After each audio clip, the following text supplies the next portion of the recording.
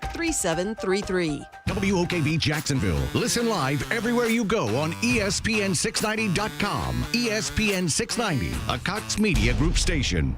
Every weeknight at 6 p.m., it's Overtime with Kurtz and Middleton, and check us out right here on ESPN 690.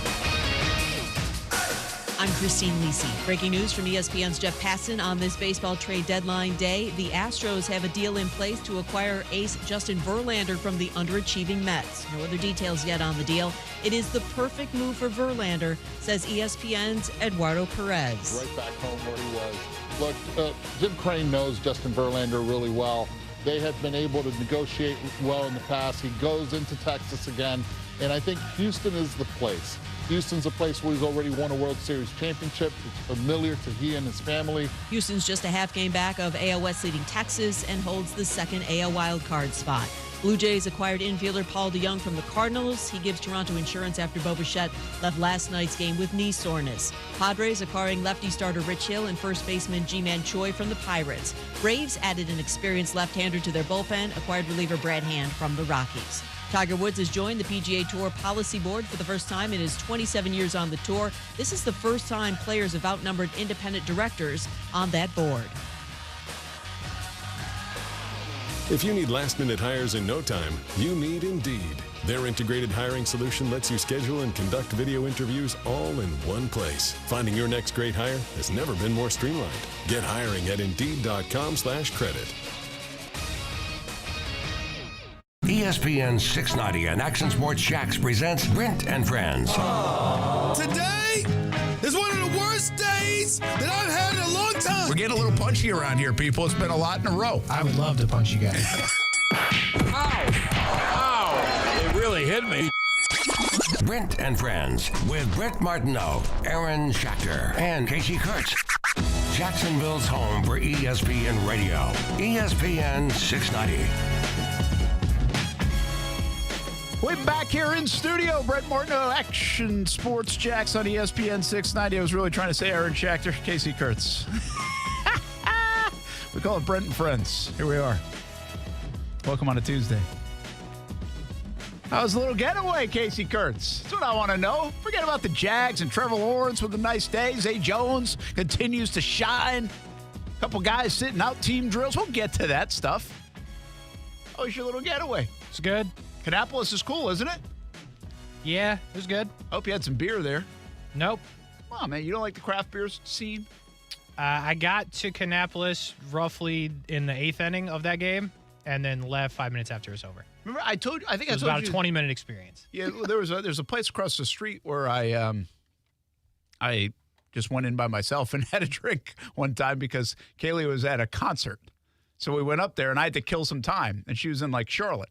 And I remember telling you, I thought, what are they called again? It's a cool nickname. Cannonballers? Cannonballers, yeah. Yeah, the Cannonballers. So I think a game's going on. So I'm going in. I'm going to go watch the game. I get up to go buy a ticket. It's a high school graduation. Well, that's what was going on at the time. That's awesome. That was my memory from Kannapolis. But it was a cool town, man. It was cool. We were debating whether Kasey broke away from his wife's birthday to go graft some folks. He did. We were debating, you and me. You and I. No, we were publicly talking about it. We were predicting. Yeah, we heard you. Apparently, the prognostication was correct. Really? What did you get? NASCAR legend? No, the Cannonballers, bro. Oh, you got the Cannonballers. Yes. Like, who's on? Anybody good? Like, what are they affiliated with? White Sox Low A. Wow. Shows you where a man's You're digging birthday deep, ranks. man. Yeah. You are digging deep. I am. Low A. We got it done. I saw Wyatt Langford just went up to high A. It's good. He's played 3 games in, like, rookie ball. Did you see the FAU kid who No. got drafted in the first round with the Angels? Now, granted, the Angels suck and their farm system is horrible. Wait a minute. They're 5 out in the West, man. The Angels suck and their farm system is horrible. And this kid started in rookie ball when he got drafted. He's already in AA. They've moved it. Really? It's been like 3 games each time. He's like getting a hit every at bat. They're like, all right. And he's out of Florida Atlantic? Yeah, Noah Schnoll or How whatever. about his name is. that? Yep. That's pretty cool. I think you can see that a little bit more now, you know, in because so many guys are getting drafted out of college, so they move them along faster. Because about time. They're older and they're ready and they don't want to waste the time. It's like the only sport in the world where these guys get drafted and 7 years later you're like, oh, he's still a prospect. Yeah, no kidding. Major League Baseball trade deadline, by the way. Big one just happened with Justin Verlander. Your Mets are shedding. Good riddance. Good riddance. Let's just wear the That clothes. was a good signing. I saw Spotrac, I think. He doesn't usually comment. I don't, whoever that runs that account. Yeah. Like, they just, like, give details. Right. You know, of all the contracts and stuff. And I just read something on Twitter, said something like, yeah, that was a good idea to give two 40-year-old guys their age in salary. Guess not. No. At least they got something in return. Yeah. No, they built the cupboard Buying a back up. $40 million prospect. In 2026 is going to be a great team, guys. If you get rid of stuff and you get it back, you can maybe make it better in a hurry. We'll find out. We'll update the trade deadlines coming up 4 o'clock. So that's always fun, but obviously we don't talk a ton of baseball here. We'll give you an update on what's going on. Verlander, the big mover today. We'll see if anybody else moves along the way. Brent Martineau, Kasey Kurtz, Aaron Schachter. Jags camp continues and pads do go on, and that's part of the process, folks. Now we'll have a little build-up, and they'll get more and more into it inside the stadium on Saturday. You know how it goes. Been around it long enough. But it always is exciting because you hear the pads popping, and that is football. So we had a little football today. But I think the biggest story today continues to be the offense and what looks like, from many reports, and Stuart Weber's going to visit with us here in a little bit, Trevor Lawrence's finer days at camp to start 2023, made some big throws, and also to Zay Jones. And it got me thinking about the red zone because they continue to do red zone work, and it looked like they had a lot of success in the red zone, especially Zay and Trevor. But even there's talk about Tank Bigsby in there in those situations as well, which is going to be interesting. I think your money's made in the red zone as a quarterback. And what's interesting about Trevor is he went really well at the end of last year, like 15 touchdowns, 2 picks in the last 2 months of the season, one of the best players in the NFL. Prior to that, we're scratching our heads because of 2 red zone interceptions, quite frankly. Yeah. If you want to go back to even 2017 when the Jags played really well, always bring this stat up. I think it was 21 touchdowns and no picks, or maybe it was 18 and no picks for Blake Bortles in the red zone. So, again, like that's where if you're good, you're playing well there. Yeah. And you're not going to score every time. Usually your efficiency there is good, meaning you're scoring touchdowns, but you're not turning it over. You're not giving up points, which is always a little tricky, too, at Doug Peterson because this is the guy that's going to go for it. So you could leave some on the table if you don't convert on 4th down because he'll pass up the 3 to try to get 4 more with a touchdown. I mean, that's his MO. Yeah, we've seen it. He will do it. So this will be an interesting year to watch. Like, if you think Trevor's going to be good, like, take the next step, and we all do. But if you're in that camp and you really think he's going to take the next step, like MVP candidate, it will happen in the red zone. Like, there's a lot of other stuff that happens, but you've got to be good in the red zone, Aaron. Like, that is where it's made for the big-time quarterbacks. Yeah, making mistakes in the red zones are the hardest mistakes to swallow, aren't they? I mean, you're just giving up games, essentially, within that 20-yard line, especially when most of these games are decided by a score or less.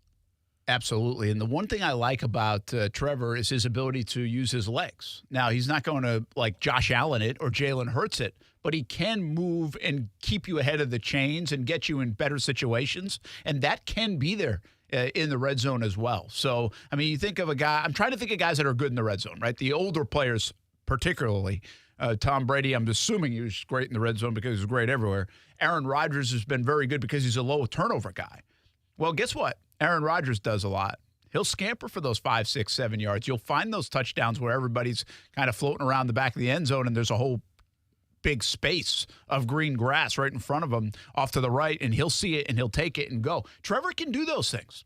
Like, I expect Trevor to be a good red zone quarterback. He can make all the throws. He can move around. He's got plenty of weapons, and he's tall. Like, it shouldn't be a problem to see the traffic.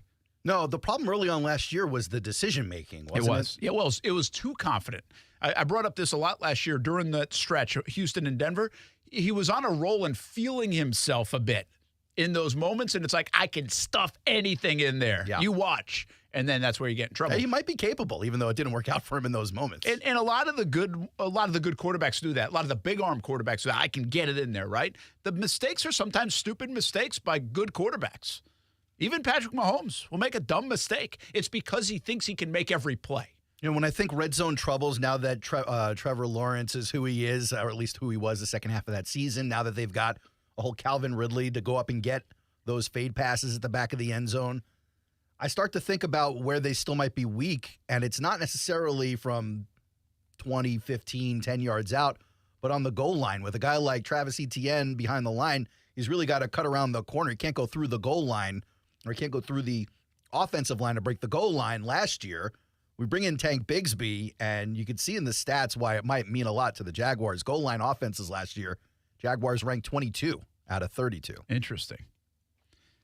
Yeah, I think they have a complement. Now, I was talking specifically about Trevor because that's where it all begins. But I think they have a nice complement of players who feature well in the red zone. I still believe you can give ETN the ball and he can get in the end zone. Like, I'm okay with that. But obviously, Tank Bigsby is the guy they drafted, I think, solely for this purpose this year. 3rd and 1, 4th and 1, 3rd and 2, 4th and 2, goal line. If he does nothing else, I wouldn't be surprised. You have ETN to do almost everything else. Not saying Tank won't. I know people love Tank. They want to see more of Tank. That's fine. Maybe he does more. But my expectation is take care of those downs so they have an element there. They also go get Brent Strange.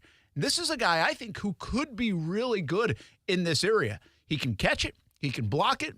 He can do multiple things for you, and you're not going to show and tell. Remember when we had Clay Harbor on last year quite a bit?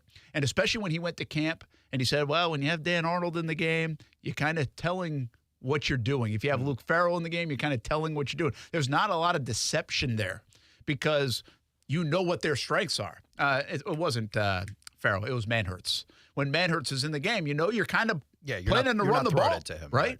So, ironically, that is like Trevor's first touchdown pass of his career was to Manhurts. Wasn't too many after that, though. That was the only one, I think.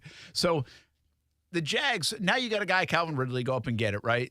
Zay Jones has been very good today and this week, really, out there at practice. He can do it. Christian Kirk can settle in the zone areas if you're going to throw it. Now you got Ingram and you got Brent Strange. We'll see if anything else develops. And then the dynamic nature of maybe an ETN and Bigsby in the backfield at the same time. What do? Do you just flip it out to ETN and let him beat you with his speed? Do you go inside with Bigsby? Again, a lot of different things. We saw him use his legs. We saw the quarterback sneak, sometimes called, sometimes not called, sometimes stiff arm in Tennessee. I really think this is, again, where the good teams are really good in that area. You brought up 22nd in the league. Jags have to be better than that, right? If they're going to be one of the top offenses in the NFL, they better be good in the red zone. And what we've seen in the first, we're basically like a week into camp, we've seen already a couple of long sessions in practice in the red zone. I'm sure we did see it last year as well, but there's a lot of emphasis, it looks like, early in camp on that part of it. Clearly, I think they have high expectations for this offense, its ability to walk up and down the field and hopefully to score when they do so. Like, that's another thing you definitely don't want to see out of the Jaguars this season. You don't want to see an offense moving at will until they get inside the 20 and then putting up threes all the time. Do you get scared that Stephen A. Smith is now on the train? I love it. I love it. All the national guys come on board. I love it. You like that? Listen, I've lived here 20 years, and anytime the name Jacksonville is in a national person's mouth, it's like 98% not good. That's true. Like, do we really think Stephen A. Smith cares, or did somebody write it for him? That's been both. my thought all day. I'm like, great. He read the script. He read the script that was there for him, and we move on. Nah, I feel like topics are up. He's got a take. He writes a take. Maybe someone brushes it up a little bit, helps him out, but it's his take. You're not buying it. No. You don't think he's a believer? Yeah, no, I buy it. I don't believe anything that happens on First Take, in fairness. It's an entertainment show, is it not? Because Greeny's there, too. There's some of that. There's some of that to those shows. I get it, but Greeny's on cool. the bandwagon. I'm with it. I'm with Greeny. Graziano's on the bandwagon. Like, sure. Guys are coming. That's fine. They can all come. Stephen A. can come, too. It's fine. But, Make some room. I just don't think it's legit. And you know what I love about Stephen A.'s take is he's citing the big disappointment for Los Angeles last year. And we talked after the game last year how important of a comeback it is, not just for the Jaguars and their franchise, but this is a game that'll be talked about for years in referencing comebacks or never giving up or perseverance, overcoming adversity. And it's the first thing Stephen A. mentions when he talks about the Trev and the Jaguars going to the next level. And I'm sitting here going, man, Bosa and Staley and Herbert and All these guys must really hate seeing that. I've never been a big believer in the national love. I know fans like it, though, right? Jags fans have been kind of disrespected over the years for a long time. You mentioned been here 20 years, been here 15 years. Like, that has been true, right? From tarps to this to that to everything. And so when they get some love nationally for their football team, I think they like it. I think they like to wrap their arms around it. And you know what? That's cool. Like, that's good. It does show you that Jacksonville isn't going to sleep on anybody. Like, the fact that the Stephen A's of the world, the First Takes of the world, the Greenies of the world, like, they're going to talk Good Morning Football. Like, they're going to all talk about the Jags. And Trevor is that guy. Like, Trevor is that guy. They want him to be that guy. The league wants him to be that guy. Like, they are ready for it. They're open arms for Trevor Lawrence. But what I think, though, how far this franchise has come in just a short time is not necessarily the Chargers game. It's the Dallas game. So if you flip on First Takes with Stephen A. like Monday morning, and they're talking about the Dallas Jags game, they're not talking about Jacksonville. And Rayshon Jenkins, 2 interceptions, walk-off, 18 tackles. One of the all-time great games, by the way, from a safety. Right. I mean, 18 tackles and 2 picks, including the walk-off. They're talking about how bad Dallas is. Yeah, specifically Dak. It was Dak's fault. It was Dak. Yeah, it was Dak, Dallas. Has nothing to do with the defense. Dallas. And listen, I get it. They're a bigger market team. But the point is, they weren't even giving Jacksonville flowers at that time, right? For the win, the comeback, the everything. And now they are. Like, they are. I think if you like that kind of stuff, like if you like when the national folks talk good about your football team, you're getting it. And I think you're going to continue to get it because, listen, it's real. See, that's the other part of it. A lot of times over the years, you want to like, hey, good, that guy's on board. He's on board. He believes in the Jags. Like, it's kind of that outlier pick or something like that. Not true here. This is like a favorite pick. Everybody should be picking the Jags to win the AFC South, and everybody should be picking Trevor Lawrence to take another step, and everybody should be picking this offense to be one of the best in the National Football League. It looks that good on paper. Like, it looks that good so far in camp. I know we just put pads on this morning here, but you get it. But, like, if you're a national guy and you're not talking about the Jags, even though they won the division last year and even though they're picked to run away with it this year, then that's bias. That's not even not being aware or not a believer. I mean, you have something against the market or the team or the personnel if you're not out there saying at least that the expectations are on the shoulders of this football team. Well, I don't know if I go that deep. I think it's just sometimes forgettable. I think down here you can forget Jacksonville sometimes, right? I find it hard, man. I don't think it's like a purposeful thing. I think it's just easy to do. I think everybody talks about the big market teams and the big market stories and the big market players, and that gets to my point, right? That rekindles my point here a little bit. Trevor Lawrence is that.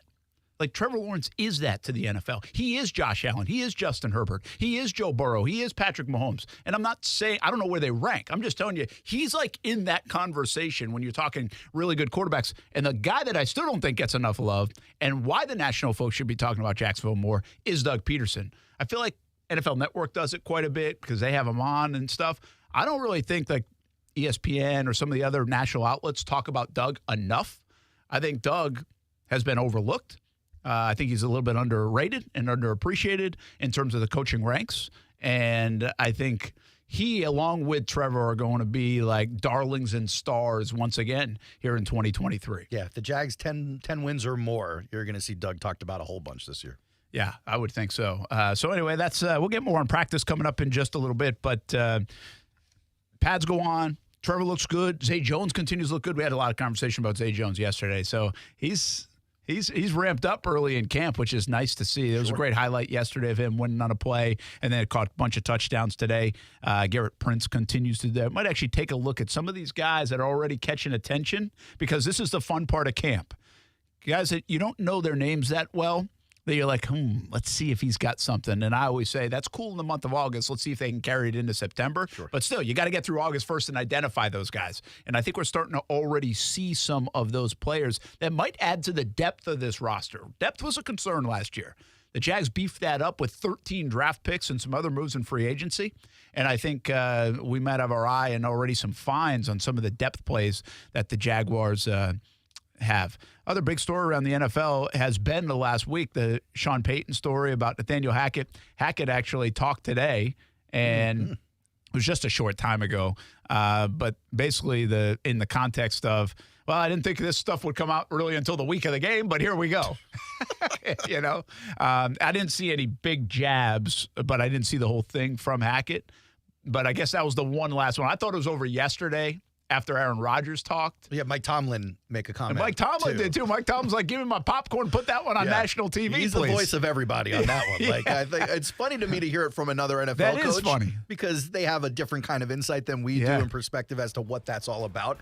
But, yeah, to think he's just going to be sitting on his couch or wherever he's going to be, hoping that that's a national game, like, I'll be right there with you, Mike. I wonder the next, again, this was very unusual what transpired. And Hackett said it today. Like, kind of thought it broke the code of coaching. Mm-hmm. And we might not see something like this for a long time to come because Peyton's just getting it. Yeah. Why would you put yourself out there to do it? Which is crazy because, again, we always ask people to be honest what you think. And this is why some people aren't. Just going to get you in trouble. But you know what, though? I would have had more respect for the comments if he stuck to his guns and said, yeah, I said it. I said it. I meant what I said. Instead, he's like, nope, it was a mistake. I had my Fox hat. Stop it. Yeah. You made the comments. That's actually a good call. You didn't just make a comment. You made a conversation. Like you were there with multiple paragraphs of quotes. Yeah, I know. That was the craziest thing about the story is it's not just one quote. It was like 6 of them. No, he went in. About the Jets and Hackett. About different topics. Don't backpedal, bro. Just that would have been great. But I think he had to backpedal because of the distraction to his football. And also the organization, they were mad at him. Like all those stories were coming out that where he's talking about all these people with dirty hands and Russell Wilson. They're like, guy, we still work here. Brent and Friends on ESPN 690. Talking more Jags right after this.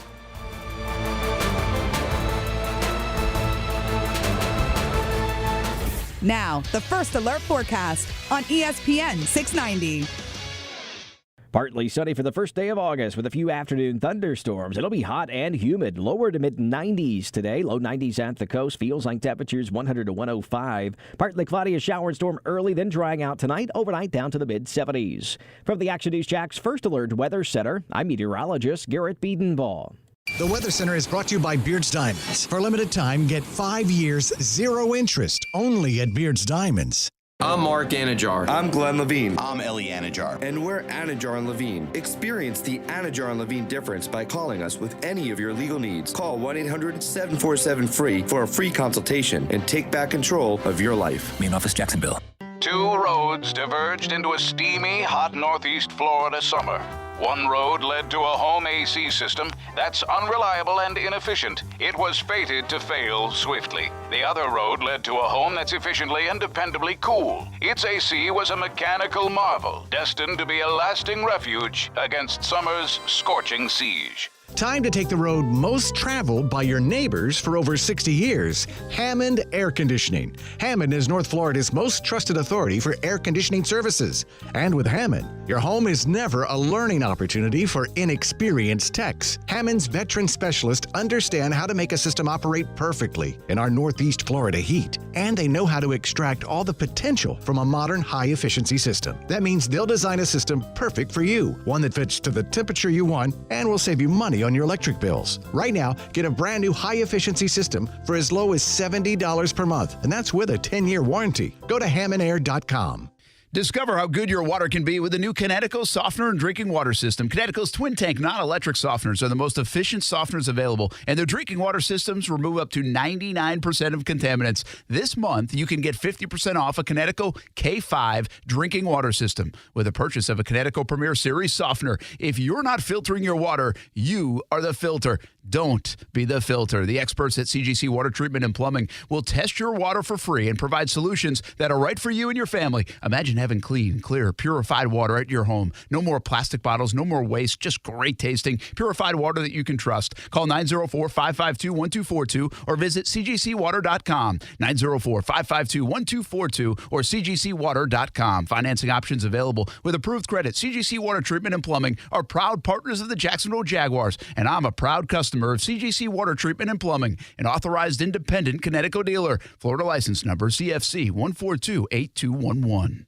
Recently, a new client called me and started by saying, "Mr. Morgan, I really need your help, but I'm just a nobody." Those words stunned me, and I immediately called him back, and we're now helping him and his family after a terrible accident. I'm John Morgan of Morgan & Morgan. Everybody who comes to our firm at their time of need is a somebody. I grew up poor, but my grandmother was like a queen to us. At Morgan & Morgan, our goal is to level the playing field for you and your family at your time of need. The insurance company has unlimited money and resources. You need a firm who can fight them toe-to-toe. For right at 30 years, we have fought them in courtrooms throughout America. Our results speak for themselves. And always remember this, everybody is a somebody, and nobody is a nobody. Visit forthepeople.com to learn about our firm. Morgan & Morgan, for the people. Injured? Visit forthepeople.com for an office near you. More than qualified to handle your roof. Call J&M, then we'll show you the proof. Check with our customers and they all say only one way to go, the J&M way. We take pride in doing quality work at a fair price, and you can finance your new roof for as low as $139 per month. J&M Roofing, under the umbrella. Call 904-337-0509. License number CCC 1331951. Get set for a good time for a good cause. Saturday, August 19th, 5:30 p.m. at the Rosen Center Hotel on I-Drive in Orlando. The 4th annual Let's Kick Asthma Benefit Gala with a spectacular talent showcase and so much more. Get tickets now on the Let's Kick Asthma Facebook page. Ron had a tax problem he just couldn't handle on his own. I owed the IRS taxes for over 5 years, but I didn't have any money to pay the taxes. Those years cost him dearly. Most of it was fees and interest. It was horrible. Ron finally called in the pros. I called Optima Tax Relief, and boy, am I happy I did. The leading tax resolution firm, Optima, is A+ rated by the Better Business Bureau. They've resolved over $1 billion for their clients. Ron was overjoyed. They settled my account with the IRS. I was ecstatic. They are a lifesaver. They are. I am so happy. Take Ron's advice and call Optima now for a free consultation. Yeah, don't do like I did and wait. Call Optima Tax Relief. Do it now. You'll be ecstatic like me. Call 800-343-6460. 800-343-6460. 800-343-6460. Optima Tax Relief. Testimonial from an actual client. Some restrictions apply. For complete details, please visit OptimaTaxRelief.com. Hey, everybody, it's Brent Martineau from Action Sports Jacks. There's a good chance you have a smart speaker, so use it with ESPN 690. Stay up to date on the Jags and all things sports by telling Alexa or Google to play ESPN 690. It's as easy as that. Make sure you listen weekdays, 3 until 6 p.m. on ESPN 690. Brent and Friends on ESPN 690 on a Tuesday. A hot one today at camp. Calvin Ridley sitting out some team drills. Anton Harrison doing the same. We'll get some word on exactly what's going on with those guys tomorrow. Doug Peterson hits the podium at 8 a.m. Probably get some updates, but it doesn't look like anything major for either guy, but still notable. And it might just be, holy cow, it's hot today. There's a little bit of that in camp, and you got to be careful. One thing about this, and Doug's been doing this for 2 years now, and it's an easy read, and he's right on top of it. Any little thing, like my pinky hurts.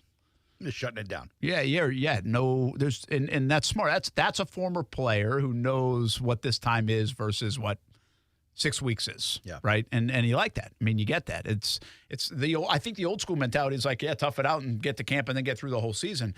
It's not the smart mentality. We see so many. It's just a different view of it. And now it's one reason why we see a lot of guys don't even play the preseason, like at all. And we talked about this yesterday on the show. There are such good vibes right now about this football team. It's like, hey, give me like 6-7 more days of this, and then I'll bubble wrap everybody and call off the rest of camp and see you September 10th. Like, you're going to get to that point. Like, if you think you're good, and the Rams started this. The Rams did it. They knew they were good. They thought they were good. They didn't play a soul in the preseason. They're really like the first ones to do it. They won the Super Bowl that year. And with a couple of new players, it's kind of surprising. Yeah, but they were veteran guys like Stafford and everybody else, and turned out to be a smart play. Brent Martineau, Aaron Schachter, Kasey Kurtz. Welcome in Action Sports Jacks. Stuart Weber. Happy 11-year anniversary. Yeah. Oh. Yeah. I mean, listen, you've been here so long. It's not Opal. I don't know what, the what you Opal get one for yesterday. 11. I was trying to figure that one out still. Like, I don't even know how to explain it. You've been here so long that your Action Sports Jacks logo is starting to fade. It is. The logos, fading off a little bit. Or I think this did come up in a meeting that we're ready for some new polos. Yeah, that's a weird thing to come up in a meeting on a staff that Brent's on, seeing as how I have 14 of them, and I don't think I work I was like for trying to get somebody else to buy something. Like really, it's like, hey, station, it's can fair. you buy something? Can you buy something? Considering I've like bought the whole wardrobe. It's a fair comment. We have every auxiliary piece of clothing. Just this is the standard most used item. Sure. And it's seen some wear and tear. Yeah. I wore a CMG branded polo for the first time in like 2 years to my leadership summit. I looked mighty fine with a collar. Yeah. Did everybody have CMG stuff on? Nope. Oh, okay. I was the only dork. By the way, cleaning out the closet a little yesterday, and we have so many branded items that I was actually throwing one of them out because you remember the first sweater with the Action Sports Jacks logo, the one that kind of fell apart. Oh, yeah, that was the sticker logo on the front kind of fell apart. And something I've always done in television through the different stops I've made is like you can't donate clothing with a station logo on it. Because you don't want people wearing the I don't want people shirts. out there wearing something that says Action Sports Jacks, or in this case, I had another pullover that said Action Sports 360. That tells you how far back my 11 years ago. That's what we were before this current iteration. And I had to get rid of it because I'm like, I can't donate this. I can't have somebody out there wearing Action Sports 360. I got to be honest with you. I've donated. Okay, I've thought about it, but I've donated. We went further than that's how different radio is from TV. When I was running X, when it was X1029, we had station T-shirts. Rather than try and give them out to listeners, we'd go to like Hemming Plaza at the dudes living in the tents and stuff like that. We give them the T-shirts. Number one, you're giving the homeless people clothing. But number two, they're walking all around the city. They're outside all day. Everyone's seeing the T-shirts. So like, yeah, keep wearing them. Interesting. How many CMG shirts do you have, Kasey Kurtz? I wear them proudly. Couple. Maybe not. 5, 10. He's Can you got talk? enough. I'm You not can't sure. talk. Yeah, might have set him up for failure there. Dialing in the board, maybe. I had to take my mic off the board because there's 3 of you, and then we're using the access now. As I asked you, I figured that might have been the case. I don't know. I got a few. You got a few. There you go. What's the opposite of an alley-oop? Because that's what that was. I don't know, like the opposite of that. Listen, it's been a New year belly. for me on this show. I've got 4 different Action Sports Jacks hats. Do you Different ones. You said you've been here in the first segment for 20 years. At the company, yeah. Yeah. Is that like real 20? Is it like hard 20 or is it like 21 or 19? April was or? a 20, yeah. Really? Mm-hmm. What'd you get? I got a beautiful card from my boss. We used to, at some point, we used to get like you could order something. We had a catalog. That was gone last year, by the way, when I hit 10. Last year? I'm just I missed before by a that. year. I'm Well, saying he checked before into that. it. Before Get a that as trip well. to the Bahamas or something. I just know when the 10-year hit and not even an email came across, just the tweet, which I'm very appreciative of from Brent. He'll give a yearly tweet, but like from the company, there wasn't a thing that came My through 5-year, I got a pen. I got a nice pen. I ordered it. A nice heavy. Yeah, see, they used to do that. I remember something at 5. My 10-year, might have been a certificate. I got wireless earbuds back when those weren't even a thing. Wow. Okay. They were real fancy. Nice. It's like $250 headphones. Yeah. And then my 15-year, I got my wife luggage. You got luggage For my wife. You've done all right. I've done all right. But Very the good. 20-year. And by the way, like that was a little like sneak around there because she used to work for the company. Oh, yeah. She didn't make it that much. She didn't make it that far. So she kind of got in there. She got her money and left. Yeah. That's I wonder what people get. Like, is that a thing? Like in corporate America, do people get like more than the shake? I think it is. Yeah. Like you know, you. I don't know if they're getting to marry someone in the corporate America world. Correct. The one who coordinates all those things for all of the employees. So what are the things? Like, what are some of the things? I want to know what I'm missing out on. They're getting some good stuff. Because like in the 60s, I know when you're retired, you got like a Rolex or something crazy. Oh, wow. Really? Mostly gift certificates or I could use a gift cert. spa experiences, Okay, I things could of use that a spa, sort. okay. Things I could use as well. That's. I guess it is good. I mean, it's a good idea to do it. But I never thought. The thing I like about the anniversary is when I got in this business, I figured I was going to be moving every 5 years. I think a lot of people feel that way. And yeah. I did. I mean, I was in Louisiana, then Rhode Island, then Albany, New York, and then Jacksonville in about what that year did I get? 2008. So about a 9-year period. I was in 4 different places. Wow. So now I like the anniversary because like I'm not going anywhere else. Like fire me tomorrow and I'm probably still here just doing something different. It's coaching baseball at high school. Whatever. But You kind of figure you were going to always be on the move. So I kind of like the anniversary just for that. Yeah. I don't really need the gift. It's fine. I like gifts. Weber wants the gift. Look at his face. He's a gift guy. I like gifts. He wants the gift. Yeah. Give us a gift. What the hell happened at Jags practice today? It was hot, as you mentioned. But, Maybe we should get you a bathing suit for your 11th year anniversary. There you go. No, it was the so hot. So hot you grab the midday shower hot. It was one of those kind of days. So gotta hate it. 3-shirt day. It's a 3-shirt day without a doubt. But no, I mean, first day in the pads. So you got to see a little more of that physicality come out, and you got to see some of the guys who shine in those moments. For me, it was seeing Zay Jones and Evan Engram. Both of those guys making some tightly contested catches in the end zone and putting together good mornings of practice out there at the MEC. Yeah, they're not even at the 12:45 practice time yet. Wait until that happens. They go at 8:40 in the morning, and by the time you hit 9:30 and things start to kind of ramp up in the practice, it is toasty out there. Listen, we've been out there. Your eyes don't catch everything, but I think I saw a lot of reaction over Tank Bigsby today. Again, when pads go on or red zone work. I mean, that's a guy people are going to look at, and people love this guy, and I don't fully understand it yet. Like I just get a lot of comments about Tank Bigsby, and I'm like, listen, I like the dude that carried the rock all last year. He was really good. I think people like wrecking balls, though. They do. Yeah, but a wrecking ball against what? I mean, they're doing thud. They're not tackling to the ground. They're not doing the full effort to make an actual tackle. They're just doing that little pop. Yeah. And that to me isn't a way to judge a running back. Is he hitting the hole? Sure, fine. It's really hard to know what they're going to be like unless you're talking about in the passing game or once you're actually going against another team. Mm-hmm. So I would love to see some more of that. And shoot, I'm really excited. I know Brent's talking about putting everybody in bubble wrap, but I'm excited when we get those joint practices against the Lions. Like those joint practices, I feel like are a much better indicator because that other team isn't as concerned with keeping your guys healthy and worrying about, okay, this is my teammate. They don't have those thoughts in the back of their head.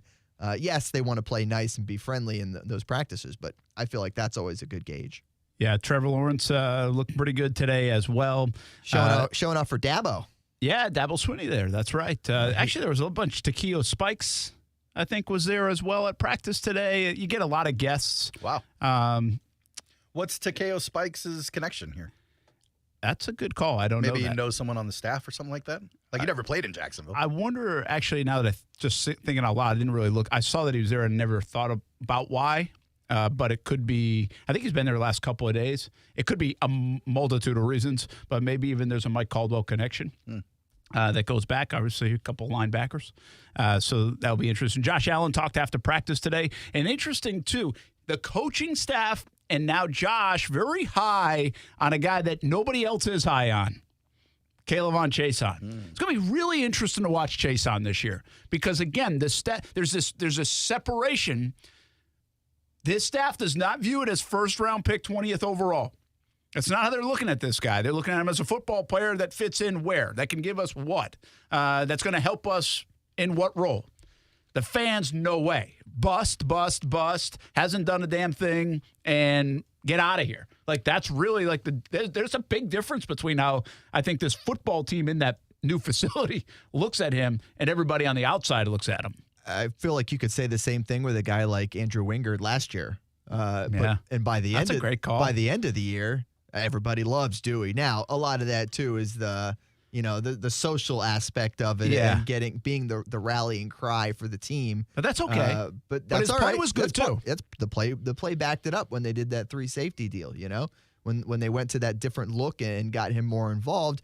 Everyone's like, hey, that Wingard guy is not so bad. Oh, wait, that's the guy we've always said, this is the reason the Jaguars are bad is because they have this guy on the roster. And then he goes out there and puts together an okay season, gets an extension out of it, becomes a fan favorite. Now, am I saying that's going to happen to K'Lavon Chaisson?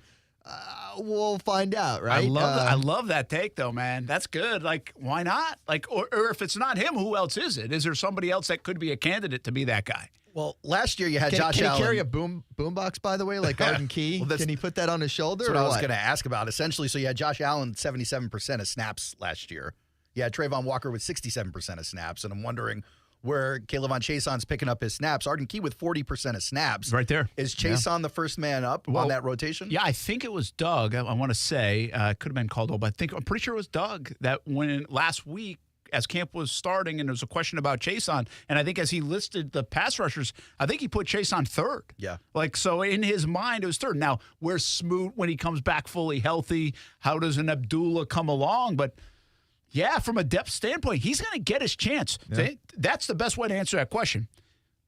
Arden Key's snaps right now, as this looks, is going to go to number 45 and K'Lavon Chaisson. He's going to have chances to impress. And I think he'll have significant chances in the preseason. I know you're talking about the bubble wrap, but he's not a guy they're going to do that to as that number 3 pass rusher. In fact, he was a guy last year that it was one of the few guys that played in that last game. Yeah. They definitely wanted to see him out there, but it's still, they ended up not being able to use him as much last year, be it from the performance or what the reason was, but they ended up going with more Arden Key as that guy. So, I mean, everybody wants him to do well. Will he do well? I wonder who. There's not a long list of candidates to what you just asked. Again, I'm in love with what you just brought up now. Could K'Lavon Chaisson be the Dewey Wingard? And again, maybe not personality-wise, although I do think Chaisson has big personality. He just hasn't been able to show it. It'd be funny if he had Dewey Wingard personality. Yeah, I mean, it might be a little bit different, but I get what Stuart's saying. I mean, it was always the Jags. It was all that stuff, right? I mean, we were finding Wingard by the end of the year and trying to get a soundbite. Like, he's that guy. Yeah. But Chaisson, I do think, comes with a big personality. Just haven't been able to show it because probably lack of confidence, lack of production. You got to kind of play hide and seek a little bit when you're in that role. But I think of him and maybe a little bit in this. It's not the same context, but a guy that could maybe come back from where it looks like he's on his way out is maybe a player like Snoop Connor. Like, I just don't feel like there's a spot for him on this football team.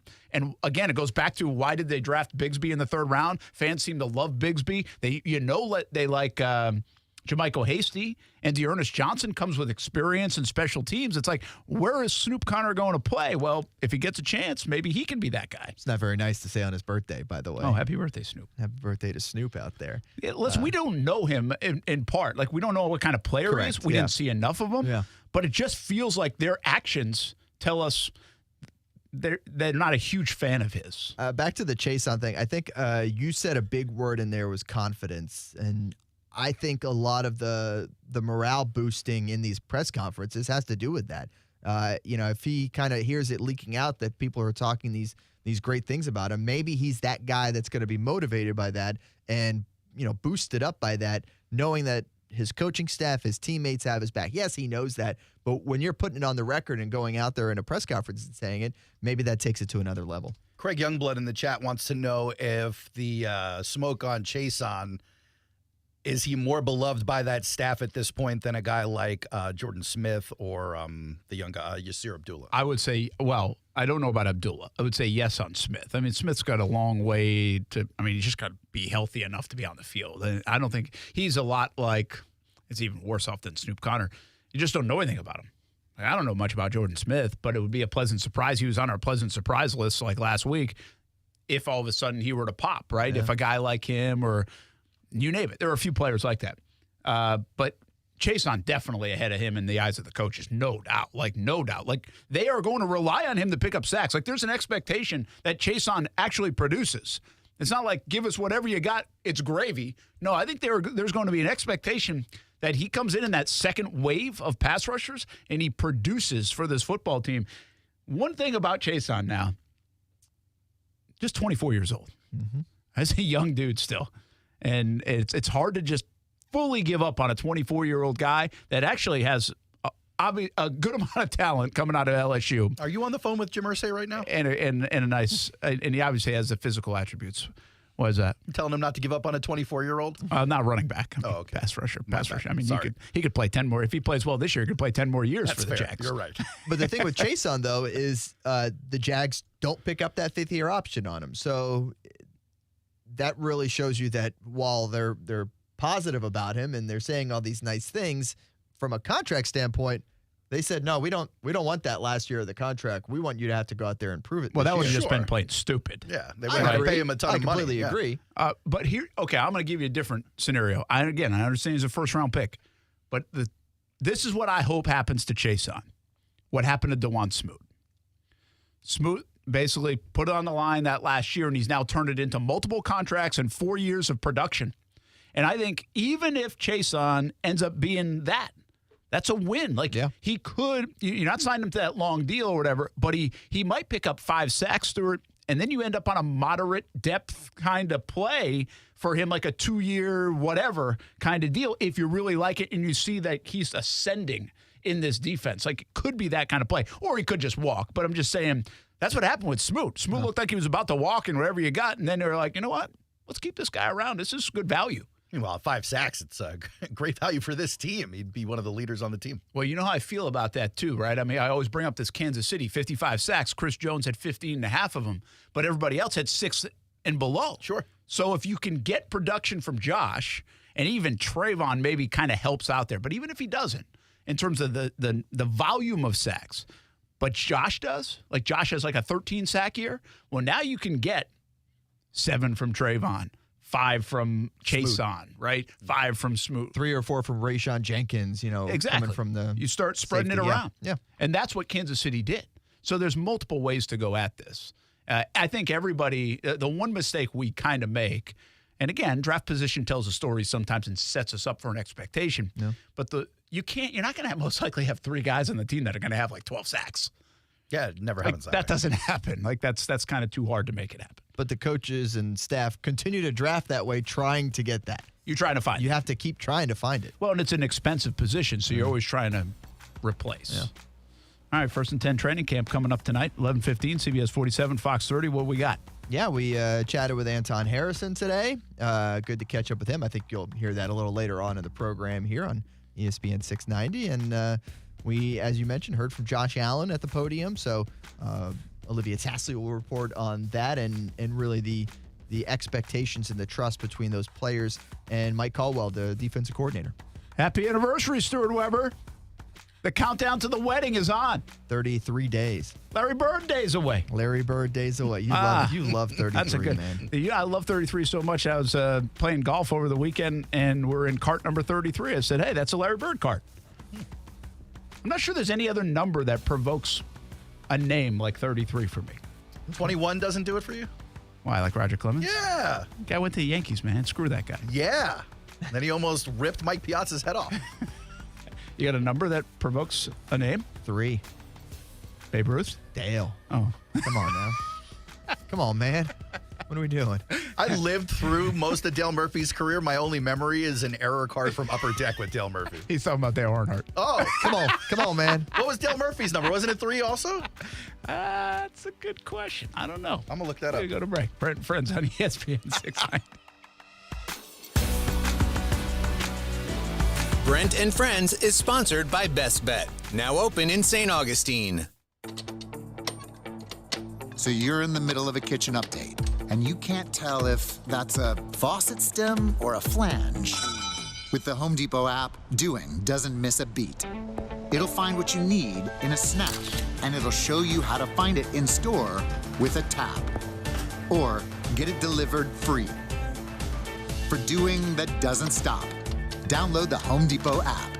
It's made for doing. Get in zone, AutoZone. Welcome to AutoZone. What are you working on today? Thinking about gas mileage. You know, changing your oil with a full synthetic oil like Pennzoil Platinum can help your engine get more miles. Right now, you can get 5 quarts with an STP Extended Life Oil Filter for only $35.99. Get started on your next job today with the parts you need when you need them at AutoZone or AutoZone.com. Get in zone, AutoZone. Restrictions apply. As the seasons change, one thing remains the same.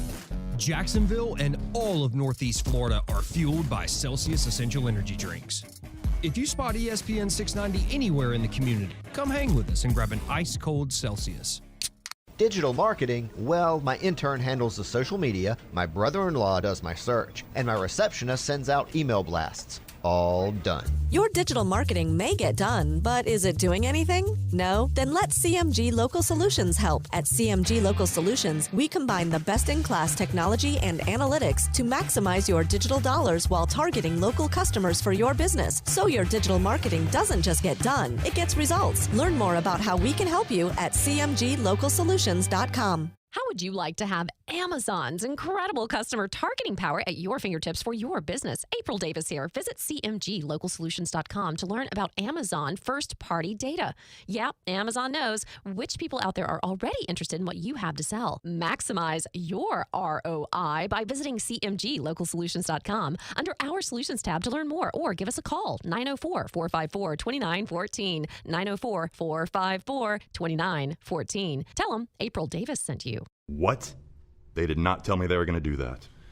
I need a new bank. Well, actually, One-to-One Financial doesn't do the usual bank surprises because we're not a bank. We're a credit union. And that means lower loan interest, things like free checking and member rewards, and of course, total investment back into our community. I'm sold. Find a better way to bank than big banks with One-to-One Financial, Jacksonville's hometown credit union. Visit 121fcu.org for more information on opening an account today. Federally insured by NCUA. The kids are the latest in the Martineau household to get a car from Nimnick Buick GMC. That happened back in December. They absolutely love it, and they're having a fantastic summer. Hope you're having a fantastic summer. And if you're in car shopping mode, you know where to go. Nimnick Buick GMC. You can try them out at nimnickbuickgmc.com or check them out and what's on the lot on Phillips Highway. Also, if you're looking for a used car, plenty available under $18,000. It's the #1 Buick GMC dealer in Jacksonville, nimnickbuickgmc.com. GMC, we are professional grade. The Jacksonville Police Athletic League enriches the lives of children by creating positive relationships between law enforcement and the youth of our community through educational, athletic, and leadership programs. This is Mary Bishop, the Executive Director of PAL. We'd like to invite you to get involved. With your support, we can continue to deliver our core program services: after-school education, summer camp, sports, mentoring, and teen leadership. To get involved, go to jaxpal.com. That's jaxpal.com. You can make a difference in the lives of a child. PAL today, leader for life. Hi, this is Stan Nagel for Energy Seal Foam Insulation. Do you have a metal building that you're burning up in? Call us today and let us fix it. Call Energy Seal to have spray foam insulation applied to your metal building. 888-306-3626. EnergySealToday.com. 888-306-3626. We're dealing at Best Bet St. Augustine, the only card room and sports bar in St. Augustine, Florida. With nonstop action, poker games of all limits, exciting tournaments and table games, and a sports bar showing all the action, Best Bet St. Augustine has you covered. Don't miss our delicious dining options, serving breakfast, lunch, and dinner, and our always popular freshly made sushi. Best Bet St. Augustine is located at 800 Marketplace Drive off exit 311, where I-95 and State Road 207 meet. Learn more at bestbetjax.com.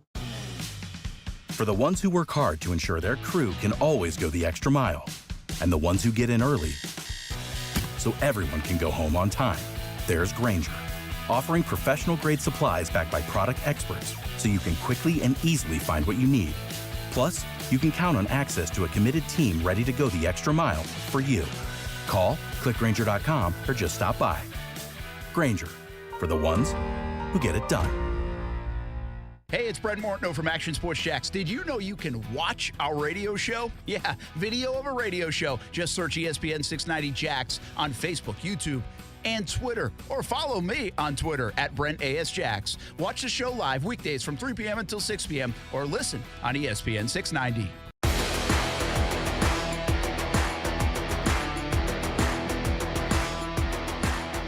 Super Bowl's going to Nickelodeon.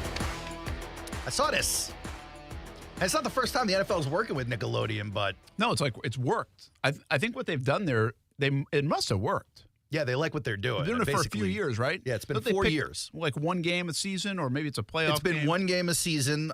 2 years, I think 20 and 21 maybe, or 21 and 22. It was a wild card game. And then one of the years it was like a night game, a primetime game.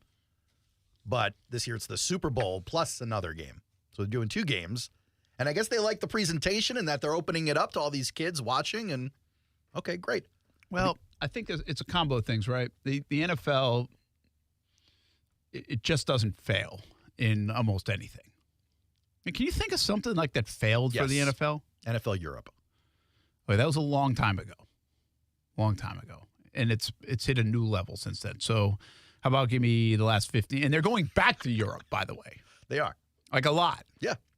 But So- not as an entire league schedule No. yet. Yeah. But there's in such good shape right now that they're even going back to the place that failed. Yeah, they think they've got it right this time, yeah. But my point is, like, it's hard to think of something that it's just the Shield is like untouchable in a lot of ways from a failure standpoint. Yeah, Now, you it's can like you can't disagree miss with a lot that. of things. I'm not saying that. There's a lot of polarizing things about the NFL. Plenty of issues to debate and talk about. I get it. But very few things fail. It's just a matter of did they succeed enough? And what's interesting about this, and I think it's a great foray into like the next generation, right? I mean, why not? You got the ability to do it, and it's very low risk. I don't know how much this stuff costs for them, but again, they got money for days. But even this, like, it seems like it's working. They've got this platforms to push it and promote This is more it. of a CBS play than an NFL play. Probably. Yeah. Yeah, that's okay, but that's part of the partnerships. But it's still like building the NFL brand. Yeah, sure. It's utilizing the NFL brand. And yeah, very strategic. I mean, I gotta be honest with you, man. Like, I hadn't heard about Nickelodeon at all for like a decade before they brought it up with Nate Burleson and the NFL stuff that they were doing. A little coinkydink that's about the age your kids stop watching it. Well, of course. Like, but I didn't even know it still existed. I mean, does MTV still exist? It does. They just don't show music videos. No, they do not. So those things coming, but again, it's shedding the light on that network and obviously helping out for the kids. Yeah. I'm trying to think of sports, like, is there a sport we know that does really well to, like, include kids, like a younger outreach age, kind of thing, you know? And probably they all have different programs. And I'm not saying this is king. Yeah, but I Golf think might the do the NFL best Kid job outreach, I think like Play 60 or something like that. Yeah, there you go. You got that too. 4 o'clock hour coming up. Stuart Weber's conversation with Anton Harrison on the list of things to get to, and much, much more coming up. Two roads diverged into a steamy, hot northeast Florida summer.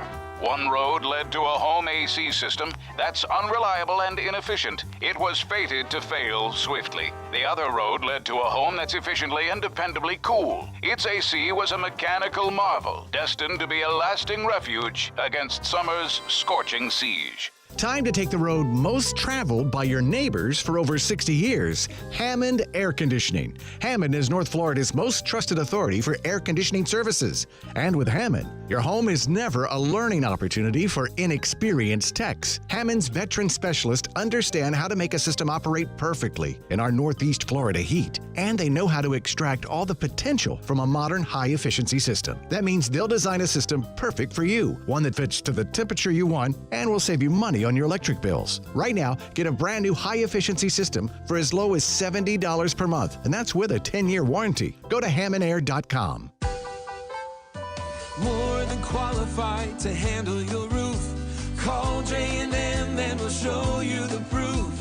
Check with our customers and they all say only one way to go, the J&M way. We take pride in doing quality work at a fair price. We use GAF Shingles, America's largest shingle manufacturer. J&M Roofing, under the umbrella. Call 904-337-0509. License number CCC 1331951.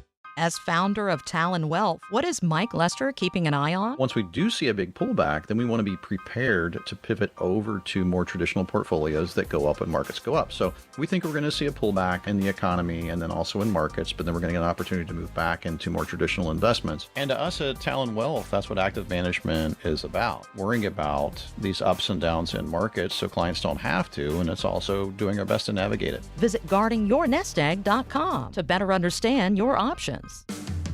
ESPN 690 is home for the Florida Sportsman Fishing Show hosted by Captain Rick Riles. Tune in every Saturday morning from 7 to 9 a.m. to find out what's biting now. Fishing so fresh, you can almost smell it.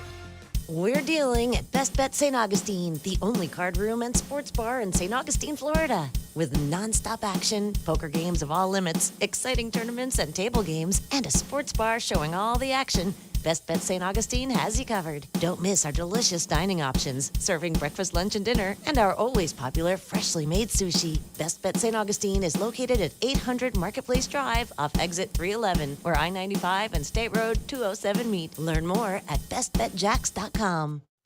Get set for a good time for a good cause Saturday, August 19th, 5:30 p.m. at the Rosen Center Hotel on I-Drive in Orlando, the 4th annual Let's Kick Asthma Benefit Gala with a spectacular talent showcase and so much more. Get tickets now on the Let's Kick Asthma Facebook page. Meet Joe A, Joe B, and Joe C. What's up? 3 everyday Joes perfecting their banking with Chase. Joe A is locking his lost debit card with the Chase mobile app. Joe B is cruising toward his new ride with AutoSave. And Joe C's Chase banker is helping him budget to go back to school. Tools that help protect. Support for what's next. One bank that puts you in control. Visit chase.com/checking. Chase. Make more of what's yours. Chase mobile app is available for select mobile devices. Messaging and data rates may apply. JP Morgan Chase Bank, N.A. member FDIC. Hey, you. Yeah, you. This is your dentist. Do me a favor and feel the front of your teeth. How grimy are they? Ugh. It's time for a Crest Pro Health reality checkup. That grime is the buildup of plaque bacteria that can cause cavities in just months. You need to switch to Crest Pro Health. While most toothpaste stop working in minutes, Crest Pro Health's antibacterial fluoride protects for up to 12 hours to stop cavities before they start. So pick some up on the way home. Smile. Crest has you covered. This is SportsCenter. I'm Christine Lisi. Breaking news, a reunion for Justin Verlander and the Astros. According to ESPN's Jeff Passan, Houston's got a deal in place to acquire Verlander from the Mets. The Astros sending their top 2 outfield prospects to New York. Verlander and the Astros won 2 World Series championships during his 5.5-year tenure in Houston. Phillies, in a logjam of NL wildcard contenders, acquired righty Michael Lorenzen from the Tigers. A couple of days after sweeping the Rangers and pivoting from sellers to buyers, Padres addressed 2 of their most glaring needs today. ESPN MLB insider Buster Olney. This is the one time a year when small sample size can make a huge difference in baseball. And so the Padres flip from being potential sellers to being buyers. They get Rich Hill, oldest pitcher in baseball, and Ji-Man Choi, who's going to help them out at first base and a DH to try to bolster the bottom half of their lineup with their offense. Buster on ESPN Radio Afternoons. The Braves acquired reliever Brad Hand from the Rockies, added an experienced lefty to their bullpen. Broncos confirmed receiver Tim Patrick has a torn Achilles. He will miss the entire season. Long summer days call for extra hands. Hire fast with Indeed. Their hiring solution helps attract, interview, and hire candidates. Sponsor a job and instantly receive a short list of quality candidates whose resumes match your job description. Visit Indeed.com/credit. WOKV Jacksonville. Listen live everywhere you go on ESPN690.com. ESPN 690, a Cox Media Group station. Broadcasting live from the Anajar and Levine studios. Anajar and Levine Accident Attorneys. Call 1-800-747-FREE. That's 1-800-747-3733. ESPN 690 and Action Sports Shacks presents Brent and Friends. Today is one of the worst days that I've had in a long time. We're getting a little punchy around here, people. It's been a lot in a row. I would love to punch you guys. It really hit me. Brent and Friends with Brent Martineau, Aaron Schachter, and Kasey Kurtz. Jacksonville's home for ESPN Radio. ESPN 690. Brent and Friends on ESPN 690. We'll hear from Anton Harrison in just a couple of minutes. We'll play a little game Aaron Schachter came up with. Things he thinks about it. I like games, 6 a.m. on his way to 96.9 The Eagle. Casey's like, it's a bad presentation. Casey's like, how much work do you actually do over at 96.9 The Eagle? Don't say it out loud. Somebody might be listening. Brent Martineau, Aaron Schachter, Kasey Kurtz here on a Tuesday. Jags schedule, by the way, this week. They'll practice Wednesday, Thursday, off on Friday, back at it inside the stadium Saturday, and then Sunday, Monday, off Tuesday. Then we're on to Dallas. How about that? That's wild. We are almost here. As I said it felt yesterday, so far taking away. it away. It did feel so far away. It's here. But then again, you get in like this groove of it. And I've actually missed the last couple, so it's a little weird for me. But just get in the groove of camp and start going and going and going. And at this point, you're like, hey, just stay healthy, stay healthy, stay healthy. Again, Calvin Ridley misses some of the practice today, but it doesn't look like it's anything alarming. Anton Harrison, I saw some reports of a slight shoulder thing, but I mean, it might just be like, ouch, that hurt on a play. I'm going to sit. It didn't prevent him from talking today to Stuart and after the practice. So we'll get our updates. Doug Peterson basically meets the media once every 4 days or so. And that's really where you're going to get most of your updates on injuries or anything like that. So hopefully it won't have to give too many, but he probably will provide a little insight on anything going on tomorrow. Good day for Trevor Lawrence. Good day for Zay Jones. We talked so much about the receivers yesterday, which was a lot of fun. Good conversation with Zay Jones, and it just gets us going on this receiving core. It's hard not to – it's almost like I feel like we could do a daily segment on the receiving core. And today was Zay's day again. He had 4 touchdowns in the red zone. It's just amazing what this receiving core looks like on paper, but has already shown us. I don't know if that says anything. Is that validating what everybody's talking about? I think it is, yeah. Because it's one thing about this time of year, Brent, you said it earlier in the show, hope springs eternal, right? You see all these people show and prove out there in camp, and you're like, oh, the team's going to be lights out. And then sometimes you get to the regular season, you're like, what happened to the camp guys? It's not really what I'm seeing out here. But a guy like Zay Jones, you know what he can do. You saw it last year. Kasey, you're smart enough to know that you can't buy every Trey Lance card and hope that it is good. You see him make a bad throw in camp, and you're like, oh, no, sell now. One of those going on today. That happens. But if we have receivers that are this good on paper, have a resume of doing things, and now they're popping in camp early. Buy, baby, buy. Sure. Oh, boy. You're not asking me about Trey Lance, right? Just to confirm, because I am just kind of severely upset about Trey Lance. Are you still upset about Trey Lance? This guy is a bum, bro. Oh, no. This guy is awful. Have we gone too far on the one pass play that's floating around? No, we have not. It's one pass, bro. Just hit him. Just hit him one time. This guy is awful. They got no business playing him. He was doing footwork. Maybe he needs to stand still. Well, bare minute, he couldn't even complete a pass against air, bro. Air. I mean, these guys, man, they have it tough. How about Desmond Ridder? Did you see the throw to Pitts? Quarterback of the future. I did not. And then he throws behind him. It's like, well, if Pitts didn't have an average quarterback, he might have a big time year. Maybe. I mean, he threw 3 yards behind him. It's like these guys. I feel. You have got to be some kind of mentally tough, man. Every single mistake goes viral on Twitter or X or whatever it's called today. Especially when there's really a curiosity about what you can do at this level. And that's where Lance is. And, I mean, all you need is a good couple of throws, Kasey. I mean, if you have a good couple of moments in August, you can unload those Lance cards in a heartbeat. Bro, I just need anything. I just need anything. I mean, the Lance cards are like crypto right now, man. It's just... If they would going nowhere. If they would just put on the screen him completing a pass, I would borderline list everything I got. But I can't even list it at this point. I'm losing money. I'm down to lose money, but not thousands, bro. Come on, complete a pass to the coach. Hey, Kasey, can you cut some sound for us? Sorry, bro. I just saw Trey Lance complete a screen to the flat. I need to run to eBay real quick. Yeah, I got to, bro. That's the funny part of that is you're right. It's like it was to the coach. Maybe we can make an excuse. If that was a receiver, he would have caught it. Maybe Debo would have caught it. Unbelievable, this guy. But anyway, the Calvin Ridley stuff's high. Does it hesitate you? Do you hesitate to buy what the Jags are doing here early in camp? So between us, the three of us. Oh, yeah, that's all. It's okay. No one else is. It's fine. I bought a lot of Trevor stuff the last 2 weeks. Did you? To keep it a buck with you. What's a lot? I literally can't say if Amanda's listening. Oh, I like that. Can we guess? Over under? I can't tell you, but yeah, you can guess. Amanda, earmuffs. I don't even know. I don't think she still's listening by 4. I don't know what threshold he's at. It's a hard thing for me to figure out. But listen, what's a lot to Kasey? But he has said stuff like this before, and then I've tried to guess, and it's like a real person's number, not like a low threshold number. There's a real person's number. I have an expensive Trevor card that I bought. You did, yeah. I thought I was splitting it. Oh, that's right. But I wasn't. Ditched you on the investment. Wasn't me. No, it wasn't Kasey. Oh, boo. It was Ty's buddy, Henry. And but hey, it's up. Cool. He told me about it. It's going to keep going up. Keep going up this year. So I like it. And it's only like an 8.5, I think, on the what's the scale? What's that thing again? BGS. Yeah. Case, let me ask you this. Yeah.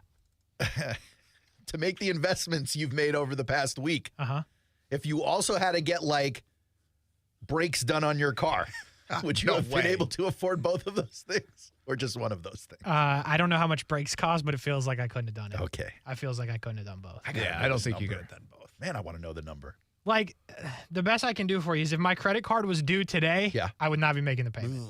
That's what I got for you. Now, granted, I also just had Amanda's birthday.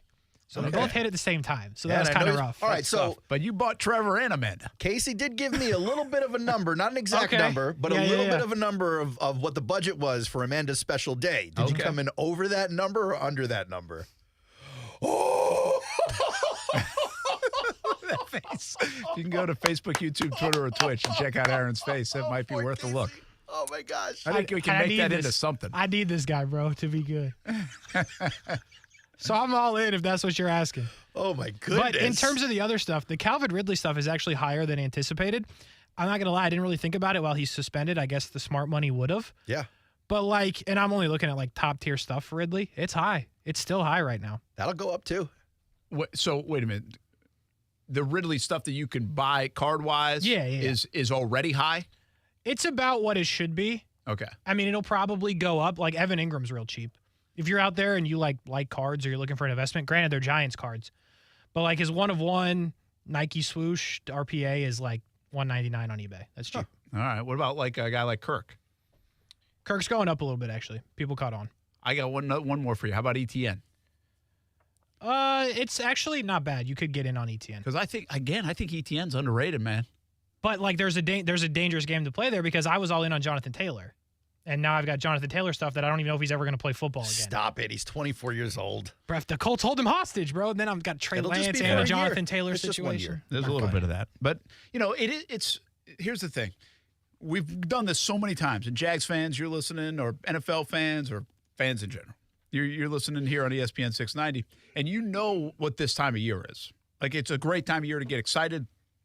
It's also like cautionary tales for days here in Jacksonville, right, of getting excited. So I understand it.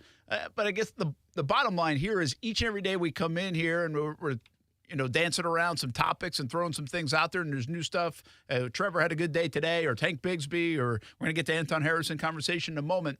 But everything still comes back to a receiver every day. Like, it was Calvin Ridley.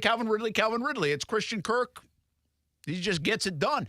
Last 2 days has been Zay Jones. Not just today, it was yesterday as well. Like, these guys are making plays on the practice field all the time. And I think what gives you comfort there is, first of all, we know what it looks like on paper, and they've done it before. Like, this isn't like a second-year guy. ETN's a little interesting to me. Injured his whole first year. I thought he was terrific last year in so many ways. I get the fumbles, but I really thought – I don't think enough people are talking about ETN.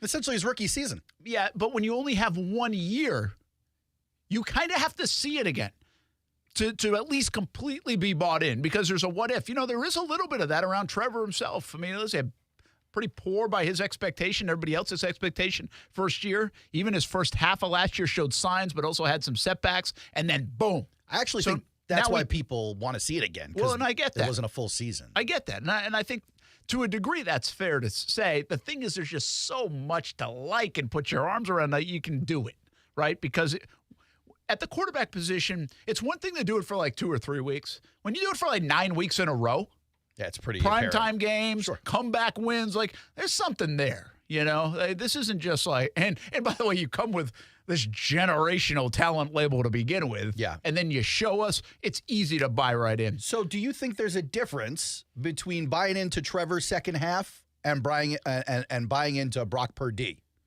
Oh, gosh, I think there's a big difference. Yeah, I do. Because he didn't come as a generational label. And I think that is the difference. Like, Purdy doesn't have the tools that Trevor has. He doesn't. He was the last pick in the draft for a reason. The physical tools, not the 32 weapons. teams passed him by like almost 7 times, right? In a game where it's the most important position. So there's a difference, and yeah, that makes me want to see him do it again. And by the way, even while Trevor was struggling through his first year and a half for different reasons, there were signs of that dude is a dude, right? We just have way too small of a sample of Purdy. I mean, he's got 7 games. At least Trevor now, you know, one of the great things about Trevor Lawrence is he dug himself out of the hole that he was in. He went 3-14 his first year. They were, 3-7 or 2-7 at one time? So what is that? I mean, he was 5 and 21 in his NFL career. Yeah. Before kind of starting to flip it around, and now we think he might even be able to crawl his way back to 500 sooner than later. Yeah, it's pretty wild. That's part of his story because not too many guys can dig out of that hole in the NFL. Can I take it back to the wide receivers for a second? Because the more we talk about how great this group is, the more I start thinking about the end of the season and what happens next. And if you would have asked me 3 or 4 weeks ago, I would have told you I didn't think there was a scenario where Josh Allen returns next year. If he doesn't play well, he's out. And if he plays well, maybe Jaguars can't afford him and he's out. But I do think Josh Allen is back next year almost definitely at this point. Really? I do. I'm convinced. I think they love him. I think he's a dog, and I think he's going to have a big year. I think he's back no matter what. The question is if you have a similar year, maybe not career years, but a similar year of production from Christian Kirk and Zay Jones, is there any world where you can bring back Ridley, Kirk, and Jones all together? Or does it have to be 2 of the 3? Now that you've got Ingram on the roster, you got to do Trevor's extension, and you're possibly bringing back a big money guy like Josh Allen. Well, here's the deal. Did they restructure Kirk's deal or Jones' deal? One of them or both? Both. They did both. They're both under contract. But there's an out. Because there was an out on both of them. Absolutely. Usually right after 2 years, there's an out. They have to take the out. I'm pretty sure the Kirk number's massive because of the restructure. So we'll see what they do there. But again, they are under contract. Could they keep all 3 and do in these other guys? I would say probably not. But if Calvin Ridley really pops off, he's going to be an expensive addition. I feel like no matter what, they'd keep him. Kirk's cap number's 24 next year. Oh, wow. Yeah, I feel like they would pay that to Ridley. Well, here's the thing about the Ridley stuff that gets interesting is his age. He's going to be 29 in December. That's prime. So if he's not in the decline. It's not. Yeah, but if you're going now, you start looking out. Yeah, but they're going to give him a 4 or 5 year deal with an out after 3, and you're still good. Yeah, you're probably good. So it's going to be a fascinating discussion. I don't know. I guess the easy way to say it is I don't know. I don't know what you do. If all these guys, what I would say is the odd guy out is Zay. See, I would say the odd guy out is Christian Kirk. I know, but he might be too valuable. You got to wonder where that you getting somebody else to play the slot like he plays the slot. Okay, but for the expense that you're going to have to spend on that guy when you're already spending on Ridley and possibly another guy, at least Zay Jones gives you something that is, I think, a little more expensive to find in a reliable receiver. Here's what's going to be the interesting dilemma in this if everything goes according to plan. Is Trevor might have to be involved in some of these discussions on who am I going to bat for? You could do the A-Rod thing. He could take a pay cut, even though he's never gotten the raise yet. Well, he could just not do his deal. Yeah, or do a team-friendly deal like Mahomes. The one thing about these deals that if they get done next year, like these big contracts, the money's not on the docket for next year. On the cap. You know what I mean? Because your signing bonus, it's really like the cash. Is Sean going to pay the cash, and then you can push stuff out, right? Sure. So they need Trevor to do a deal where he gets paid $500,000 against the cap next year. That's probably what it'll look like. And then in 2032, it's 110. That's probably what it'll be, right? Listen, there are already conversations the last couple of days of Patrick Mahomes, right? And Mahomes is talking about how do I make sure these guys get paid, but I get treated fairly, right? And my value. But I want to win. Those conversations, he's out in the open with that. I love that. He's very transparent about those kind of conversations. Real quick thought before we get, and I would like to get to Anton Harrison before we hit a break. How long's our conversation with Anton? It's 4:39. That's all right. Well, hey, we're just live producing. I could ask that question a while ago. Why bother? Or we could save it for the next break. Let's save it. Tear down that wall. You think Kasey wants to save it? I would just like to know whether we're saving it or not so I can move my other things around. Let's save it because I want to ask you this. Let's save it. I want to ask you this because I like talking about Trevor and the receivers. Yeah. It's going to be the 4 o'clock segment every day. Tune in daily here on Brent and Friends on ESPN 690 if you like receiver and Trevor talk, which I know you do. Who's going to make who better? Trevor makes the receiving core better. Okay. The receiving core makes Trevor better, and you can't say both. That's not what I'm asking here. Of course you can say both. Because you're asking about 4 guys. Yeah. So is Trevor shining this year because he's an elite passer and made them so good, or are they so good as a unit that they're making him as good as he can be? I think Trevor makes Zay and Christian and Evan better.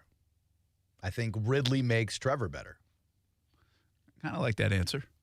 I think last year they desperately needed Kirk and Zay, and they made Trevor better, and now Trevor's taken the step where he's going to make them better. Yeah, I like your answers, and one of the reasons I like your answer, Aaron, on the Ridley front, and I know you're talking about his skill set, right? It could be an alpha guy. He's just different. He's got different speed, he's different everything. He feels like he's so gifted. But I always go back to this stuff. He's worked with these other guys now, to Kasey's point, where now he knows when they're coming out of a break, right? He knows that now I can utilize my cannon of an arm, my skill set, my everything. I think Kirk said just a couple days ago, he's getting that third progression now. Boom, like that. And that's going to make those guys be on time, be better, and probably might take a little bit of time to develop that with Ridley. But Ridley's so good, hey, put it in my catch radius, yes, just and I'll go get close. it, right? And I'll also turn 18-yard reception into 38. And a touchdown. Yeah. So I like that. The bottom line is I know you can answer this question both, because there's a lot to like on both ends of it. I just feel like Ridley could go to the Titans or the Jets or the Cowboys and put up similar numbers than what we would see at the top of the chart that he would put at the Jaguars. Whereas I'm not so confident Zay Jones goes to the Vikings and we see a similar season. Yeah, that's a good call. I agree with that. Yeah. Other than the Vikings, because I think you would. But Yeah, if you just pick another random team that doesn't have Justin Jefferson, I'd agree with you. Like Carolina. Yeah, sure. And there's one other element here, Doug. Yeah, that too. Because last year, I thought Doug was just as much responsible at making them all play really well good point. than those guys themselves. It was a really good point. So now he has to utilize them all correctly here. And hey, your answer could still fit. Calvin might really make Doug look good too. Yeah. He looks so good early on. All right, we will get to Anton Harrison coming up. We play a game, Bulls versus Bears, and it has nothing to do with sports teams. We'll be back on ESPN 690.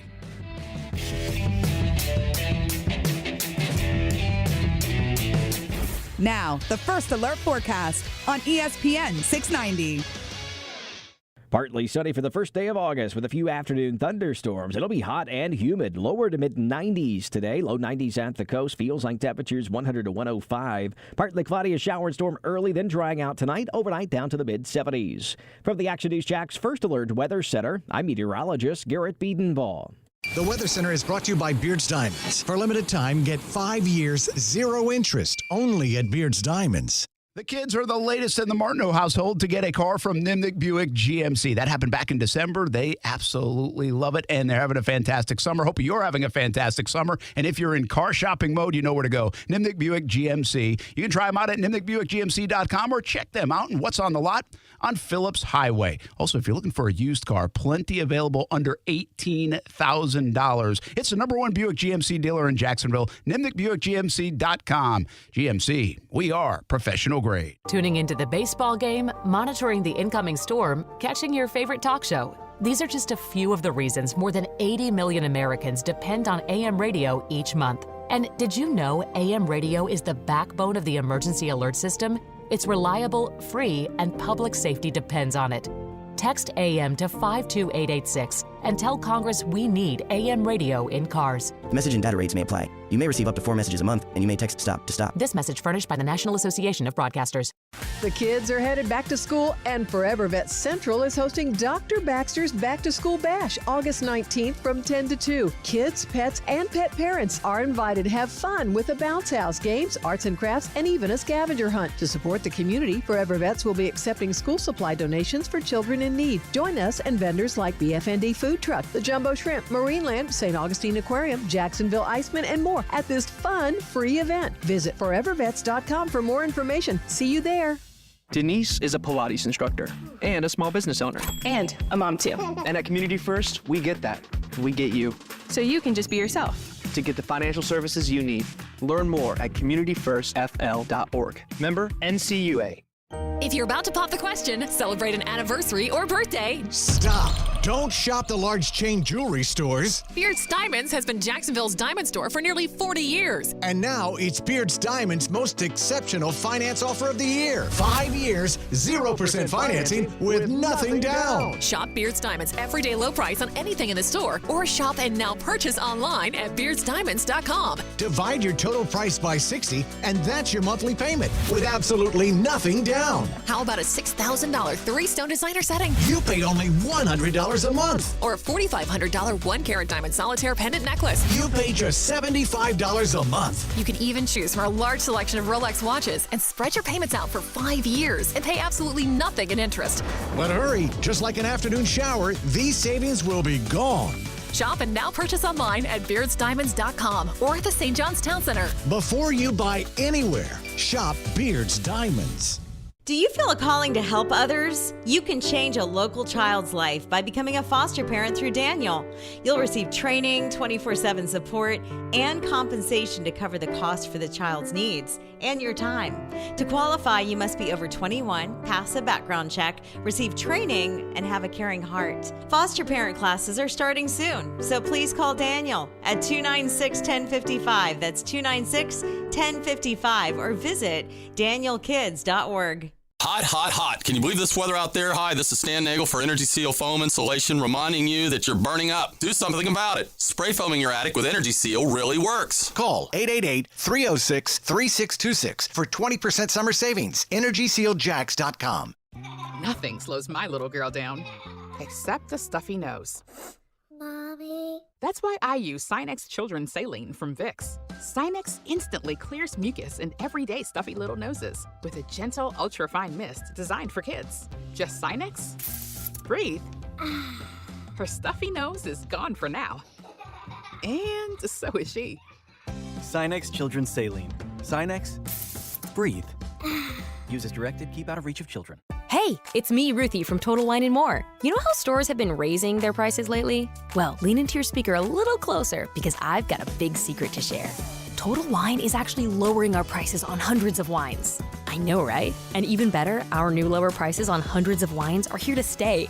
But listen, don't thank me. At Total Wine, we love helping our customers save big. With the lowest prices for over 30 years, you'll always find what you love and love what you find. Only at Total Wine & More. Drink responsibly, be 21. In 1945, the original care package inspired people around the world. Today, we're reaching 170 million people in over 110 countries. Because when history repeats itself, so does care. Join at care.org. If you're experiencing domestic violence, Hubbard House is here for you. Access life-saving, life-changing resources by calling 904-354-3114. Action Sports Jax. Watch, listen, subscribe. You can watch us on CBS 47 and Fox 30. You can listen right here on ESPN 690. And you can subscribe to our YouTube and podcast, Action Sports Jax on ESPN 690. Action Sports Jax. Watch, listen, subscribe.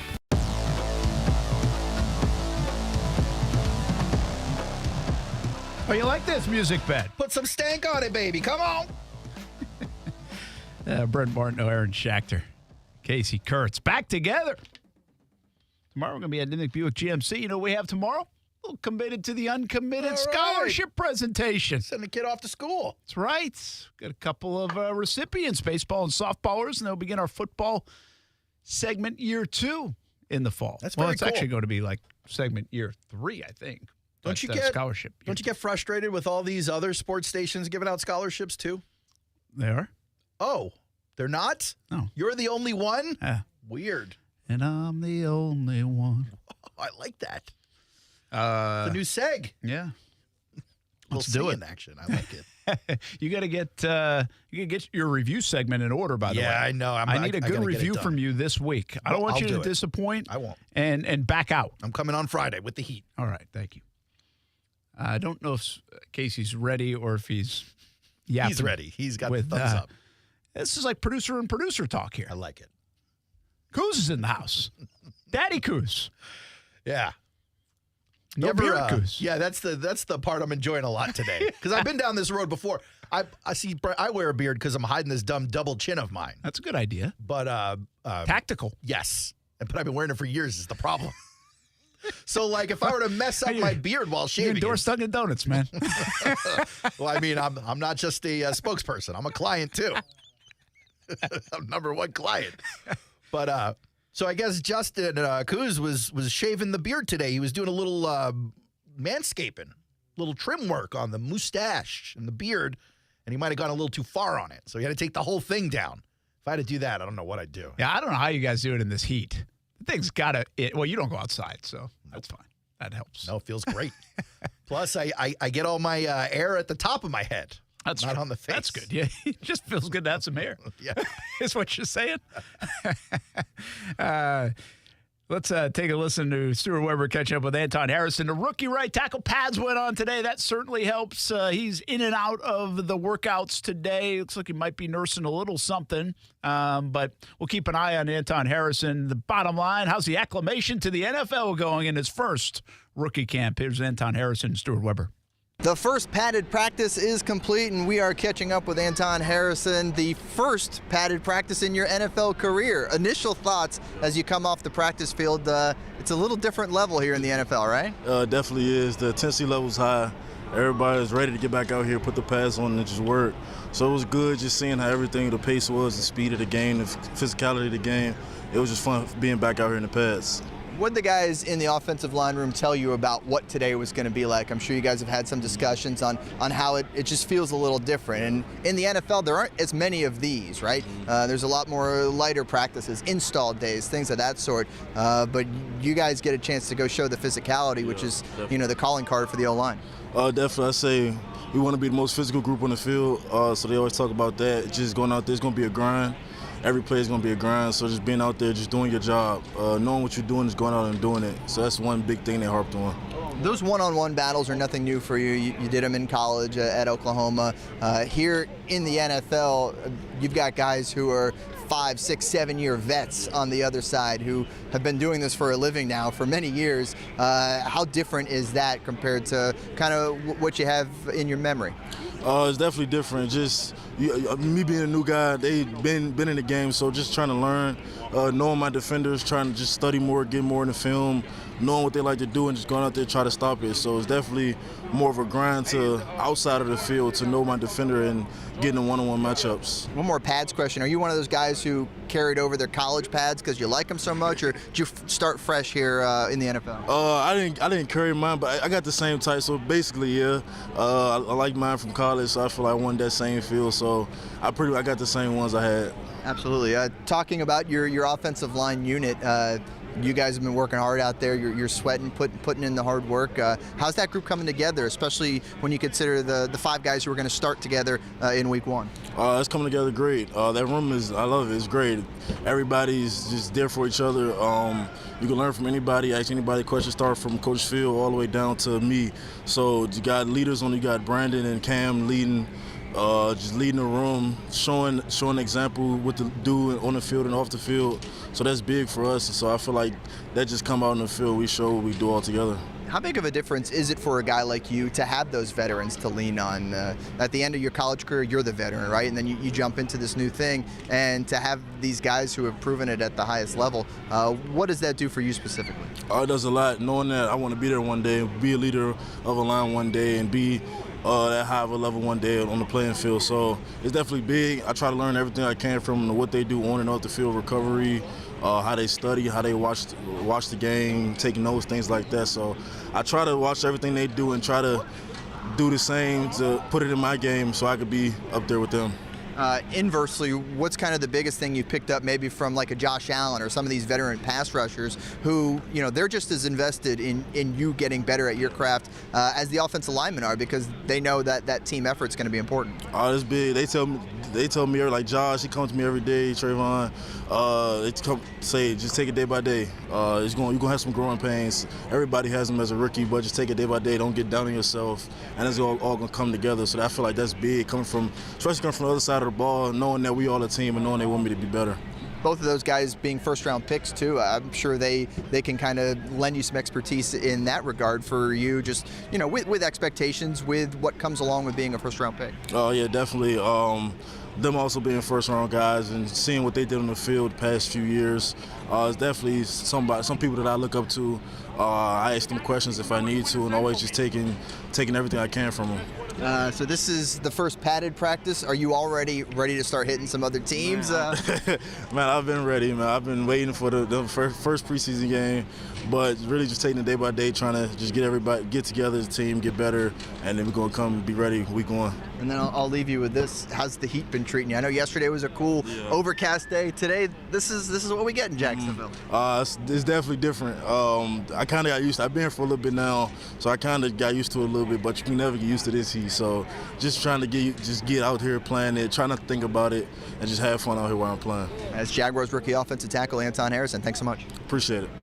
Anton Harrison with Stuart Weber, and more of that coming up throughout the days on Action Sports Jax on the TV side, CBS 47, Fox 30. You can catch First and 10 training camp each and every night, 11:15 on CBS 47 and Fox 30. We'll give you a recap of the day with the Jags every day, even when they don't practice, weeknights throughout the month of August as we get you set for this 2023 season on TV, on radio, on social media as well. Brent, friends at ESPN 690. Anton Harrison, I mean, listen, it's an interesting topic. I don't know what to expect from him, but I also, don't really know if there's much debate about him. He's going to be the guy at right tackle. I don't think there's a fallback option, and at least for the first month of the year until Cam Robinson's suspended. And you just invested in that piece. He's kind of got to play through whatever he's got to play through, even if he has some hiccups. Yeah. And I don't know how much you heard Rauscher's comments, but they were talking a little bit earlier about Cam Robinson taking some snaps at left guard during the camp. And Walker Little's doing the same. Yeah. Do you think that has anything to do with the fact that they want to leave Anton Harrison at right tackle as much as possible? I do. I think it has everything to do with that. I think they think Anton Harrison is their future right tackle, and I actually believe Walker Little might be their future left tackle, but they want to put their best five on the field. And I really think we're getting to a point where this organization wants to put Walker Little on the field. I mean, he's earned it. Well, I think he has too, but they just invested a first-round pick on the right side, and they're paying $17 million on the left side. So to get him on the field, left guard is the spot. Yeah. Now, if Cam Robinson plays left guard instead, you're going to pay $17 million, I guess, to left guard. That doesn't matter much anymore. Just get your best five out there. We'll see. I think they've probably got a lot of different scenarios.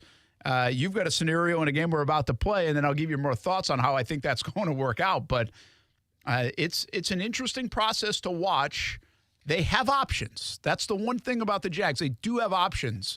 I just don't know if we know what this thing looks like. And this guy right here, to get into our game, is bullish on their offensive line. I like their offensive line. I just have no idea week 5 what the hell it's going to look like. Well, you're one of the few, because any publication writing about offensive lines at this point is not speaking highly or thinking highly of what the Jacksonville Jaguars have out there on the field. As a matter of fact, Ross Tucker over at 33rd ranked all the offensive lines in the league, and he's got the Jaguars near the bottom.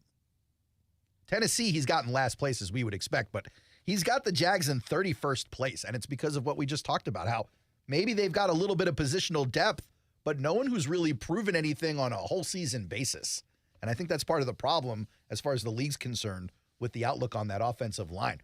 What you're talking about is a little game I like to call Bulls versus Bears, Brent. I like this. Let's go to Wall Street. Let me get some music, Case. Appreciate that. Oh. Well, money music. Here's the deal. When investors are looking at things to invest in, they got to ask themselves, is this the truth? Am I a believer, or am I selling on the concept? Mm-hmm. And so the Bulls buy. Right. The Bears, they run and hide. They hibernate. And so I'll ask you guys a couple of different topics. You tell me whether you're bullish on it or you're bearing on it. All right? Let's start with the first one. We talked a lot about wide receivers earlier today. How about Calvin Ridley? The rust being gone by week 1. That was one of the things I was a little bit worried about as we talked during the offseason. Can Calvin Ridley knock off the rust in time for the season to mean something for the Jaguars? If you watch anyone from camp, they're like, look, the rust is not there. Are you buying or selling on that? Bullish or bearish on the rust being off Calvin Ridley? I'm bullish on the rust being off by practice 1. Forget about week 1. I mean, the guy looks the part. Looks like he hasn't missed a beat. It looks like he might even be better, even though we never saw him up close like this. The one thing is what happened today with him coming out a little bit. How about conditioning? Can he get himself in football shape? There's a difference. That's you can the be in rust. the best shape. Can you get yourself in the football shape, which I really think he will. He'll be fine in that regard. Super bullish on this. Case, full speed ahead on that one. Are you bullish on Ridley? What's the other one? It's not bullish? Bearish. Yeah, I got to go a little bearish. You're a little hibernation on Ridley knocking the rust off. You think it'll take a little time? By week 1, I don't think it's fully gone, no. Especially with, it's early, but we've seen Ridley have to miss some time during practices for being hot or whatever the reasons. You think it'll take a little time? I think it'll take a little time. All right, well, staying with the offense, we were just talking offensive line. One of the things I want to know from you guys, are you bullish or bearish on a guy like Walker Little? Will he be a starter at the end of the season, or will he be replaced by Cam while they leave Anton on the right side? Yeah, this one's tough for me, all right? I want to say yes in some capacity. You're bullish on Walker Little. But I'm not going to do it. I'm going to say bearish that he starts because I just don't know if they have a place for him, and I don't like the left guard stuff. You don't like it? I just am not a buyer. Like, I don't mind the attempt at it. I'm not a buyer in it. We have seen this so many times here in Jacksonville where guys try to play different positions, and it just doesn't pan out the way they want it to. I get why they have to put Cam back at left tackle for $17 million, and I'm fine with Cam Robinson at left tackle, by the way. And I also now understand why Anton Harrison's going to play the right side. I think Walker Little's going to be kind of left as this swing tackle more than a left guard at the end of the day, and that means he needs an injury to get on the field by the end of the season. All right, Case, you bullish or bearish on Walker Little being a starter by week 17 still? Bullish. Look at you. That means yes, right? Believe in the man, yeah. I think they'll have to find somewhere to play him. If you're good, they'll find a way to play you. I think after they see what it looks like without Cam, and then they'll find a way to play him, and he'll be in there. Do you think there's more of a possibility Cam moves over or Walker moves over? Walker, if somebody's moving. But I'm not out on the idea that he might be the right tackle either. So I think whether it's left guard, left tackle, or right tackle, or right guard, I guess, if Sheriff gets hurt, he's going to be somewhere, I think. Let me move over to the defense, guys. Josh Allen plays himself into a big money extension. You bullish on that or bearish on that? I'm going to go bullish. Yeah, I think he does. I think he's on the verge. I think everything, we're playing the stock market here, right? If you want to look at trends, which is often what's done, I think everything leads to him breaking out in the sack category. He's checked every other box, and he's motivated.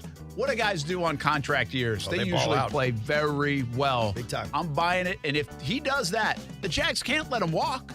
They cannot let him walk. I'm bullish on it. Case, if he plays to the tune of $20 million plus a year, do you think he's getting that big money extension? You bullish on it or you bearish on it? So I'm split on the question because I think there's a chance he plays his way into a big money contract. I just don't think it's in Jacksonville. Well, that's the question. It's the extension here. So then I guess you're bearish. Bearish, technically. Yeah, you're going to hibernate in the cave. I think Josh Allen will be elsewhere on a lot of money.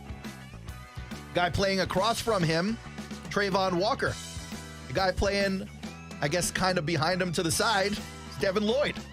You guys think Devin Lloyd and Trayvon Walker will begin to live up to their draft position this year? Are you bullish on that or are you bearish on it? Yeah, I'm bullish on it because I think there's a lot of talent here. And I think you're seeing early returns already on Devin Lloyd. I think it's a little bit more difficult to see from a Trayvon Walker position at this point. But Devin Lloyd has been doing a lot of good things so far in the early part of camp, and I really like that. I think he's in a great place mentally. We're going to actually catch up with Devin tomorrow out there at practice. And I think Trayvon's too talented to not produce. He's a gifted human being. He's got himself in shape, and I believe he's the hungriest player on that defense this year. Kasey, for them to play to their draft position, Devin Lloyd's also got to play to the value of the trade that was made. Do you feel this is a possibility for him this season? Are you bullish on it? The only reason I'm saying bullish is because they really have no choice. If they don't, it's not going to be good. So I think they have to, and I don't know if I believe it, but I'm going to try to talk myself into it. All right, fair enough. And in your question, it might be really hard to play to Trayvon Walker's draft position. Like that's a hard position to live up to. You probably need close to double-digit sacks. I think you need double-digit sacks. I agree with that. But I also think it's hard to live up to number one because then you're being compared to like Myles Garrett and such. He just needs to be better than Hutch. Yeah. Yeah. Which still isn't an easy thing to do. But no, he's got some ground to gain there. I got one more for you guys. Pro Football Talk had Jaguars head coach Doug Peterson listed as the 10th best coach for 2023. One below Mike Vrabel, by the way. Are you bullish or bearish on Doug Peterson finishing the year as a top 5 coach in the NFL? Well, you know where I stand on this, man. I think he's a star coach. Do you think he's already there? Well, I can understand why he might be at 6 or 7. We can have some debate, right? Mike Tomlin, Bill Belichick, John Harbaugh, Pete Carroll, Sean Payton, McVay, Shanahan. Those names are above him on this list. Yeah, I don't mind being. I think he will be and should already be above Shanahan. I think he should be above. Like at this stage, I'd put him above Peyton because I've seen him come back and do it. Yep. Peyton's sitting a year out, and right now nobody likes Peyton, so that's an easy thing to do anyway. But I believe he will pass, say, somebody like Harbaugh in this conversation and get into that top 5. And that's a tough list to crack. Those are good coaches. By the way, this is a nice debate to have, and some of it might be semantics. Mm-hmm. But if he does what we think this team can do, he's going to be in that conversation. Kasey, top 5 coach for Peterson by the end of the year. You bullish or bearish? I'm bearish only because I think they'd have to win the Super Bowl for him to be in the Super Bowl? I do. That's just how I see it. Unless Belichick retires, then I think he can slide in. Oh, okay. Because I do wonder about that. But, like, Tomlin ain't going nowhere. Carroll ain't going nowhere. Reed ain't going nowhere. But it's kind of interesting, Kasey. Like, you could get a Carroll and Belichick retirement. You could. I think Belichick's more likely than Carroll, but I hear your point. Like, if one of them were to go, then I think yes. Yeah. Peterson jumps Vrabel. I mean, he should already be above Vrabel, but I think Peterson jumps McVay and Peyton this year as well. I like Kyle Shanahan. I know you've got your things, your issues. The edge on Shanahan is he's got the Lombardi. Like, McVay and Peyton have Lombardi. Yeah. So, like, if you want to categorize, you got people holding trophies. Like, that's fair. Is Shanahan good enough to crack that list without a Lombardi trophy?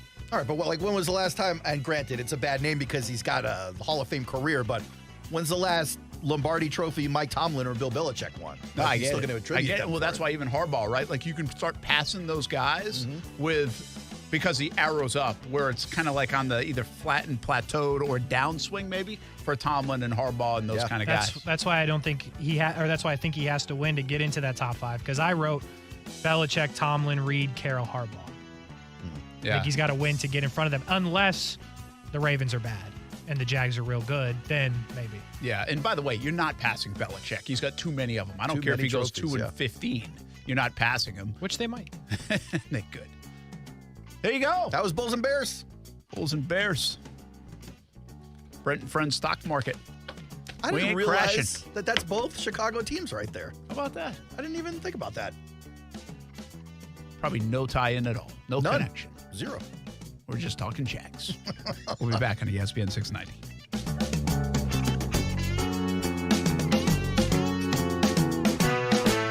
Brent and Friends is sponsored by Best Bet. Now open in St. Augustine.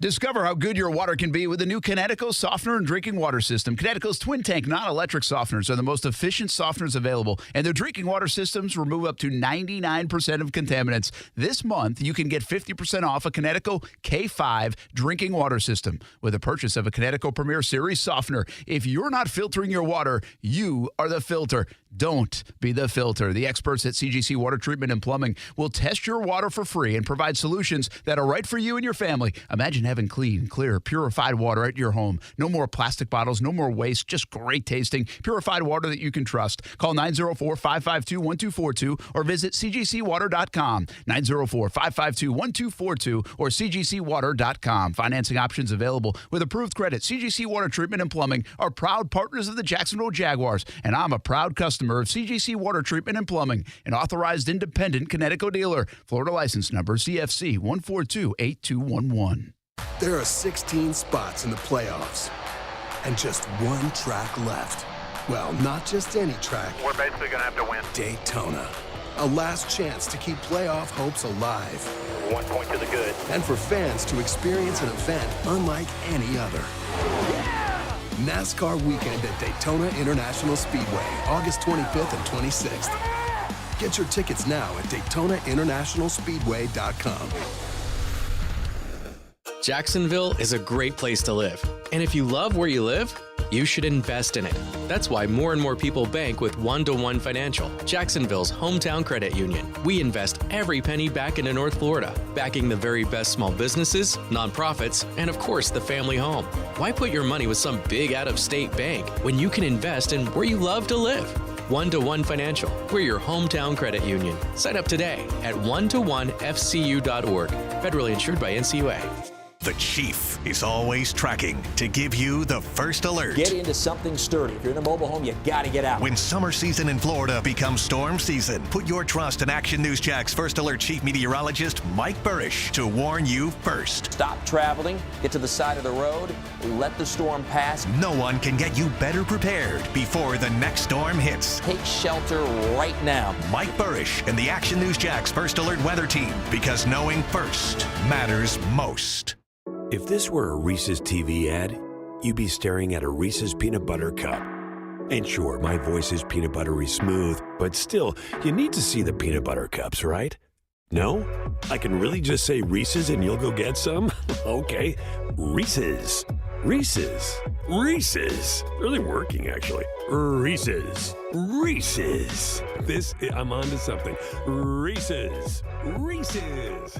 Reese's. Does your digital marketing work? Not sure? Would you like to be? Then reach out to CMG Local Solutions. At CMG Local Solutions, we help you find new customers with a suite of powerful digital marketing services, including search, targeted display, video, and analytics. In fact, we're a Google Premier partner, an honor given only to their top marketing partners. So if you want results you can actually measure, both on the web and on your bottom line, we can give them to you. Learn more about how we can help you at cmglocalsolutions.com.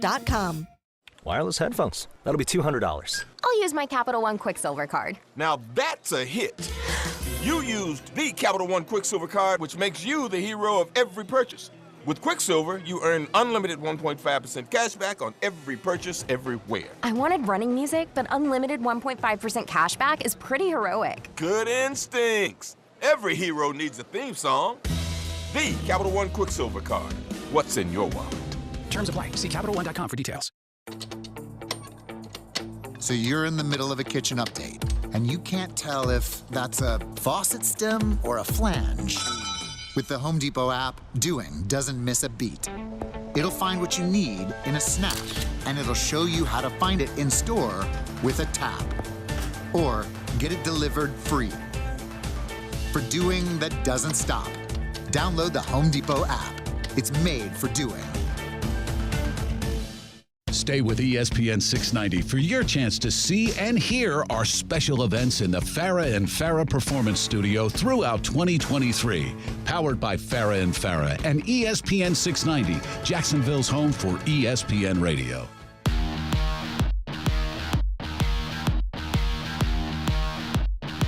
Brent and Friends on ESPN 690. Anybody get better at the trade deadline? Astros. Houston. Did they, though? Yeah, Verlander's been pitching well, man. Yeah, but only like at 5 innings a clip. 5 good ones. I haven't seen, again, we've been yapping away here, but I haven't seen, like, crazy moves at the deadline. No real blockbusters, I don't think. Just old Verlander's guys. a blockbuster. But he's also like 43 in a 1-year rental. I mean, they gave up their 2 biggest, literally number 1 and 2 in the organization. Yeah, they might see that through a little bit more. And obviously there's a comfort zone with him in Houston. And he's got an option for 25 as well. And if they pick it up, like, I think the Mets are picking up like 45 sure of it. They are. I'm sure like they that. are. Crazy. There's that division's cool now. That division, well, actually the AL East is amazing right now, but also the NL Central. We got some really good division stuff because the Angels are there. Like, are they going to make a run? Will Texas fade? How good will Houston be? Now with this edition, the Reds are seriously like one of the most dynamic teams in the league and fun to watch, even though you've never heard of anybody but like 2 guys. They watching everybody get better too, boy. And that's so typical, right? I don't know what you do. And it's probably smart. They have a very good farm. And are they going to win it this year? Are they good enough to win it? In the NL, anything's possible. I guess. If you can figure out how to beat the Braves 4 times, anything's possible. But the Cubs, nobody else is that good. Yeah, the Cubs kind of did the same thing, though, right? They just stood pat. They didn't trade their guys, but they're making a run. They're playing good ball right now. Yeah. The Brewers, did they get any better? They get anybody? They got Canha from the Mets, didn't they? Oh, they did. Mark Canha, yeah. Okay. He's a hitter. Yeah, he's good. And the Orioles were the team that didn't make a move, right? That maybe should have? It's not over. There's still another hour. Oh, we still got another hour. Why was I thinking 4 o'clock? And the Padres were kicking the tires on Verlander. They may still be out there trying to make a move. They got Rich Hill from the Pirates. Yeah, why are they buying? I don't know. They also got G-Man Choi. Isn't Rich Hill like 45 years old? Yeah, he's now? really old. Yeah. They're like going older than you guys. They're going to go down in flames. That's really old. The Padres. I don't understand why you guys are trade. mocking the Mets in this spending spree. Why don't you talk to the Padres? Yeah, the Padres are right there, man. Hey, at least they didn't give up. They're like, we're getting Rich Hill. It's fine. Give up. I saw a great stat the other day. This is fun because it's the Yankees. Oh, boy. And so it was the platinum sombrero Rizzo had yesterday. Yeah. So 5 strikeouts.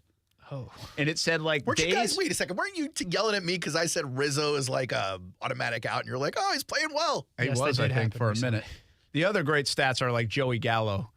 And Rizzo actually is worse than Gallo's. I think I saw a tweet worse than his worst 50-game stretch with the Yankees. Gallo's. Rizzo right now is worse. Oh my God. That's tough. But Rizzo goes 5 Ks. And so there's this tweet about when's the last time like another team had a platinum sombrero in a game? And probably the Rays. Well, whoever it was like 66 days, say like the San Francisco Giants. I don't know who it was, but it's 66 days. And then there was like 72 days. And then there were some like hundreds of days. And you get down to like the Diamondbacks have never had one. And they're a fairly new organization, but not that new. Yeah. Never had a player strike out 5 times in a game. And I think it was like the Angels, 19,000 days. But it was a great tweet. It was like the Yankees, 1. They struck out 20 times in 2 games. That is intense. I mean, who's the bigger flop? Yankees, Mets, Padres. I go Padres, Mets, Yankees. I go that order as well. Mets, Padres. Guys, the Padres are the Padres. But the Padres Nobody are cares about paying the like Padres. multiple people $300 million contracts. Yeah, that doesn't count anymore. When you sign 3 shortstops to $100 million deals, bro, you're in a different Can you category. imagine if the Mets ended up with Correa? When you trade your top 5 prospects for Juan Soto, you're in a different category. Yeah, man. Like, I get it, but the Yankees are in a different category because they are the Yankees. Like, they already like are up on the board. But coming into this year, what did they do? They signed Judge. They had to. That was it. Everybody else was there. They already made a bad move for Donaldson. Like, they already did all this bad, stupid stuff. Yeah, but the they fact brought back Rizzo. The Mets bought 2 40-year-olds. Yeah. That was a bad decision. The Padres seriously signed 3 shortstops. That was a bad decision. They only have 1, believe it or not. But They it's only like play 1 at it a time. feels so magnified because the Yankees, the Bronx Bombers, like that's their nickname. They can't hit. Yeah, they're having a tough season. They can't hit. But they weren't out there spending $600 billion in the offseason. No, they kind of like already had done it. And maybe their lack of moves show their inability to do this thing. Like, I'm with you. Any kind of mental gymnastics you want to do to put the Yankees under the doormat, we're good, trying, man. We're good. I'm trying. There's only one thing getting hit in New York right now. Ow! John. Ow! Oh, man. It really Poor hit guy. me. Yeah, it's the only thing getting hit. Football at 5 coming up next. Brent and Friends on ESPN 690.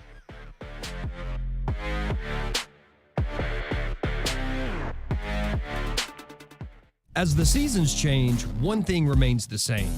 Jacksonville and all of Northeast Florida are fueled by Celsius Essential Energy Drinks. If you spot ESPN 690 anywhere in the community, come hang with us and grab an ice-cold Celsius.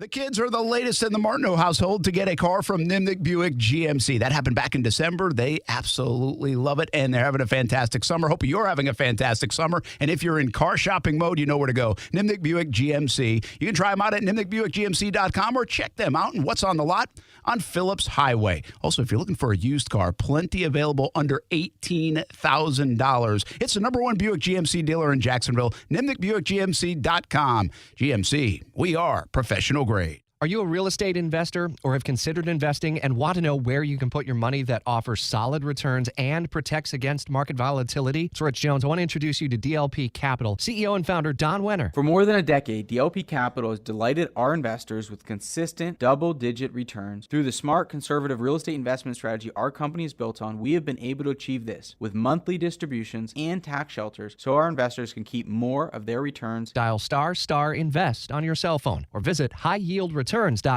Naomi Mathis, an Air Force veteran. I'm Adam Greathouse, United States Army. Greg Gatson, Colonel, United States Army. When I came back home, I realized something wasn't right with me. I was wounded as a battalion commander. I thought I was going to be stuck there. I thought everyone forgot me. Hi, I'm Congressman Buddy Carter. Let's make sure our veterans get the support they earned and deserve. Take the time to thank those who put everything on the line for us. This message brought to you by the National Association of Broadcasters and this station.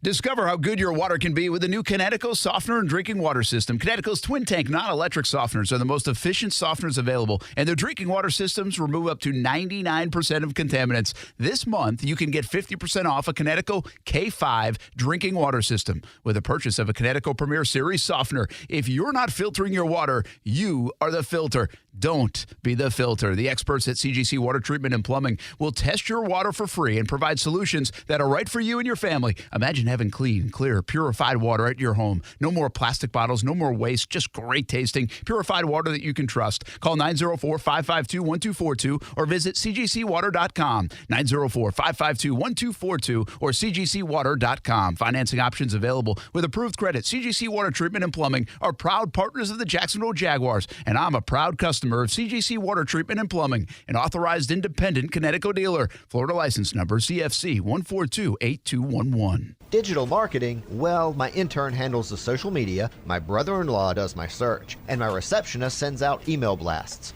All done. Your digital marketing may get done, but is it doing anything? No? Then let CMG Local Solutions help. At CMG Local Solutions, we combine the best-in-class technology and analytics to maximize your digital dollars while targeting local customers for your business. So your digital marketing doesn't just get done, it gets results. Learn more about how we can help you at cmglocalsolutions.com.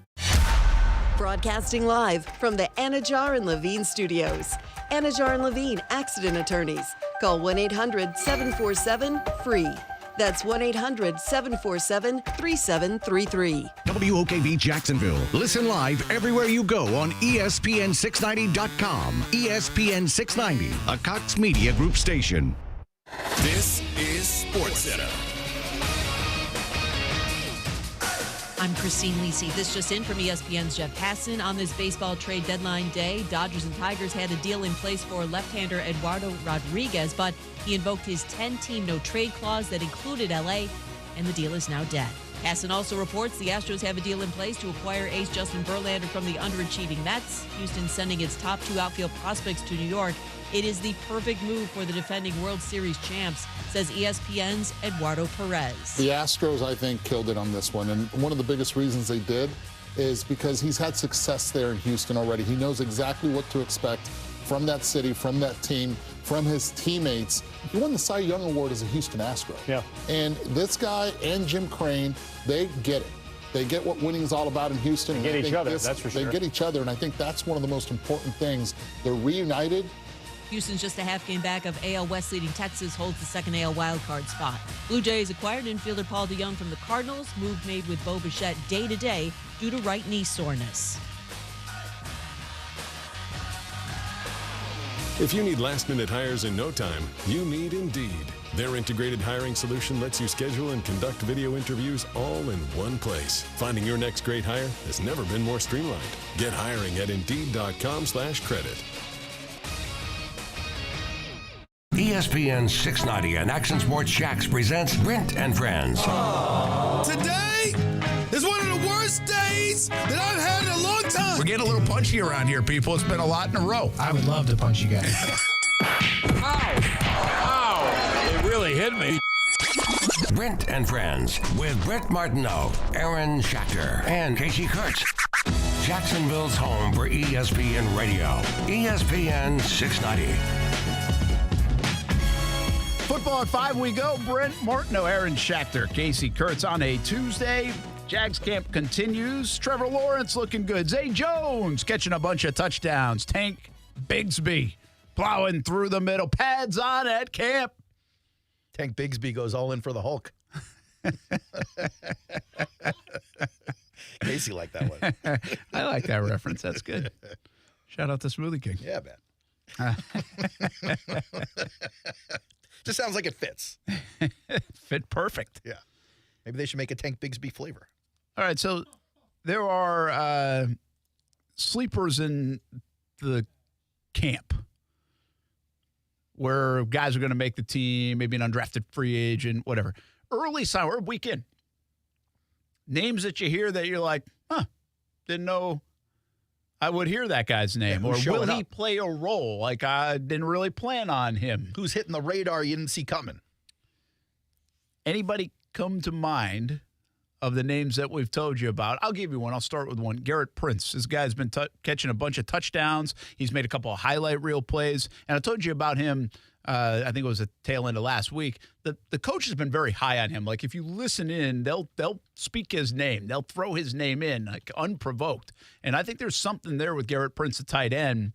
We'll see if it means something. I was going to say, just a this month thing. What does that equate to in real life reps? Because you could be a camp star, and then you get to the regular season, and you're barely seen from again if everything goes according to plan. Yeah, I don't know. I mean, I think you have to prove it in the preseason games, and there's certainly room on the back end of their tight end room to be a player. What does that mean when it comes to game time? I'm not sure. Again, I spent all last year wondering why Dan Arnold only had 9 catches. So I don't know what it means. But added depth, or maybe a find, or a guy that keeps coming along. That tight end position is interesting now. Yep. It's one of those you can maybe find a guy, and sometimes development takes a little bit. And without the expectation to develop, might be an easier place to blossom, if you will. Mm-hmm. So that's a guy that I think a lot of people have their eye on to see, first of all, does he make the team, right? And secondly, can he play a role? Can he have some impact on the football field and on this football team? The ironic part of all this is if he makes the team, he might be the guy that's pushing Doug Peterson's son out of a job. Or just into a lesser job? It could be the back-end battle for 4 tight ends if you're going to keep 4 tight ends. I haven't heard about that man once. Josh? Yeah, right? He had a couple. I've seen him out there a little bit making some plays. But, not a lot of – I wouldn't say a lot of buzz right now about him. But probably the way he wants it, and even Doug wants it, right, just kind of blended into the fold in the first week. Not a Tebow situation. Nah, it really isn't like where you're pulling him off to the side to talk to him every day. Yeah. Anybody else that – you've heard us mention a lot or seen a lot on social media, that's not the Ridley and the Joneses and the Kirks and the Trevors and the everybody else's. I mean, if you're talking about social media updates, you see a little bit about Antonio Johnson, the good safety one. kid. Yeah. Couple of picks. Mm-hmm. And there's high expectation. He's kind of in the Bigsby category in terms of being drafted with excitement. But again, it's like, okay, guys, it's like a 5th-round draft pick, man. Slow it down. Like, what kind of impact is it going to make? So I think for the fans, I think everything that's nice. He's off to a nice start. Yep. And how much he plays, where he plays. He could certainly be a factor, and I think also on special teams he will be one. But it's good to see him getting his hands on some footballs early. I have a question. And a couple picks. Why do the Jags keep tweeting out every pick Trevor throws? Is that not weird to anybody else? Every interception. Yep. Like there was Chad Muma making a play, and there was somebody else making a play. I'm like, oh. This is odd. Maybe they're trying to throw people off the scent. Of what? The team is good? maybe the Colts are watching Jaguars Twitter, and they're like, oh, Trev doesn't look good. The Colts need to watch their own Twitter. They got a big they really do. But, I don't know. Every time I look at it, I'm like, this is a weird thing to tweet. I mean, shout out Chad Muma. Good play, my guy. But, huh? Yeah, I do think that's a good call, Kasey. And I know Trevor don't care, but, No, and I think they're to the point where they don't have to, inflate someone's ego and make sure you're watching the psyche of the quarterback, or that's a nice place to be, right? It's okay to show somebody else or a defense making plays, but I get now. Listen, that is crafted sometimes within the organization. Like if this was Zach Wilson throwing picks, you wouldn't see him in the same context. That's where your point is. That's really what you're looking at. Now, they probably don't want to show too many, but he also probably doesn't want to throw too many, and. I don't think you're going to shake Trevor Lawrence by showing it on social media. Instead, you're going to give some love to some of the other guys in this context. But it is interesting. Some teams try to hide from that. I don't think you're going to see Anthony Richardson picks all over the place thrown on social media. Sorry if you made a nice play, DB, but you're not getting the love on social media. I think in Jacksonville now we're like, hey, that's fine. He's going to throw a couple interceptions in practice. He's going to be great in the regular season. I've now seen a few stories from some other camps, specifically Patriots camp. I think the Chiefs had this issue at camp where you have some of the younger guys a little too hungry to hit somebody, and you got some of the veterans trying to bust them down a little bit, and then the coach has to step in there and say something. Are you seeing any kind of tone or vibe like that at Jaguars camp? Yeah. Or is everyone kind of managing Well, camp I think this is the time you're going to start seeing it because the pads go on. So I guess got a little feisty out there. I think Adam Gotsis was involved in a little something. But you'll get that. But I also think this team has so many returners, you're not going to see a lot of that. Like, you're not – I think people know their role so much. It's usually younger guys. That's why coaches fear – practicing against other teams because the younger guys, even players, the veterans don't like this because the younger guy's trying to make the team and he's just going to spark something that pisses you off sooner or later and you're going to get in a fight. Yeah. Like that's how it usually happens. But no, I would say not quite yet. I'll give you a couple other guys that I think depth-wise, the Jags, you mentioned Antonio Johnson. I mentioned Garrett Prince. I also think like Gregory Jr.'s name keeps coming up a bit. Number 34 at the corner spot. Yep. And I've seen him in coverage, and even though if he's losing a rep, it looks like it's a good rep. And you're not going to win every rep in these kind of one-on-one drills with receivers versus corners. I think it was I saw Hallett's name mentioned, the young safety, today on a very nice interception. Maybe it was yesterday. So you're hearing some of these depth corners or secondary folks get their name called, which I kind of like. Monteric Brown, a couple practices ago, made a nice play because that depth is going to be important for the Jags. That's one big question mark. How good are they at the corner spot after Darius Williams and Tyson Campbell? And I think the more you see young players like that, maybe Gregory Jr. has found something. He's a big body guy too. So if he can factor in and come to life, very good sign for the Jags. Those are the guys I'm asking about right now. And I think we have a few candidates. I think the receivers are pretty deep. You got the Austin kid showing off a little bit. But remember, what's that? It's just a weird spot to be in where you can't even get excited about any receiver because, like, they ain't playing. I know it. And you don't want them taking any of the three guys they have off the field. So, okay, cool. No, and you forget about Agnew's that next guy. And Agnew's been terrific at camp, and people rave about him and how they're going to be used. And Tim Jones. You remember Tim Jones fever last year? Tim Jones fever's back, baby. Tim Jones did this last year, but he actually did play, Kasey. He wasn't like this highlight reel guy, but he actually played a lot more than I thought. So he's in the context of what I'm getting at right now, of the guy that shined, and then he actually did carry it over to at least get some PT in the regular season. You bet he did. It's already penciled into the depth chart. I think somebody asked me, I think Gigantor and Jax asked me, are they going to have to stash some of these guys, like receiver-wise, on IR or somewhere else? I mean, I don't think you really can. I mean, somebody might get hurt. But the practice squad is maybe going to be full of a couple, and they might get plucked off that practice squad. Because to other teams. Yeah, I think there's probably some young, like Austin and others, that might show up. Wasn't Austin here all last year? He was. But remember, everybody loved that undrafted free agent signing, kid out of Notre Dame, by the way. And then it wasn't much last year. Yeah. But people are excited about that. Well, this year it looks like it's kind of come to fruition. Very much like the Gregory Jr. pick that I'm talking about. Like he's playing better here in year 2. I'd be shocked if they couldn't get him through to the practice squad. Like it just feels like everybody's got their receivers, and the teams that don't really aren't trying to win. But remember now, this is a league that Alan Lazard was picked off a Jags practice squad that didn't have receivers that looked like this. And now he got $44 million from the Jets, baby. So it's also it's a position that sometimes gets hurt around the league, and you have to go get guys at that back end. And, the Jags are probably going to have some quality depth in that position because their frontline guys are so good. And not that any of the guys I'm about to say are candidates to go to the Jaguars, but I do think that's a position that might move before the season starts with a couple of guys switching teams. And big names, too. Really? A lot of talk around Mike Evans right now on that Tampa Bay team that's not expected to do much. Getting rid of him for some draft capital. Are you okay, Case? Not really. Mike Evans now, on the other side of that prime age, like we were talking about, where Ridley wouldn't be there at the after the next 3-year, 4-year deal. Mike Evans, I think, now 32 years old. Boy. 32. This will be one of the last stops. Still have it. See, that'll be a good indicator. Guys that are 32, and DeAndre Hopkins, he's 30. Yeah. But when the Calvin Ridley discussion, again, his age is a little up there. So start looking at those guys. If Ridley has a big year, what does it look like for the 30s, the 31s, the 32-year-old receivers? Can they still get it done? And if the trend is yes, then it would make it a nice investment, I think, for the Jacksonville Jaguars. So we'll keep an eye on some of these guys at camp. Again, you got a 91-man roster. You're going to get down to 53. There are going to be some stars at camps, and they've got 3 games to figure it out. And I think those guys are going to get a lot of action because I don't think the frontline players of the Jags are going to play a ton this preseason. I like this one you pulled here now from PFF, of course.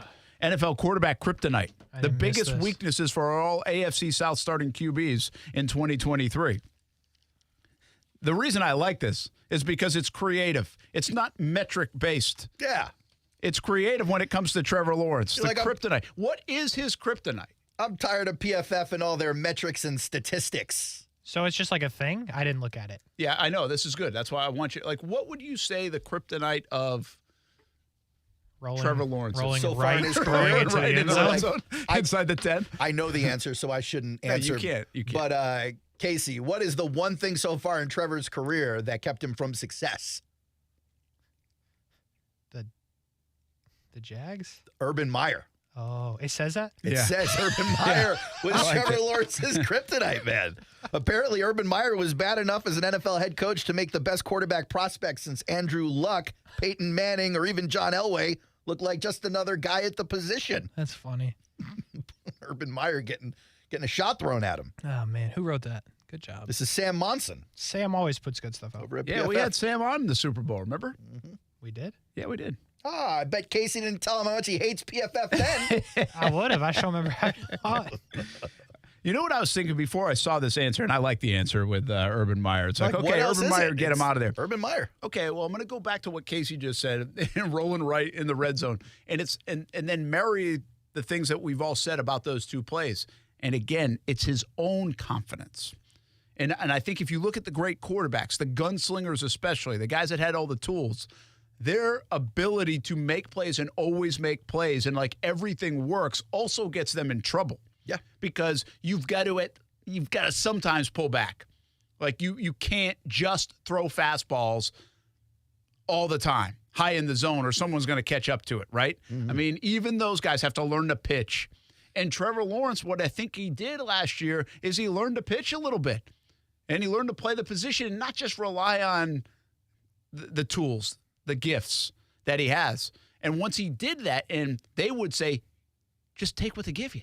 Take what they give you. Well, then you can pick your spots. And then you use that at the right time, and you're smart enough to do that, and you're comfortable enough doing that. That's when you're dangerous. That's what Aaron Rodgers does. That's what Tom Brady does. That's what Peyton Manning did. And Manning didn't even have a rifle arm, but he beat you upstairs, you know? So I think Trevor, the Urban thing's funny and probably correct given his 2-year sample in the league. Sure. But I also think those plays in the end zone show, because if you watch the buildup, it was when he was feeling good. He was getting hot. And so I think he's kind of his own kryptonite because of his almost overconfidence when it gets too swaggy and you can get yourself in trouble. And again, this is not just a Trevor thing. I believe that happens with Mahomes. I believe it happens. You want to know why Josh Allen threw a lot more interceptions or had turnovers? Shots. Probably because the year prior he made every throw and they were completed. But I don't feel like that's a kryptonite for quarterbacks, even though it could be detrimental. I mean, even though you can do an unforced error. Like, I don't see that ruining Trevor. If anything, I see that as part of the reason why he's such a stud. Yeah, because he can do those things. Well, in the ruin category, this isn't going to ruin him, but it might set him back in a game, or that's going to lose a game for him. Yeah, because he's going to try to stuff it in there. Like he will make. I believe he's going to be that guy that's going to make some mistakes by trying to stuff it into a spot. Well, like Ted Lasso says it on the show, man. Be the goldfish, right? Just have the short-term memory. Trevor out there threw 4 interceptions against the Chargers. He went out there and just like it never happened. Yeah. I remember watching that game. And looking at his face, everybody in this studio, and we were like, it's almost as if he doesn't know that he did it. Like he had no idea he threw the 4 interceptions. Look at how relaxed he is. Yeah, he was a long-haired goldfish that day. I think it's part of the thing. I think that's, not the kryptonite, part of the superpower. A couple quick ones just from these other guys. C.J. Stroud, pressure. Yeah, we know all about how a dirty pocket is a no-no for C.J. Stroud in college. So, oh, boy. What's the problem? Just disrespectful. We move on. I mean, it's real. Dirty pocket numbers versus clean pocket numbers. C.J. Stroud is like night and day. He reportedly scored poorly in the S2 cognition test as well. Oh, boy. Because that measures split-second decision-making. Yep. Where was that, like, during the draft stuff? I think it did come out at one time, but then we're like, was that real? Yeah, we didn't know if it was like combine smoke. Indianapolis, of course, for Anthony Richardson, throwing the football to a target. That is kryptonite. That's tough right there. That's concerning. Yeah. Like, especially when, the good news is your best offensive weapon doesn't want to be there anymore. Yeah, isn't playing. He was one of the least accurate passers PFF has seen in college. Bro, what are they going to do to Tannehill? The only highly touted prospect to post a lower accuracy rate in college than Richardson? Cam Newton. Trey Lance. Oh, not again. Trey Lance. Sorry, Case. Bro, this Trey Lance guy, I just can't. Sorry, Case. Tennessee, Ryan Tannehill, non-play action. Play action serves as an easy button for NFL offenses. It doesn't need to run to be established to work. It just makes passing easier. So offense that use a lot of play action typically boosts the production of their quarterbacks. Tannehill carries a 71.2 PFF grade when not employing play action, 88.5 figure when using it. Doesn't that make sense? He's got a whole King Henry back there. Of course, teams are going to back off when they think the handoff is coming. He's got the ultimate guy to play action with. Play action every play, brother. And what they're saying basically is every quarterback is better in the play action, but his gap is one of the largest. Yeah. I can't believe they put throwing the ball to a target. Yeah, that's tough. It's a rough one. So bad. At least in here, again, this gives you, if you look at this and some of the pitfalls potentially of the AFC South quarterbacks, and we don't know who will start and who will play and all that stuff, but, we do know Tannehill will, and it looks like Stroud's going to. We don't know what's going on in Indianapolis. But Trevor's is gone from the league. Like, these other things are real things. That's actually a good point. Like, Trevor's cured as far as kryptonite is concerned. Yeah, like, he's back in the booth, man. Richardson still has to throw a football on target. CJ still has to get pressured by defenses. Tannehill still has to play action or not. Trevor's like, my thing is a distant memory.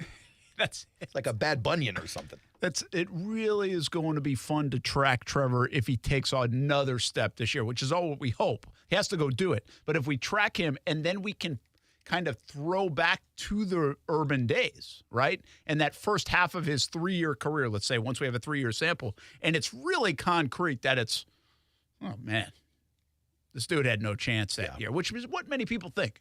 But this year will say a lot about that, right? If he continues that arrow up and how high is that ceiling, we don't even know right now here in Jacksonville, especially with all the tools around him. Let's take a break. Brent and Friends on ESPN 690. We hit some tweets or X's. It actually sounds better. It's a good tease if we hit our X's. Hit our X. Ooh. I don't mean it like that. Okay. We talk about our X's. Hit our tweets. Talk about our X's. We talk about X's from all over the country. Why did you do this, Elon? Why did you do this to us? We'll be back on ESPN 690.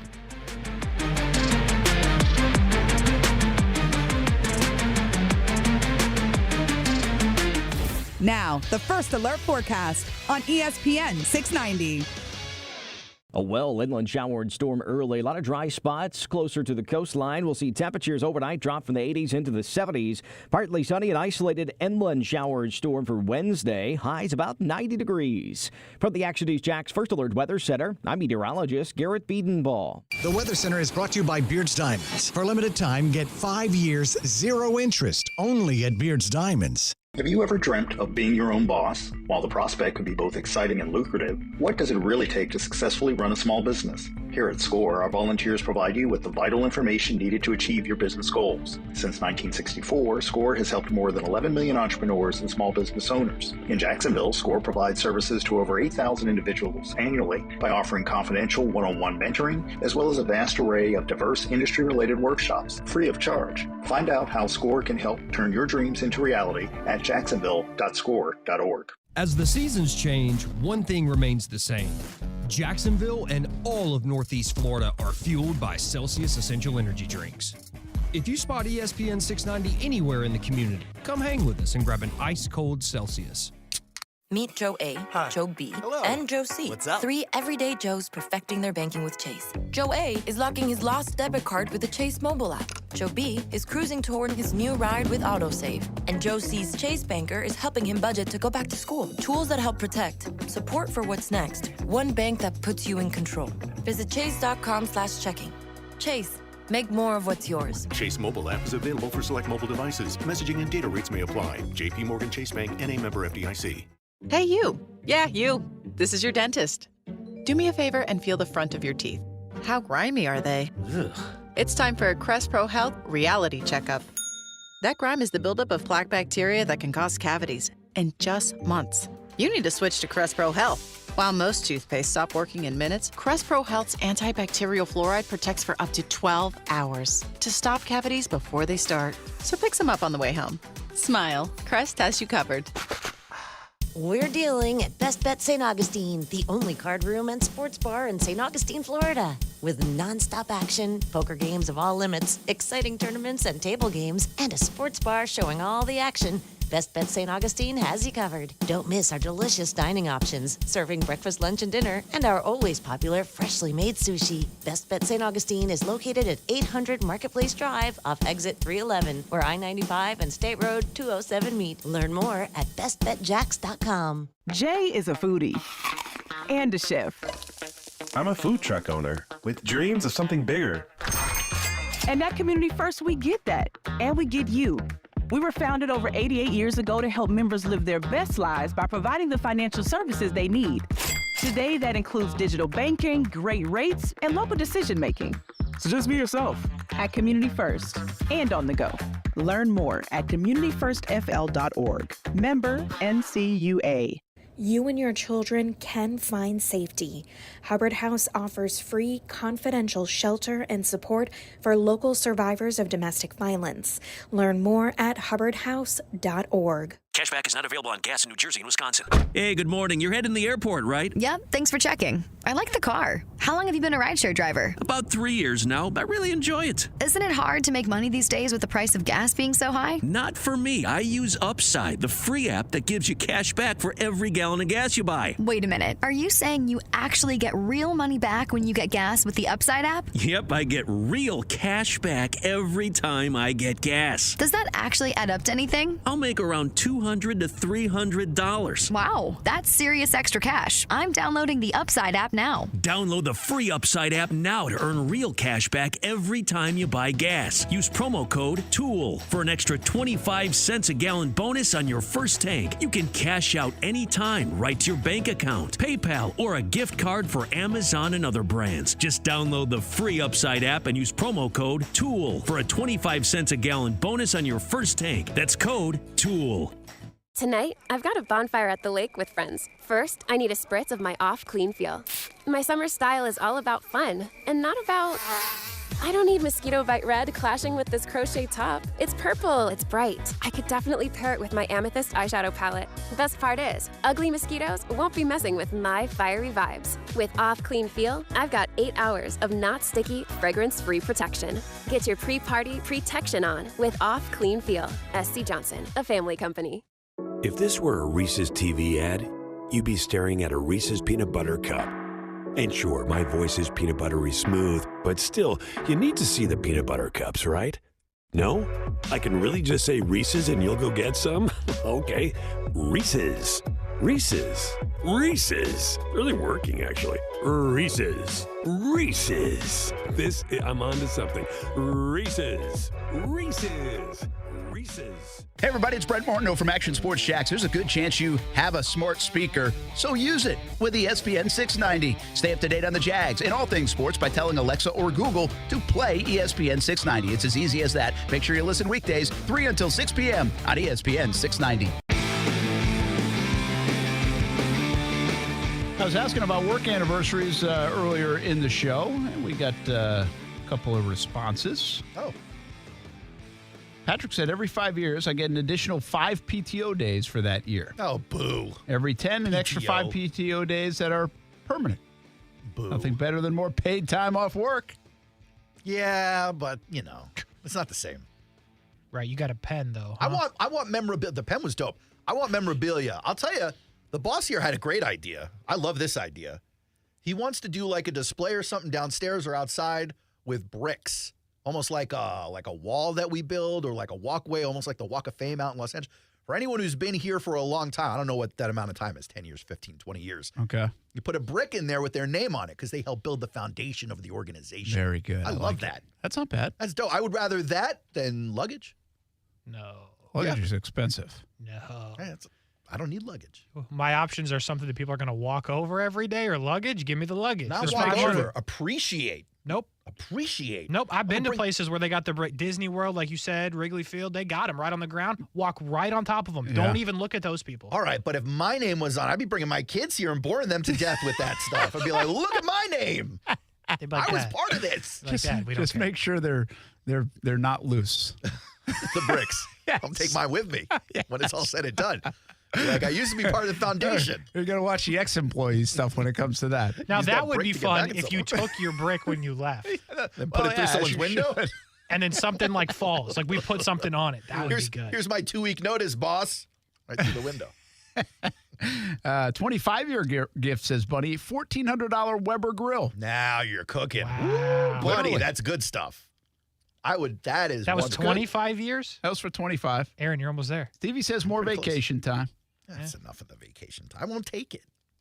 That's your That's own why problem. they keep giving it to you. That's why they give it to everybody. We just asked what the kryptonite for Trevor Lawrence is. BCB Ocho, maybe rain. It's actually a good call. Yeah, had the tough game against Philly. Now, everybody had a tough game against Philly. Sure. But it was real ugly slop. But even the Jets game, remember, it was like the first play of the game, he fumbled. Yeah, it was real wet in that game, And so, I mean, he wasn't great. They kicked a bunch of field goals in that game. They did. He wasn't bad. It was terrible weather, but though. And I think it was in great. Jersey, which gets real windy in that stadium. Yeah, that was both of those days were bad. Now, Philly was worse, but the Jets was not, it was not a pretty sight. Yeah. So now you're just talking about the Jets. Traveler, that's when he came. Hey, that'll be interesting to keep an eye on, though, right? Yeah. Now, it was chilly in Kansas City because that's another one you get concerned with. This is a guy from Georgia, played at Clemson, plays down here. Yeah. This is 2 times in a row now. 2017 when the Jags went on the road and they had mostly a Southeastern team, and they went up to Pittsburgh and they played fine in the cold. It was like 1 degree. Yeah. And it was actually nicer in New England when they played there. It was actually chilly in Jacksonville in the wild card game against Buffalo. They did not play well in that game offensively. But the Jags, I didn't think weather was any factor in the Chiefs' loss in the playoffs, and it was chilly that day. Yeah. So it's a nice sign that, I don't think weather's going to impact this football team much, but it's something that you concern yourself with in elements for a team from Florida. Yeah, totally. I mean, that was the kryptonite for the Miami Dolphins for decades.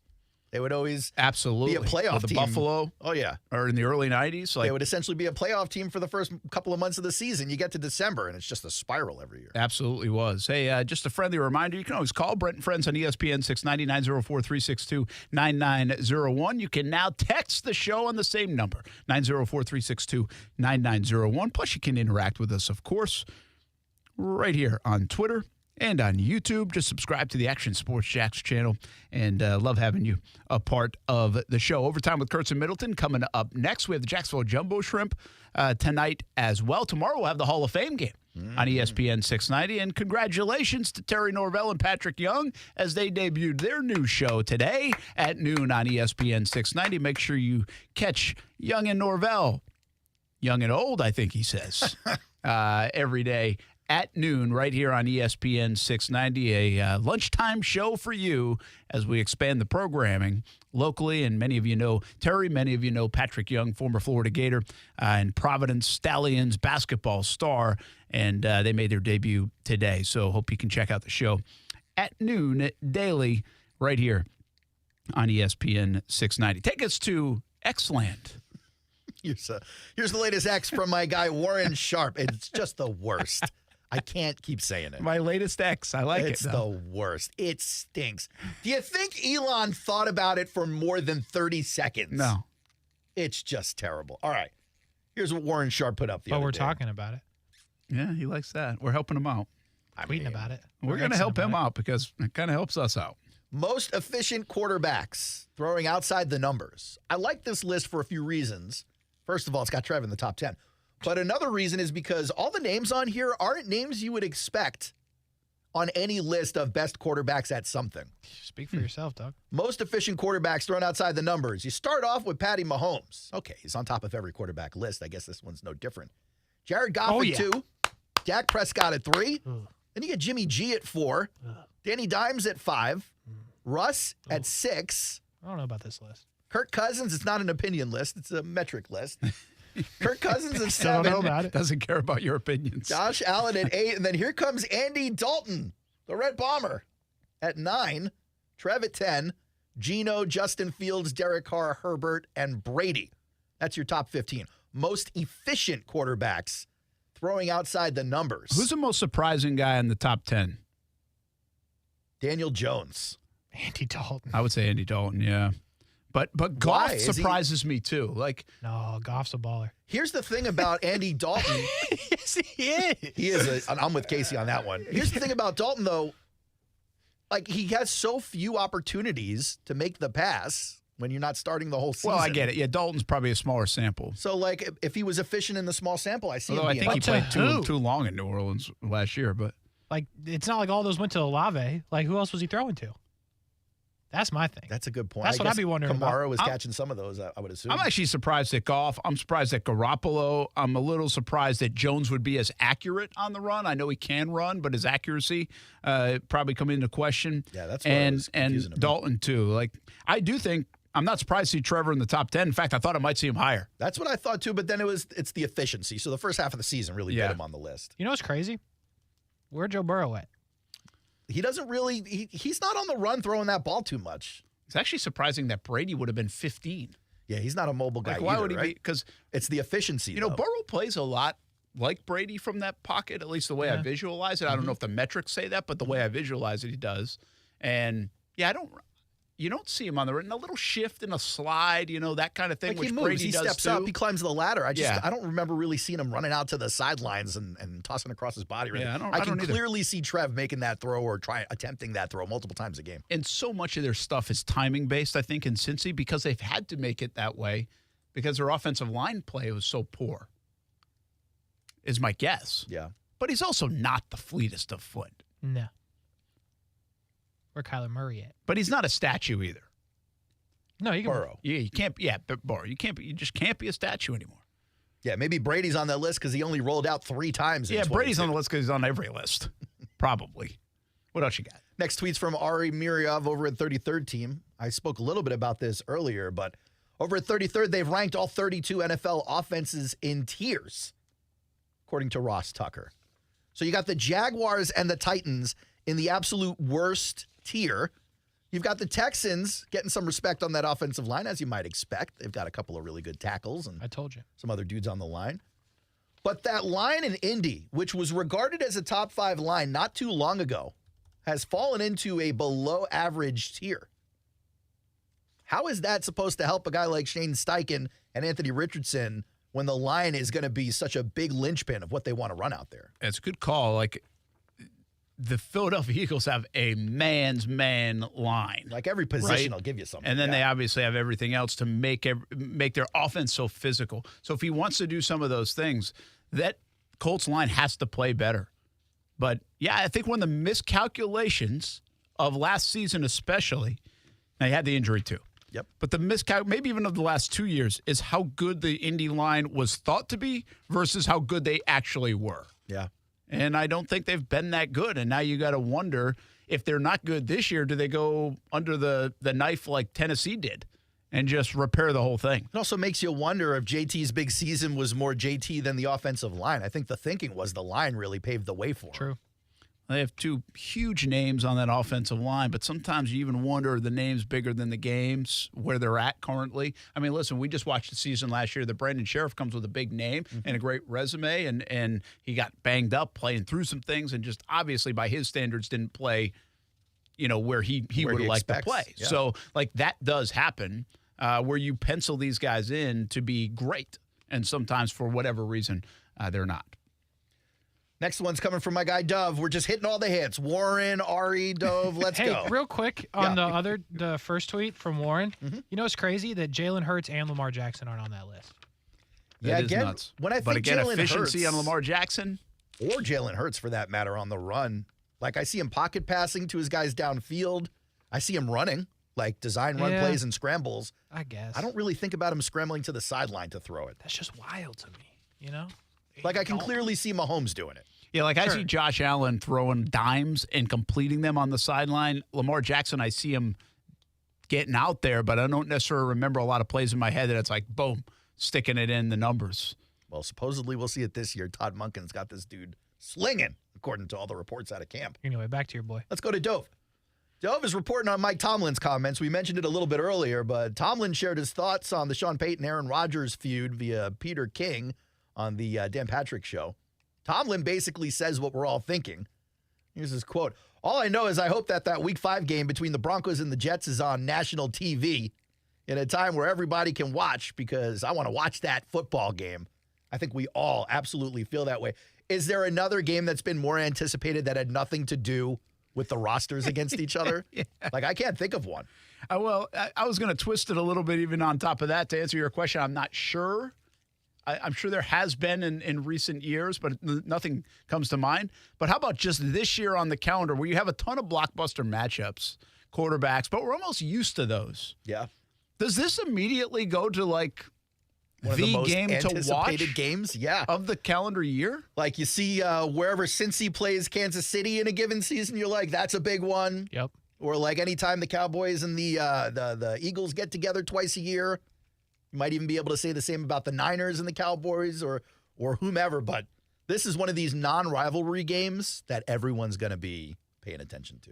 What do you got, Case? You're making a face. It's not even a game like you would say, right? Like, I mean, it's like a Broncos-Jets. Who cares?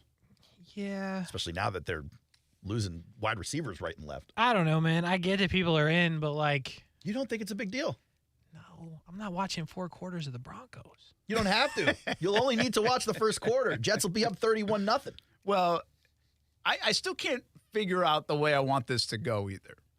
Do I want both teams coming in like 2-2, 3-1 type thing? No. Or do I almost want the Broncos like sliding right off the rip in the build of like Sean Payton, and then Rodgers and the Jets just to smash them, and then the awkward of all awkward handshakes at the end? See, Yeah, I want that one. I would love the Broncos come into that game 4-0.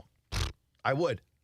Because I would love to see the Jets win that game and start a consecutive loss streak for the Broncos that gets Peyton fired at the end of the season. like a 4-13 year. It's funny. Think of hated coaches in the National Football League. We had one here with Urban, right? Yes. Mr. Kryptonite. I mean, has Peyton become that guy, like, quickly? Just from this comment? I mean, there's more stuff with Peyton. Like, yeah, depends on how you feel about the bounty stuff. Yeah, you got to go back all the way back. Yeah, I mean, do you feel that's a negative for most football fans? I don't. Well, but still, there is that. And there's also a snarky nature to the offensive-minded head coach that thinks he's smarter than everybody else. And Peyton has some of that. And quite frankly, he didn't win anything in the last decade in New Orleans. I just think he's overrated like crazy. Well, I kind of believe that to be true, too. I mean, Tell he him, had a fellas. great quarterback in Drew Brees. And obviously, his greatness kept showing and showing and showing and showing. And listen, I'm not telling you he's a bad coach. I do think he might be an overrated coach. And I also don't think like he's like a lovable, likable figure. Like, I don't know. Give me another coach in the league, though, that might be kind of Belichick. disliked. Yeah, Belichick because Belichick. Right. Shanahan. No, I don't think. I think most people don't feel Just like a the way Brent I do thing. about Shanahan. Sirianni. No. Not Sirianni. How about McCarthy? Yeah, that's a good one. Disliked, yeah. Yeah. Kind of like nobody's rooting for McCarthy to be successful. It's Dallas. It's Yep. So, yeah, I mean, I don't think there's many Josh candidates here. McDaniels. Yeah, There's a good one. McDaniels probably on the list. I think that's about it. Peyton, right? I mean, he's up kind there. of put himself right at the top. That's a good villain I mean, right even now. Belichick's not a bad. Belichick's a villain, but you're not afraid of New England this year. No. So, like, it kind of loses a little bit of his status as a villain because you don't expect them to do that. He's not potent. I feel like there's a lot of likable coaches right now, to be honest. Yeah, there really are. I agree with that. Let's go to ML football because, Brent, a couple of days ago, maybe a couple of weeks ago at this point, we saw a tweet from the Pat McAfee show who had Peyton Manning on, who basically is the producer of the quarterback show on Netflix, talking about next year's cast. We had heard all these rumors about all these guys who turned down the show, like big names, Jalen Hurts, Lamar Jackson, Aaron Rodgers. What we did see from Peyton Manning said Rodgers, Daniel Jones, and Josh Allen in Buffalo were going to be the cast. And so I thought it was a done deal. Apparently it's not. Yeah, I guess not because we had seen that too. And that is actually a terrible cast. I'm glad that's not going to be the thing. All 3 New York quarterbacks, and 2 of them are kind of bore fests. So, big breaking news from the other day, man. I saw this come across. Cincinnati Bengals superstar quarterback Joe Burrow is going to star in Netflix's quarterback next season. All right. That's per Peter King at NBC Sports. I'm in. Last week, Burrow said he would not be appearing on the show this year, but he has changed his mind. All right. You got to wonder why. What if he changed his mind again after the calf strain? It might. True. I mean, my first inclination is, there's got to be money attached to it. But then again, like, money's not changing this dude's mind. That's not why what he would cares money about. change? This has to be something different for him. He already has a big brand, though, which is He's got a big brand. What is he family? Does he have like a wife or I think he has a girl, but it's like super private. Yeah, so again, does he want to bring that out in the public? They're going to force him to. That's what that show does. I wonder if he gets a chance to do some foundation stuff. You know, he just built a field at his hometown. Like, did you see that? Like, he put all the money into his high school field. Oh, cool. And I think they named it Joe Burrow Stadium, whatever. You would hope. So, and here's one other part of this.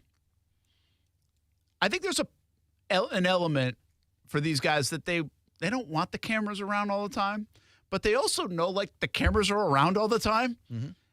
And why not document what you think is going to be an historical year for you, or you're going to get this big contract and you might be very good and there's a lot going on? Like, I wonder if they think about it that way down the road, or did he see what's happening with Mahomes and Kirk Cousins and their brands kind of going up a little bit because of Mariota, you want to talk about a show that's like friendly and cuddly to the people on it. I mean, this show was complete puff piece. There was no negative on the show at all. Well, that's part of it. But you're talking about a season from Marcus Mariota where you could have done that. Yep. A season from Kirk Cousins where you kind of could have done that. And they didn't. It's very friendly confines. Yeah, and so humanizing them. If Burrow's watching that thing, he's like, at a minimum, there's almost no downside. Yeah, maybe it's a safe place. I saw Herbert's comments on it, and he was like, listen, you don't want distractions, but it's like, you can handle this. Like, this isn't a distraction. And that was his view on it, potentially doing it. But from a brand standpoint, doesn't it raise, like the PGA Tour guys did it, right? That Netflix series? Yeah, golf. Everybody's like, Full Swing, I think it was Swing, called. yeah. And people started to like these guys. So it does work for your branding. Go ahead, Kasey. But they needed it, like, desperately. Yeah, like, they does did. Joe Burrow Yeah. need it? I feel like most know who Joe Burrow is. No, but not internationally. No, you're right. But in the United States. No, I think you're right. I think everybody knows who he is. I do wonder how strong the Manning pull is here.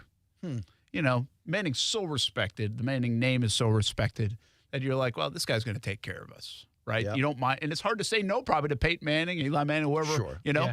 this is a Peyton thing, not an Eli thing, but you know Eli's always going to be around. Yeah, That's kind so of how it works. Yeah, I would say it's hard. I'll only do the show if you bring Eli with you. Still love That's the what I'd line. say. I still love the line from Eli when they debuted the show, and it's like, wow, real original, Peyton. Quarterback. So do we know the other people? Like, I guess we don't. I thought we did, but I guess we don't. Did. I mean, Manning is the guy, and he was like, it's these three. And apparently one of those is not the case. So, like, maybe they're all not the case. Would you like your like this football season? Would you like yourself documented in this fashion? If I was a player or like just me. like what you're doing right now? Yeah, sure, why not? Like, it depends. Can I transition that into anything? Or is it just for your documenting brand. me and then they're gone forever and nothing I mean, positive happens? if people watch it, more people are gonna know about you, Yeah, know that's who what I'm you saying. are, Like, all that stuff. If I can take mean, advantage of that, yeah, sure. I'm trying to think of it in that context. Like, would you sign up for it? Like, they don't have to. They don't. Who care? Their brand's already big to all the points you're making. I think it depends on where you are. Like, I honestly think but if Mahomes did it, anybody can do it because he's the top tier. But, like, Burrow, Mahomes,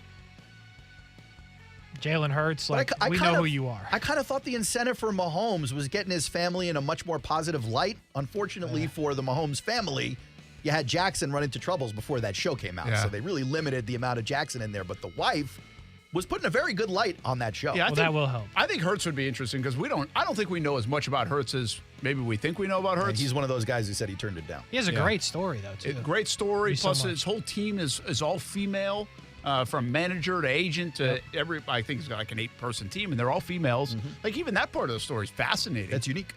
So, and he's in that big market. You know, he's in the fishbowl, man. So, it'd be interesting to see who does accept it. Brent and Friends on ESPN 690 put a bow on the show. Overtime with Kurtz and Middleton on deck.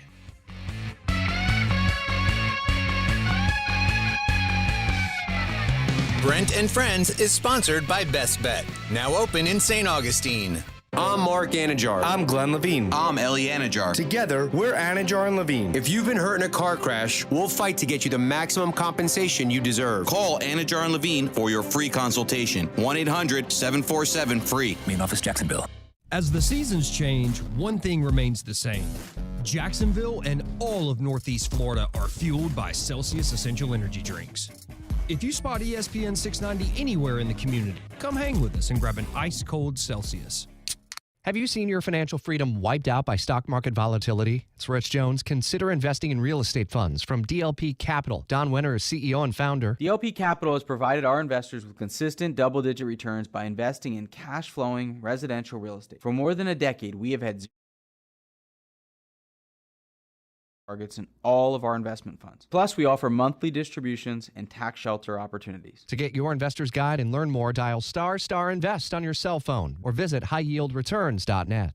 Discover how good your water can be with the new Kinetico softener and drinking water system. Kinetico's twin tank non-electric softeners are the most efficient softeners available, and their drinking water systems remove up to 99% of contaminants. This month, you can get 50% off a Kinetico K5 drinking water system with a purchase of a Kinetico Premier Series softener. If you're not filtering your water, you are the filter. Don't be the filter. The experts at CGC Water Treatment and Plumbing will test your water for free and provide solutions that are right for you and your family. Imagine having clean, clear, purified water at your home. No more plastic bottles, no more waste, just great tasting, purified water that you can trust. Call 904-552-1242 or visit cgcwater.com. 904-552-1242 or cgcwater.com. Financing options available with approved credit. CGC Water Treatment and Plumbing are proud partners of the Jacksonville Jaguars, and I'm a proud customer of CGC Water Treatment and Plumbing, an authorized independent Kinetico dealer. Florida license number CFC 1428211.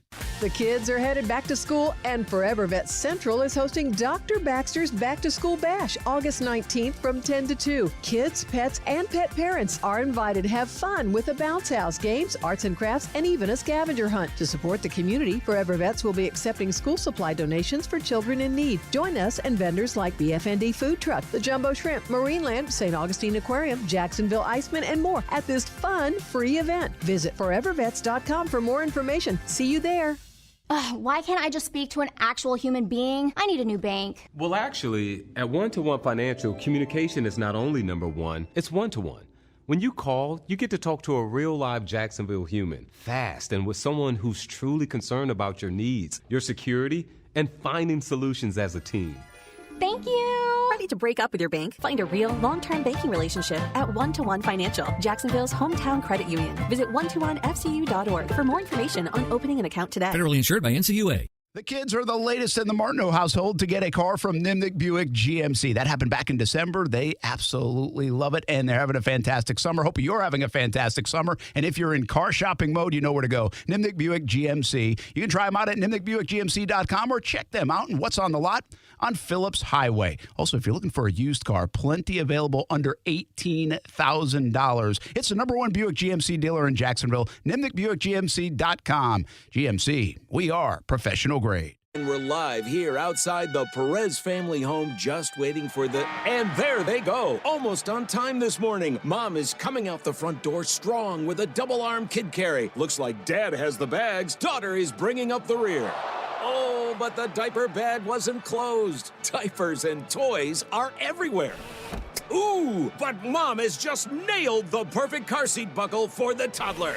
And now the eldest daughter, who looks to be about 9 or 10, has secured herself in the booster seat. Dad zips the bag closed, and they're off.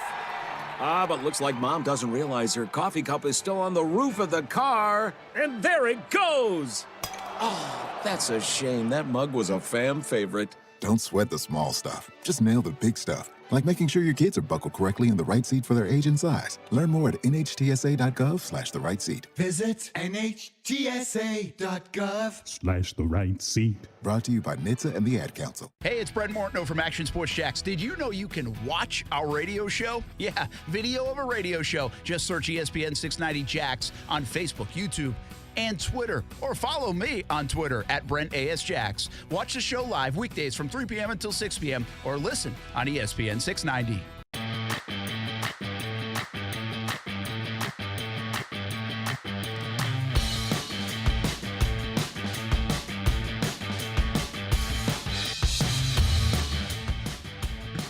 presidential history during the break.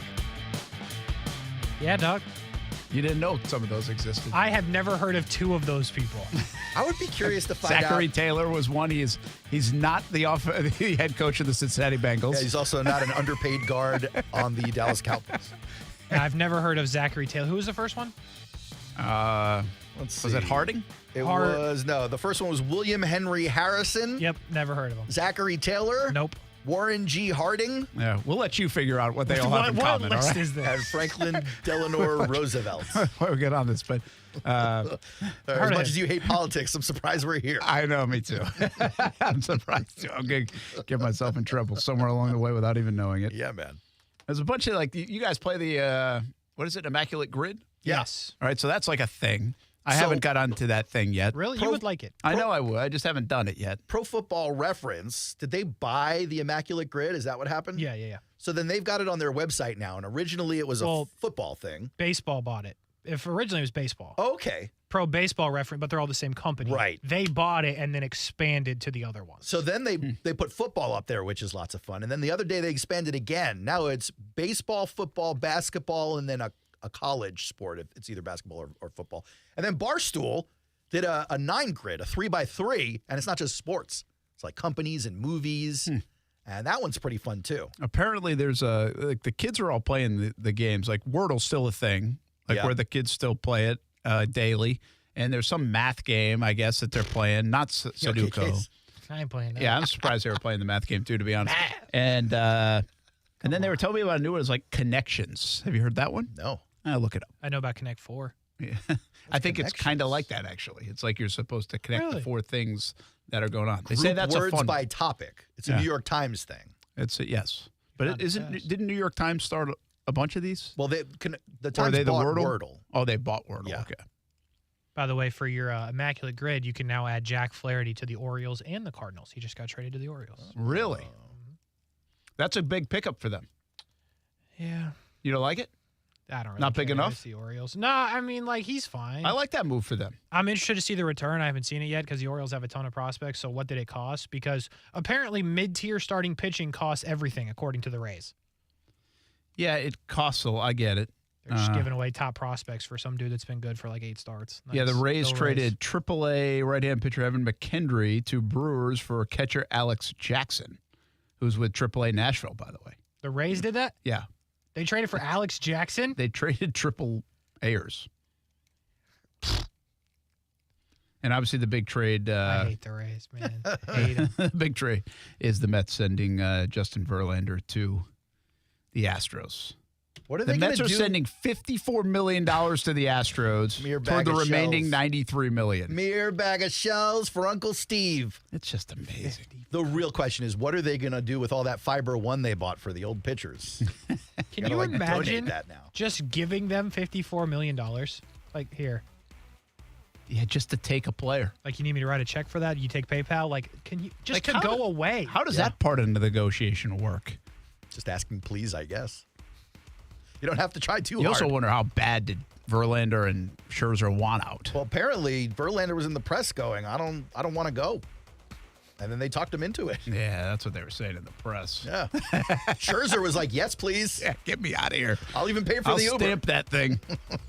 Overtime with Kurtz and Middleton coming up next. Jacksonville Jumbo Shrimp after that. We're back at it tomorrow, 3 p.m. until 6 p.m. We'll have our Committed to the Uncommitted scholarship presentation tomorrow from the Nick Buick GMC. And tonight on TV, CBS 47 and Fox 30. Join us for First and 10 training camp, 11:15 on both stations with Action Sports Jacks. Have a good night. Let's do it. Ready? 1, 2, 3. Do ball. Have a good night, everybody.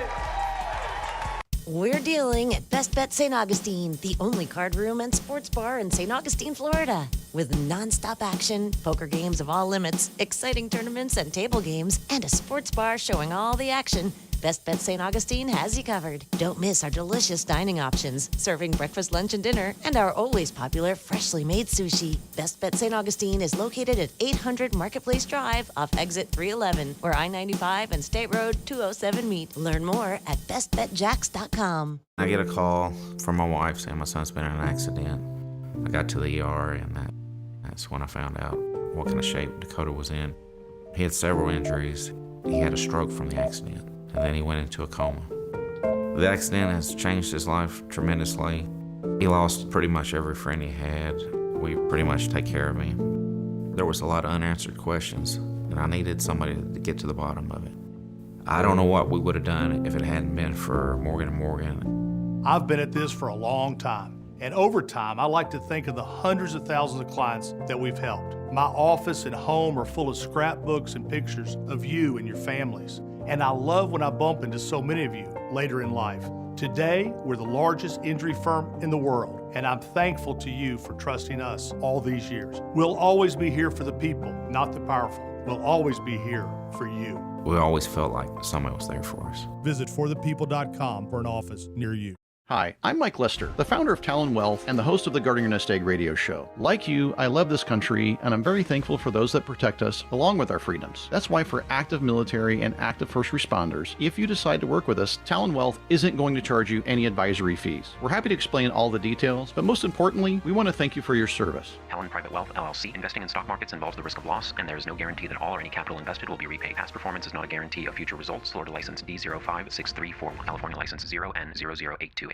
We all know how it goes. The knee pain just keeps getting worse. The back pain, the shoulder pain, the hip pain. Well, don't let them tell you steroids and surgery are your only option to fix the pain. Take my advice now and call QC Kinetics and get a free consultation for more information. 904-274-5522. Hey, everybody, it's Brent Martineau. QC Kinetics can make that pain go away with all natural, advanced regenerative medicine. They're helping people here in Jacksonville every day with these amazing natural treatments that restore and repair damaged joint tissue. It's like turning back the clock. Regenerative medicine uses concentrated healing agents from your own body to stimulate that damaged tissue in your joints so they can work like they're supposed to. And there's zero downtime. QC Kinetics is the nation's leader in this exciting medical breakthrough, and patients in Jacksonville are getting real lasting relief and are saying no to surgery and drugs. Call QC Kinetics now for a free consultation, 904-274-5522. They're in Mandarin and Ponte Vedra, 904-274-5522. Call QC Kinetics. WOKV Jacksonville. Listen live everywhere you go on ESPN690.com. ESPN 690, a Cox Media Group station.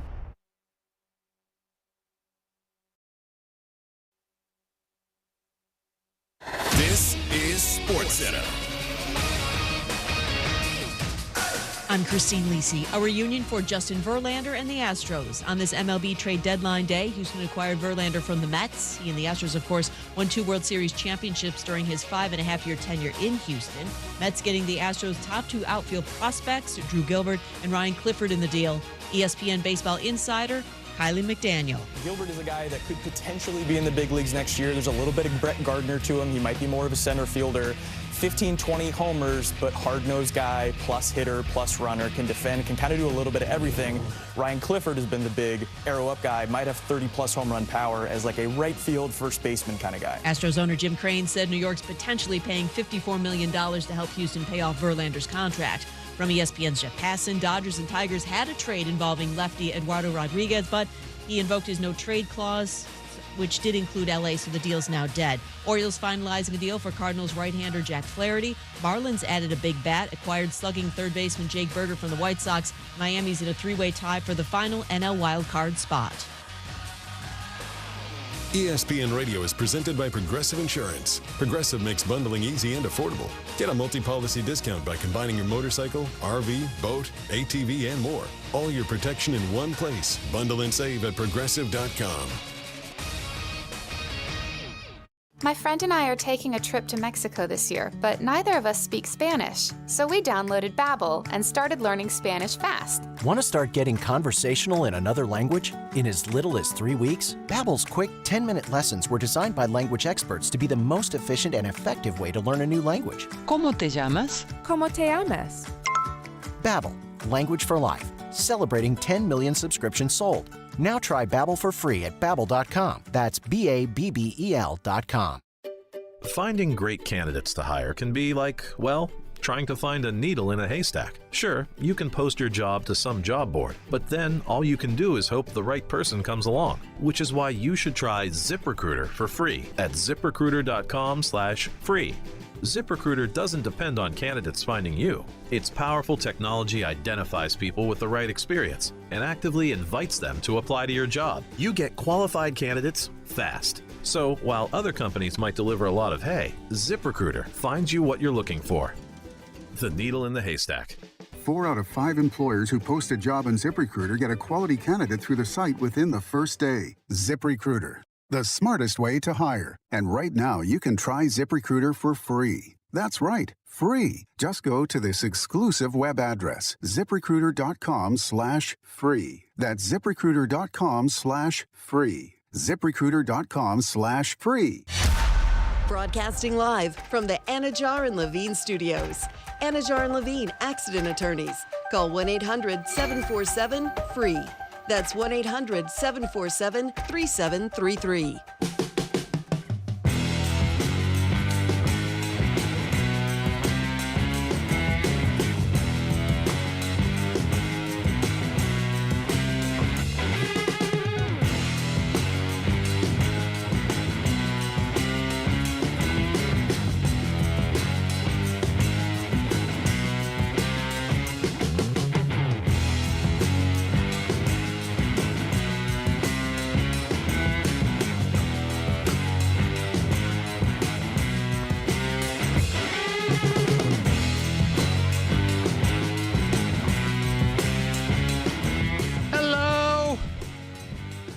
Back.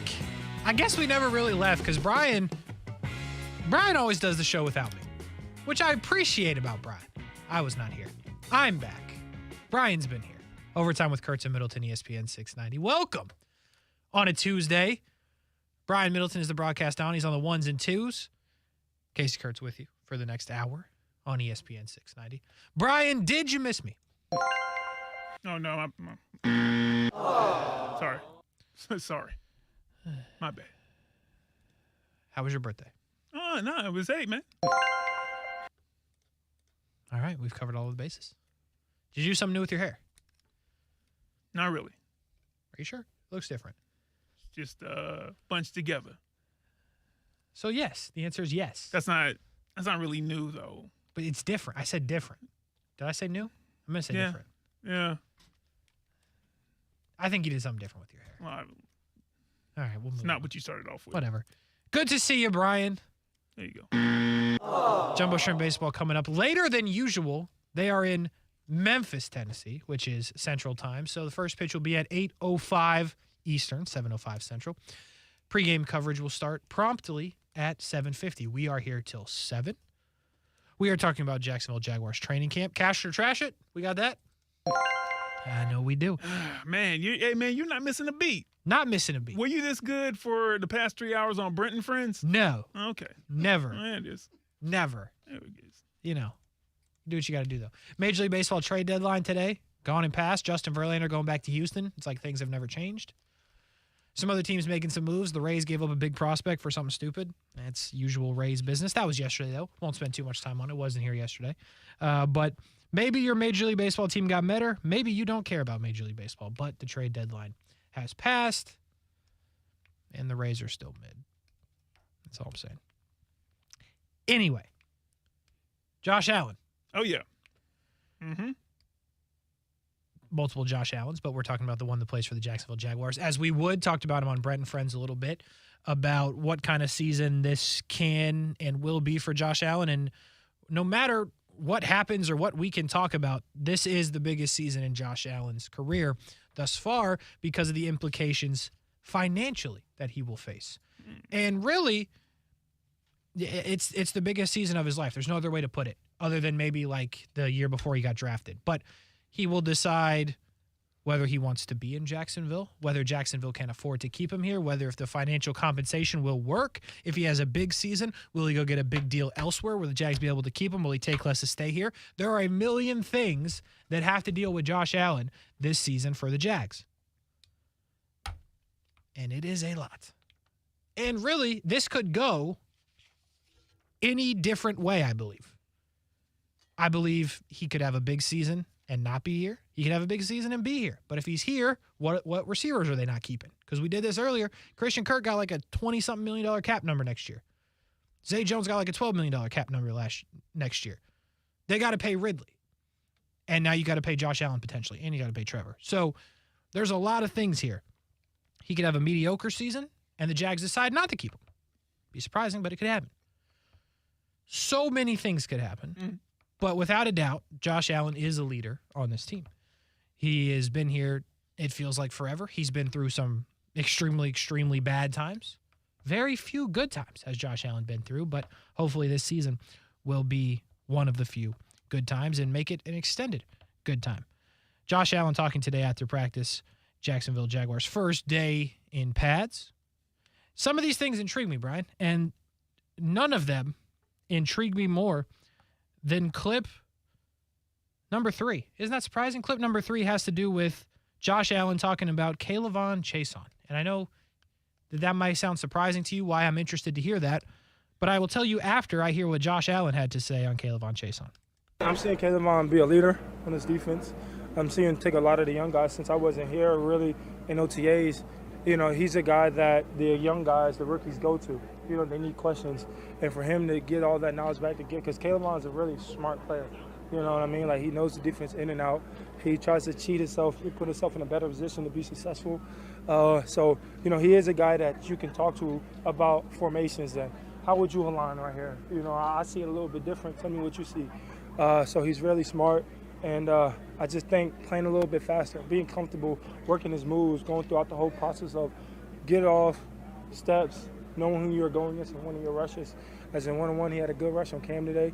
That was a thought-out plan, and he executed it really well. He continues to grow on that. He'll have a lot of good opportunities. I think there's a lot there. And although I do want to say this before I say this next part, although I have been critical of Josh at times on the field, extremely respect what he has to say. Very respected player by his teammates, hopefully by the fans, but myself included, that when Josh is one of those guys that when he talks, you listen. And to hear Josh talk about K'Lavon in that way where, yeah, you know, the younger guys, they can talk to him about formations and whatnot. And when I first heard that, I was like, really? And then I kind of forget that this is year 4 for K'Lavon Chaisson going into it. He's been here. Now, granted, the defense has changed a couple of times while he's been here. And, yeah, the stats are not great. He has 3 sacks in 3 years. He was a first-round pick. I understand that. But to hear Josh say the leadership role that he has taken on, what he can provide for some of these younger guys like the guys they drafted, even a Jordan Smith who hasn't played a lot, although he's been drafted a couple of years ago. They have guys in the room that need to be mentored. Trayvon Walker comes to mind here as well, even though Trayvon already has better career numbers than K'Lavon Chaisson. So I think it's interesting that that's how Josh sees him. That's how potentially the young players see him. And this comes back to the bigger point that is, Brian, they have to find sacks. They have to find pressures. They brought Smoot back. I think that was a good move. Injury-wise, we're not really sure where Smoot is going to be at for a little bit of time. Trayvon needs to get better. You've got Josh, but you got to find sacks still. You got to find that Arden Key production, and we've talked about that a lot on this show. We've talked about it on Brent and Friends, that you got to find plays from guys. And could K'Lavon Chaisson be the guy to fill that role? I'm not saying that he will be, but I'm saying that he's a strong candidate, and when I hear Josh Allen say those positive things about him, it at least gets me intrigued. You or no? Not intrigued in the sense of, I think the general sense where you're just like, hey man, maybe this is the year that he puts it together because of what Josh Allen says. I would be intrigued solely from this purpose, and you brought it up.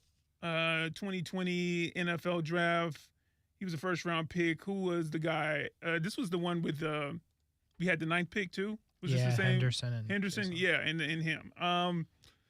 And, you know, coming into the situation, the Jags organization was really sick, you know, figuratively. Whether you want to call the roster, the chemistry of the roster, the coaching, it was all in shambles.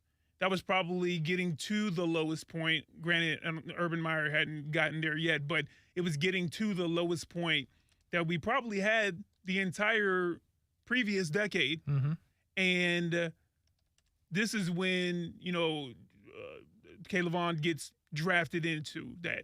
And granted, you start thinking about first-round picks, Kasey, and you're like, we pick you in the first round. We think that you're a cornerstone. We think that you persevere beyond going to a poor team. Like you should be able to still show us what you have, even if it doesn't result in a 9-8 or at that time 9-7 record, or heck, even a 7-9 record. Even if we're pretty terrible, you can still show us, okay, this is what we got. Now we're building with him. And we didn't have that chance with Chason, and I know he's dealt with some injuries as well. But to this point is why I am intrigued. He just turned 24. He just turned 24, I think, like last week. I think that's what I saw on X or Twitter, whatever they're still calling it at this point. Sure. And because of that, and also him being healthy, or them getting him all the way back to, his healthiest point, and Kasey, the consistency of the environment around him, that's what intrigues me. Josh Allen has a front row seat or a front field seat, however you want to frame that, to other guys' development. Mm-hmm. And, of course, we don't think that, especially someone like Josh Allen, would come out and roast, a teammate like Sean Payton did to Nathaniel Hackett. But the fact that he is saying, hey, you're able to teach the younger guys behind you, which is crazy to think he just turned 24 and talking about the younger guys behind him. I know. And the new guys, then that does show that at the very least, you've picked up the defense, you're in the books, you know what's going on the field, to the point where if he doesn't have to think and then decide, oh, this is the right answer, if he can just react because it's muscle memory at this point, then yes, his talent still intrigues me. A guy who's 6'3", 6'4", 250 pounds, and, we think that is an athlete and should be able to cause havoc, or at least be a part of a team, a defense that causes havoc. Yeah, that's the part that intrigues me more so than what Josh said. But it is like the icing on top to me to hear, Josh say that, specifically the mentorship and the ability to teach the defense, the scheme, at least his position-wise, to others. And it goes back to what I said about Josh Allen, but it is also the biggest season in the life of Kayvon Chason, because the Jags have already said no thanks on the 5th-year option. He's a first-round pick. They do have one of those. They said no. And now Kayvon Chason will play this year, and he will either be a free agent. The Jags will potentially keep him. But 3 sacks in 3 years ain't, not a lot of money out there to be found. Now, granted, he was a first-round pick. Somebody will take a chance on him. That's usually how it works if the Jags do not. But another Jags pass rusher that needs a big season to keep his career potentially in the league, or at least the opportunity to play snaps in the league. And I like that, because they now have 2 guys who, and I don't want to say they weren't motivated before, because clearly they were, but they have 2 guys that are going to be, we believe, playing at the top of their game to get paid. And that is a good thing for this team. Another guy who is not yet ready to be extended or paid or any of that, but needs to take a step, is Travon Walker. Josh Allen knows him well. It is clip 4. Brian, what Josh Allen expects from Travon Walker here in year 2? My expectations for Travon is to dominate. It's not up to me if how I expect him to be. It's what he expects from himself. And the conversations that we do have is he expects him to be Travon Walker. And so whatever he tells me, that's my expectation for him, and I'm going to hold him to that just like he does with me. So I expect him to dominate and to really show up and show out from the beginning to the end. Well, that's pretty simple. You just got to dominate. That's what we expect. Yeah, I mean, unfortunate is probably not the right word, but I'm going to use it. The unfortunate part for Travon Walker is this will always be graded on a curve. And after one season, can he ever be the number 1 overall pick pass rusher? Myles Garrett. I don't know. But that's something he's going to have to live with. And then, immediately after that, the first bar that he has to at least get somewhat close to this year is he better than Aiden Hutchinson? So now that's two things that are at least somewhat, well, they're extremely hard to live up to, but maybe somewhat fair and unfair in a sense. But that's just where we are. And then you have Josh saying that he expects him to dominate. I wonder what that looks like. Because I'm just going to say it, I would be shocked if there was total domination from Travon Walker. I would. I think he's a freaky athlete. I think he has potential to have double-digit sacks, hopefully. But what does domination look like from that guy? Because he is a crazy athlete now. But there is no doubt that he has to be better. He has to be better. They, as a whole, on defense need to be better. And again, they have sacks they need to find. They have pressures they need to find that Arden Key gave them last year that is now gone. I said, can Kayvon Chason pick those up? Can Travon Walker just pick those up? And then whatever Kayvon Chason gives you, whatever Yasir Abdullah gives you, whatever Lacey gives you is extra. That's what they really need. But I don't know. What does domination from Travon Walker look like to you if you had to pick it out in your head? Quick side note. Okay. Kenyon Middleton. Did I say that name right? This is like a pitcher. Kenyon Middleton. Yeah. He decent? He good? Should I be like, what's up, cuz? Yeah. On IG, on X. Yeah, you can claim him. Okay. All right. What does domination look like for? Did he get traded? It looked like he did. Either to the White Sox or to the Yankees? To the Yankees. From the White Sox. Okay, there we go. Yeah, you can claim him. Anyway, go on. Domination for Travon, that is going to be a simple answer. It is going to be a guy who is going to be a perennial double-digit sack getter. I think that's what you ask for from a guy who you want to be that freaky athlete on the field and be the cornerstone of your defense. Because we're talking about number one overall picks. Jacksonville had two of them. The other one is Trevor Lawrence. Yeah, it worked out. So the mindset, whether it's fair or not, is like, all right, at some point you're going to be the quote-unquote quarterback of the defense. Now, you might not be, Foye, middle linebacker, calling out plays per se, but you are the tone setter of that defense. And if you don't get to the quarterback, it's because you're taking up two guys and somebody's chipping you, and that's freeing everything up for Josh Allen or Smoot or whoever is on that, on the line, like whoever is getting to the quarterback or blowing up the run. So that is a simple answer. It's a layman's answer, someone who has not been on an NFL team, and I get it. The argument, is he better than Aiden Hutchinson? Maybe in the deep recesses of his mind, that's a bit of a chip, and he uses that as motivation. But ultimately, if he gets on this team, he's on the team. If he gets on a roll and it starts rolling to the point where you're just like, it's dominant, and it looks like 9.5, 10 sacks, and the Jags are 12 and 5 and got a top 5 to 7 defense, and he's a big reason why, then he lives up to that. He lives up to that number one overall pick. Again, it's unfair.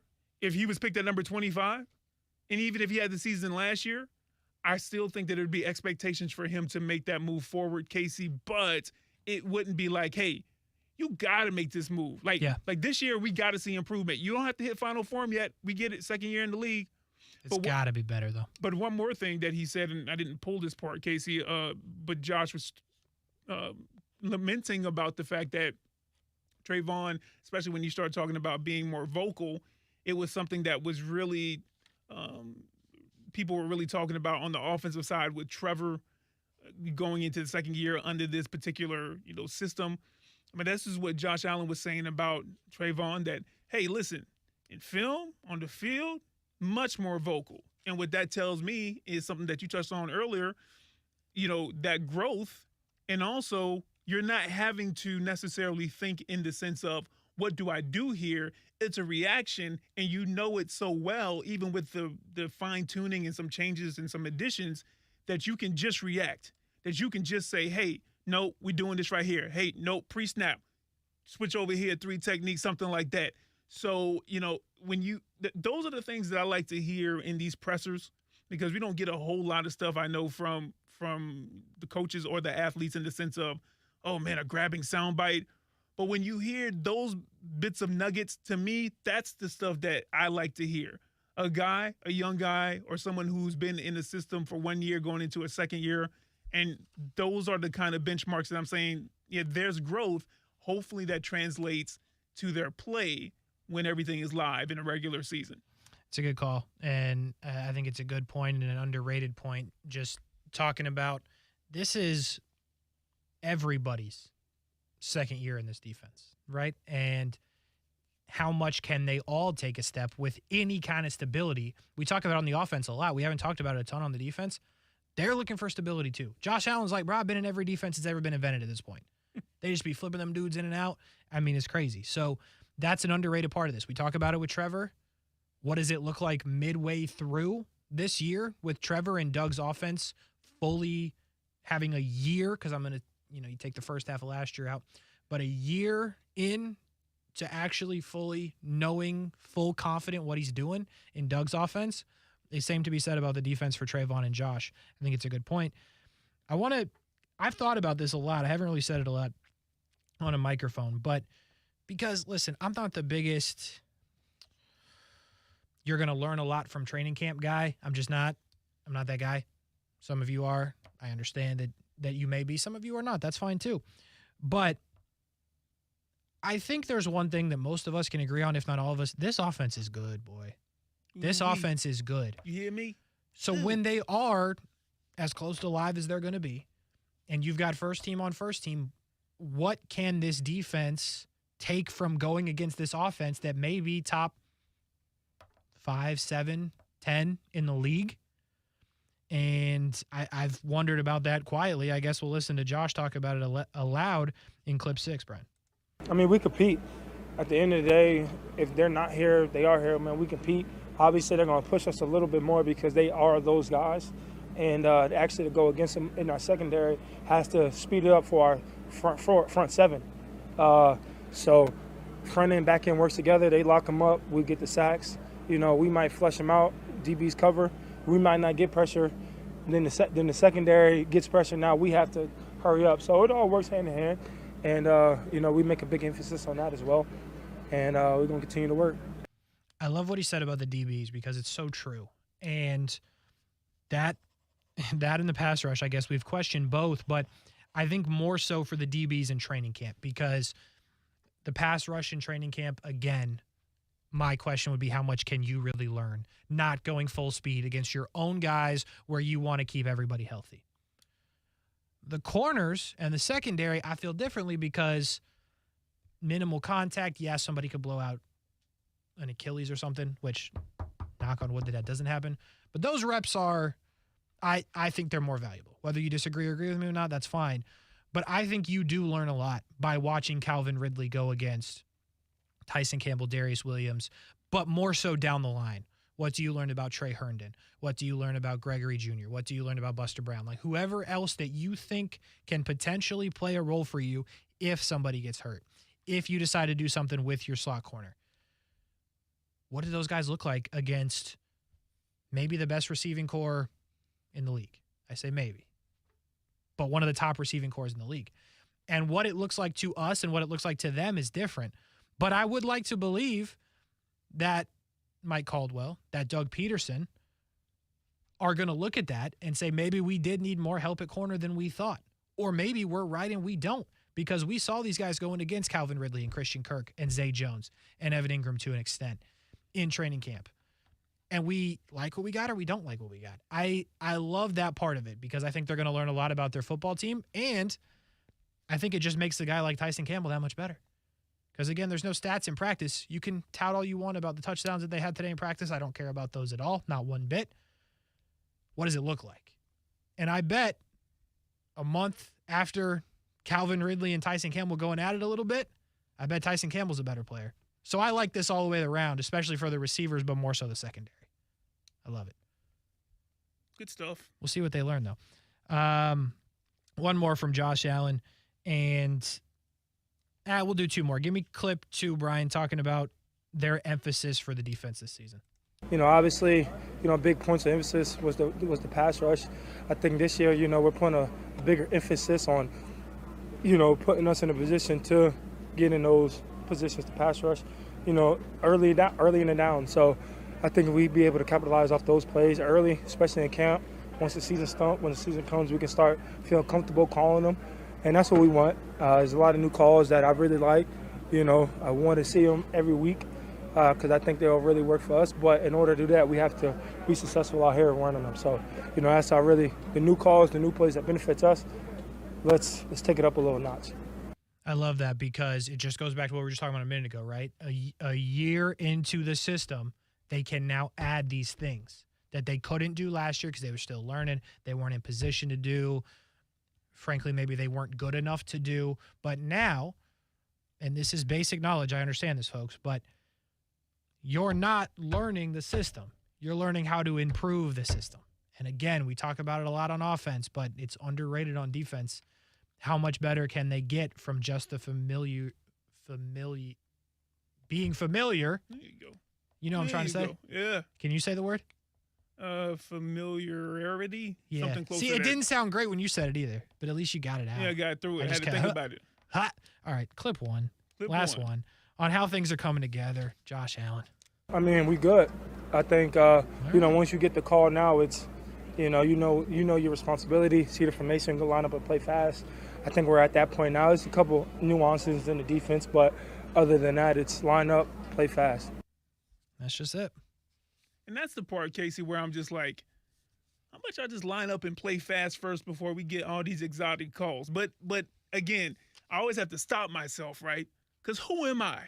Who am I to question Doug Peterson and Mike Caldwell and those guys who have been in the NFL personality? It's literally our job. A cup, even if they're in there for a cup of coffee or a practice squad. But, I love the fact that they're adding on. I love the fact that it's not a implementation. It's more of a like I said, fine tuning of a system. Like you said, making the system better, right? Mm-hmm. How much I just play fast? I think we got the guys, and once you start playing fast, and then people start going towards that, then those exotic calls and being in certain places and changing up coverage. But, hey, I guess this is going to be the time to learn it regardless if you're going to start off with that or not based off the game plan, based off the team that you're facing. Here's what I like about playing fast and just that quote from Josh Allen is, boy, do they have athletes. Yeah, they do. And now, granted, every team in the NFL is like, yeah, we like our athletes, but, like, you telling me Trayvon Walker playing fast, Josh Allen playing fast, Foye playing fast, even their big guys, like you give me Roy Robertson Harris fast, like I'm into like they fast like and it. angry. Fast and angry. Good I luck, like it. AFC South. You need it. You're gonna need it. AFC South, man. The Jags are in one heck of a position. I just saw my favorite kicker in the world a couple days ago. Talking about the most consistent kicker in Jags history, according to you? No, well, I mean, yeah, McManus. Oh, right. Sorry. 60 yards, 65 yarders, boom, boom. Huh? I try to tell y'all.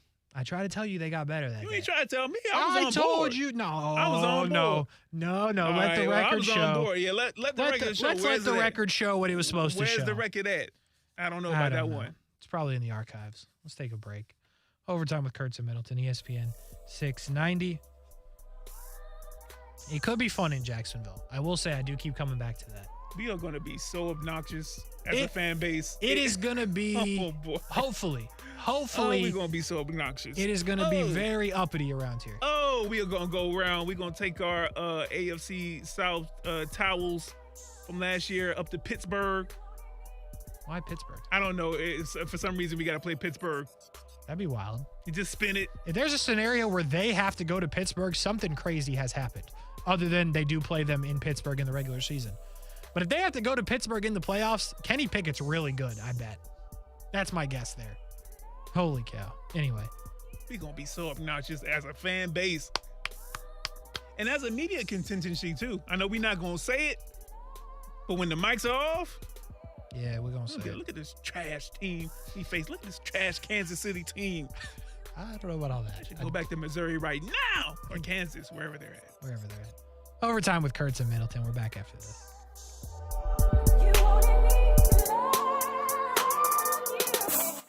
Now, the First Alert forecast on ESPN 690. A inland shower storm early. A lot of dry spots closer to the coastline. We'll see temperatures overnight drop from the 80s into the 70s. Partly sunny and isolated inland shower storm for Wednesday. Highs about 90 degrees. From the Action News Jax First Alert Weather Center, I'm meteorologist Garrett Biedenball. The Weather Center is brought to you by Beard's Diamonds. For a limited time, get 5 years, 0 interest, only at Beard's Diamonds. It's the Big One sales event going on now at Arlington Toyota Pre-Owned. Buy a pre-owned 2019 Toyota Corolla for just $1,000 down and $288 a month. Or you choose a pre-owned 2020 Camry, RAV4, or Tacoma for just $1,000 down and $388 a month. Arlington Pre-Owned has over 400 used cars in stock and more than 100 vehicles under $18,000. You even get 30 days to love your pre-owned purchase or exchange it. Shop the Big One sales event, 10939 Atlanta Boulevard and ArlingtonToyota.com. Visit ArlingtonToyota.com/offers for full details. Hi, this is Stan Nagel for Energy Seal Foam Insulation. Do you have a metal building that you're burning up in? Call us today and let us fix it. Call Energy Seal to have spray foam insulation applied to your metal building. 888-306-3626. EnergySealToday.com. 888-306-3626. Your Jacksonville Sharks are in the playoffs. Fans, pack the tank and give them the strength to fight for victory to the championship game. Get your tickets today. Call 904-621-0700, 621-0700, or jacksharks.com. Fins up. Hammond Air Conditioning is North Florida's most trusted authority for air conditioning services. And Hammond has the best financing, where you can get a brand new high-efficiency system for as low as $70 per month. And that's with a 10-year warranty. Go to hammondair.com. Got chronic joint pain but want to avoid steroids and surgery? Take some advice from pro football legend Emmitt Smith. Call QC Kinetics. Let QC Kinetics help you improve your quality of life with biologic therapies that get your body to repair and restore damaged tissue. These exciting new regenerative treatments from local medical professionals can help your body heal itself with lasting pain relief. Trust me, you want to avoid surgery if you can. Check out these biologic treatments to see what your options are. QC Kinetics. Restorative, regenerative solutions with no downtime, no surgery, no drugs. I'm talking about joint pain we all can relate to in your knees, your shoulders, your hips, and your lower back. They'll get you feeling good again. Get relief now. What are you waiting on? Make the call to QC Kinetics. Tell them Emmitt Smith sent you. Call QC Kinetics, 904-274-5522. That's 904-274-5522. 904-274-5522. ESPN 690 is home for the Florida Sportsman Fishing Show hosted by Captain Rick Riles. Tune in every Saturday morning from 7 to 9 a.m. to find out what's biting now. Fishing so fresh, you can almost smell it. And we're live here outside the Perez family home, just waiting for the... And there they go, almost on time this morning. Mom is coming out the front door strong with a double-arm kid carry. Looks like Dad has the bags. Daughter is bringing up the rear. Oh, but the diaper bag wasn't closed. Diapers and toys are everywhere. Ooh, but Mom has just nailed the perfect car seat buckle for the toddler. And now the eldest daughter, who looks to be about 9 or 10, has secured herself in the booster seat. Dad zips the bag closed, and they're off. But looks like Mom doesn't realize her coffee cup is still on the roof of the car. And there it goes. Oh, that's a shame. That mug was a fam favorite. Don't sweat the small stuff. Just nail the big stuff, like making sure your kids are buckled correctly in the right seat for their age and size. Learn more at nhtsa.gov/the right seat. Visit nhtsa.gov/the right seat. Brought to you by NHTSA and the Ad Council. So you're in the middle of a kitchen update, and you can't tell if that's a faucet stem or a flange. With the Home Depot app, doing doesn't miss a beat.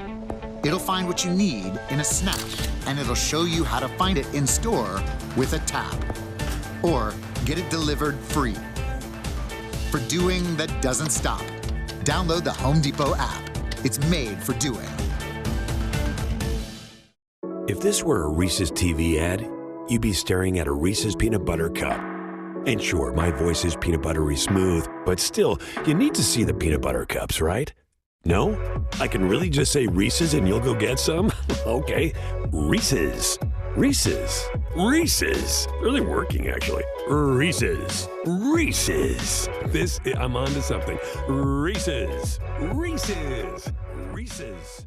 Action Sports Jax. Watch, listen, subscribe. You can watch us on CBS 47 and Fox 30. You can listen right here on ESPN 690. And you can subscribe to our YouTube and podcast, Action Sports Jax on ESPN 690. Action Sports Jax. Watch, listen, subscribe.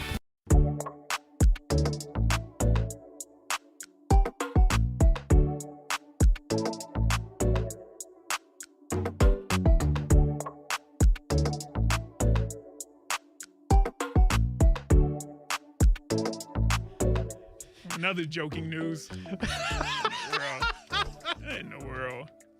ESPN is so rich. I love your company, Kasey. It's so rich. My company. That's amazing.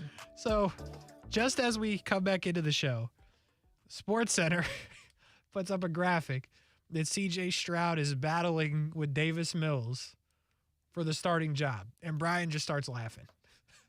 That's what Davis Mills did, too. Davis Mills is laughing like, come on, man. Give me this clipboard or this iPad now. It's iPads now, right? Microsoft Surface. Holy smokes. Oh, man. Just another good reason to feel good about the Jags, who have had a hard time with the Texans, to be real with you. Yeah. Not at the end of the season last year. Blew them out. But outside of that, boy, they ain't been beating the Texans since, like, Saxonville. It was, like, forever. So, like, I want to laugh at them. But, boy, until I look up and Jags got one more point than Houston, I'm just like, all right, we're going to find out. Now, the Anthony Richardson graphic that they have up here sharing reps with Minshew makes a lot more sense to me. I'm not laughing at that. Let me tell you the most reckless thing that's ever been written about anybody. So PFF, we did this today on Brent and Friends. PFF put out like what the kryptonite to the AFC South quarterbacks was. Okay? Okay. So like what's the Achilles heel, if you will, if you're not like a Superman fan and understand what kryptonite is. Anyway, Trevor Lawrence's was Urban Meyer. Anthony Richardson's was throwing the ball to a target. They wrote a whole article about how he can't hit a target. Man, they wildin'. He's an NFL quarterback. They would not do that in person. No, they would not. They would do the Urban thing in person. Sure they would. To Trevor. And Trevor, when the cameras are off, would probably be like, yeah. Oh, boy. Maybe when they're on, if you get the right scenario. You know what I mean? Yeah. They wouldn't do that to Anthony Richardson in person. That's wild. PFF be wildin'. I bet you they're all New England Patriots fans. That boy said throwing the ball to a target, Brian. Holy smokes. Cash it or trash it. Cash it or trash it. Tell them to bring me my money. On Action Sports Jax Overtime. That's old, man. What's the open that has Ponson? That is the alphabet game. Do you think we could send him in some voice work so we can get like all opens with all Ponson's voice? I got a number. You just burning it down on your way out, huh? You just like, I don't care at all. Hey, Jeez, I'm not on my way out. Huh? It's a figure. Shut up, man. It's a figure of speech. It's accurate. All right, cash it or trash it. We move on. Hold on, cash it or trash it. Cash it or trash it. Tell them to bring me my money. On Action Sports Jax Overtime. You're right. That's a good idea. All right, here we go, Kasey. If you heard that last couple of minutes, no, you didn't. You know what I mean? Dumb button in your head. Like Men in Black. Like you missed it, Doc. Kasey Kurtz. Yeah. You don't need the instructions. I don't. All right. Follow along and you'll understand how the game goes. Here we go. First up. Now, speaking of Anthony Richardson, things are going from bad to worse for the Colts of Indianapolis. First, Jonathan Taylor being vocal about his disdain for the way running backs are paid, specifically him. Then Jim Irsay in the most Jim Irsay way. Nice. And then another one of their running backs breaking their arm. Yep. And you still have the talented but raw and apparently unable to hit a target quarterback in Anthony Richardson, according to PFF. Yeah. The Colts are in a world of hurt. But cash it or trash it, Kurtz, as a long-standing Jags fan, even with all of the bad things that are happening to the Colts, nothing, and I mean nothing, makes you feel better as when bad things happen to the Tennessee Titans. Oh, cash it. Tell them to bring me my money. Yeah, listen, like, seeing bad things happen to the Colts is cool. Seeing bad things happen to the Titans, it's like a whole nother level. And I'm not talking like tragic bad, just like football bad. Right, not the breaking of the arm. Yeah, like I'm not happy dude broke his arm. Feel bad for him.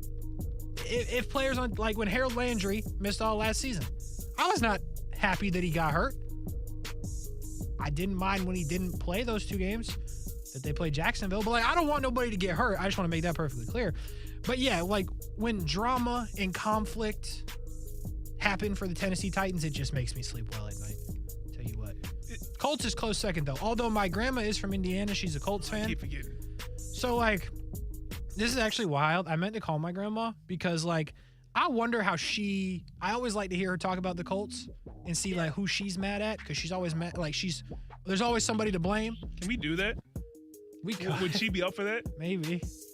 Talk to her sometime this week. Like when they hired Jeff Saturday, my grandma was like, yeah, Jeff Saturday, like he's a legend, like it's good. Oh, okay. And then like 2 weeks in, she's like, I don't like Jeff Saturday. Autumn wins with Peyton Manning out the window. God, 2 weeks. 2 weeks of coaching. But yeah, honestly, I missed last week, so I didn't get a lot on the Colts stuff. But holy cow, what a disaster! He got to just shut up. He got to shut his mouth really up just forever. Needs to shut up. Jim Irsay he didn't have to say anything. He already talked to Jonathan Taylor.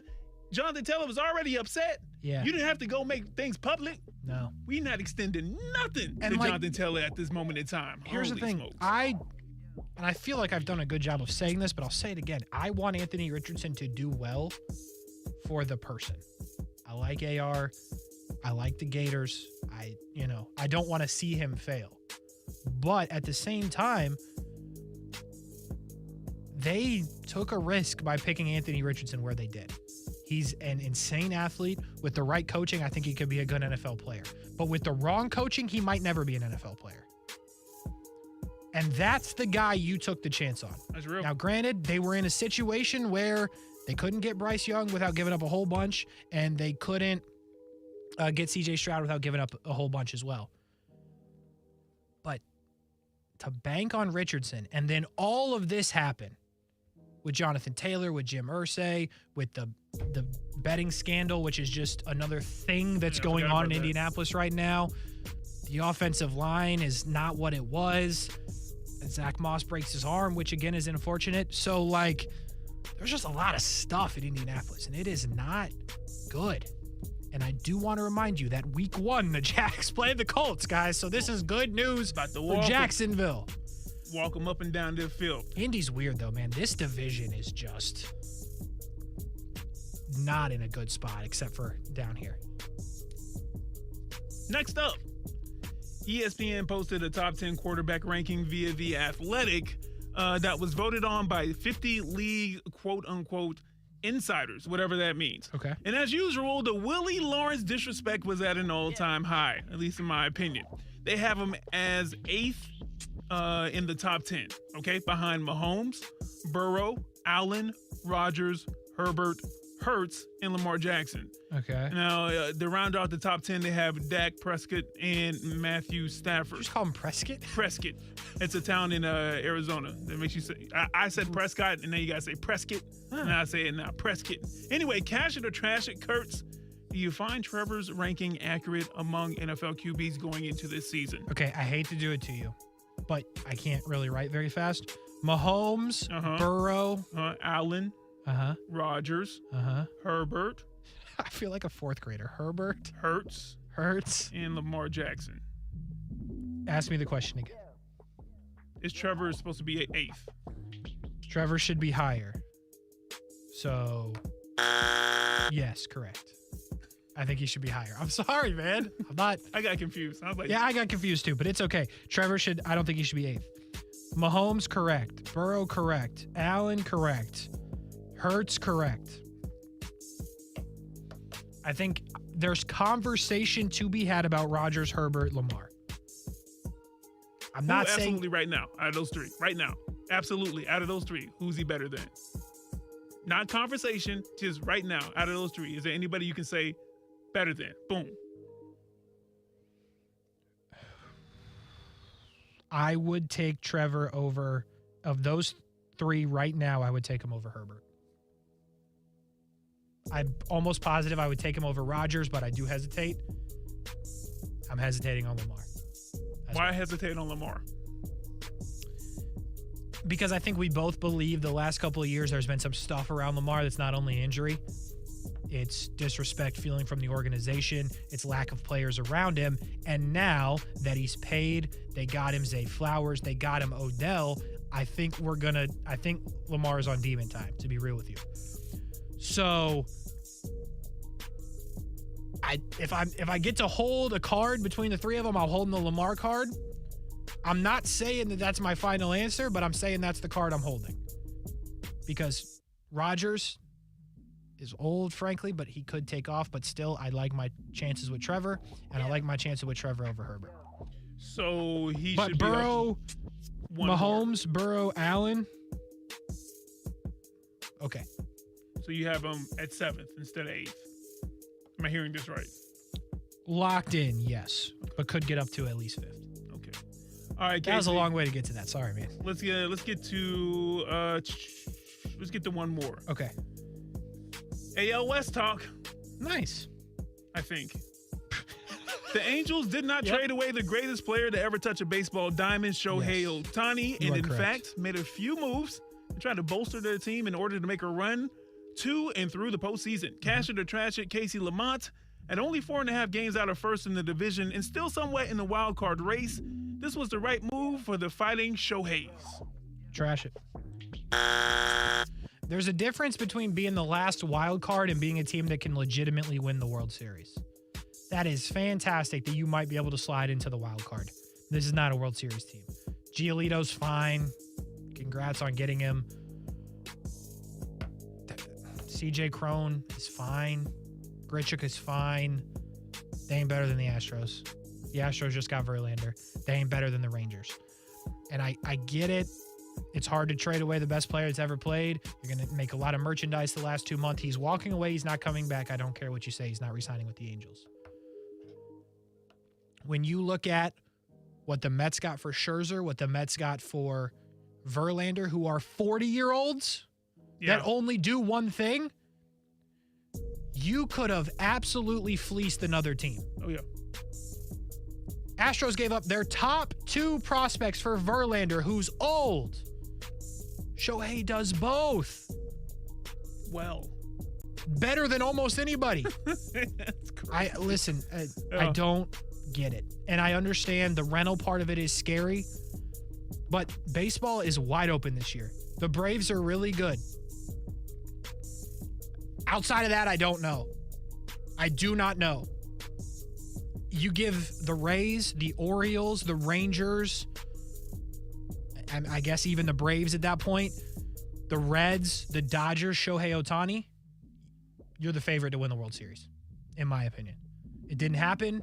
All of those teams had farm systems to make the move. Of course, you don't know if he's going to re-sign with you, so that's scary, but I really think the Angels should have traded him. But we'll see. All right, Kasey, 30 seconds left in the show, so that's it for Cash It or Trash It. Cash It or Trash It on a Tuesday overtime with Kurtz and Middleton. And as you just heard Brian say, we are out of here. Jumbo Shrimp Baseball is coming up at 8 o'clock. They will take on the Memphis Redbirds up in Memphis. But for Brian Middleton, I'm Kasey Kurtz. We're back at it tomorrow. No more vacation planned. Pads are on for the Jags. Football season coming soon. Have a good night, everybody. I want to eat a spicy chicken in my Tesla. Is it too much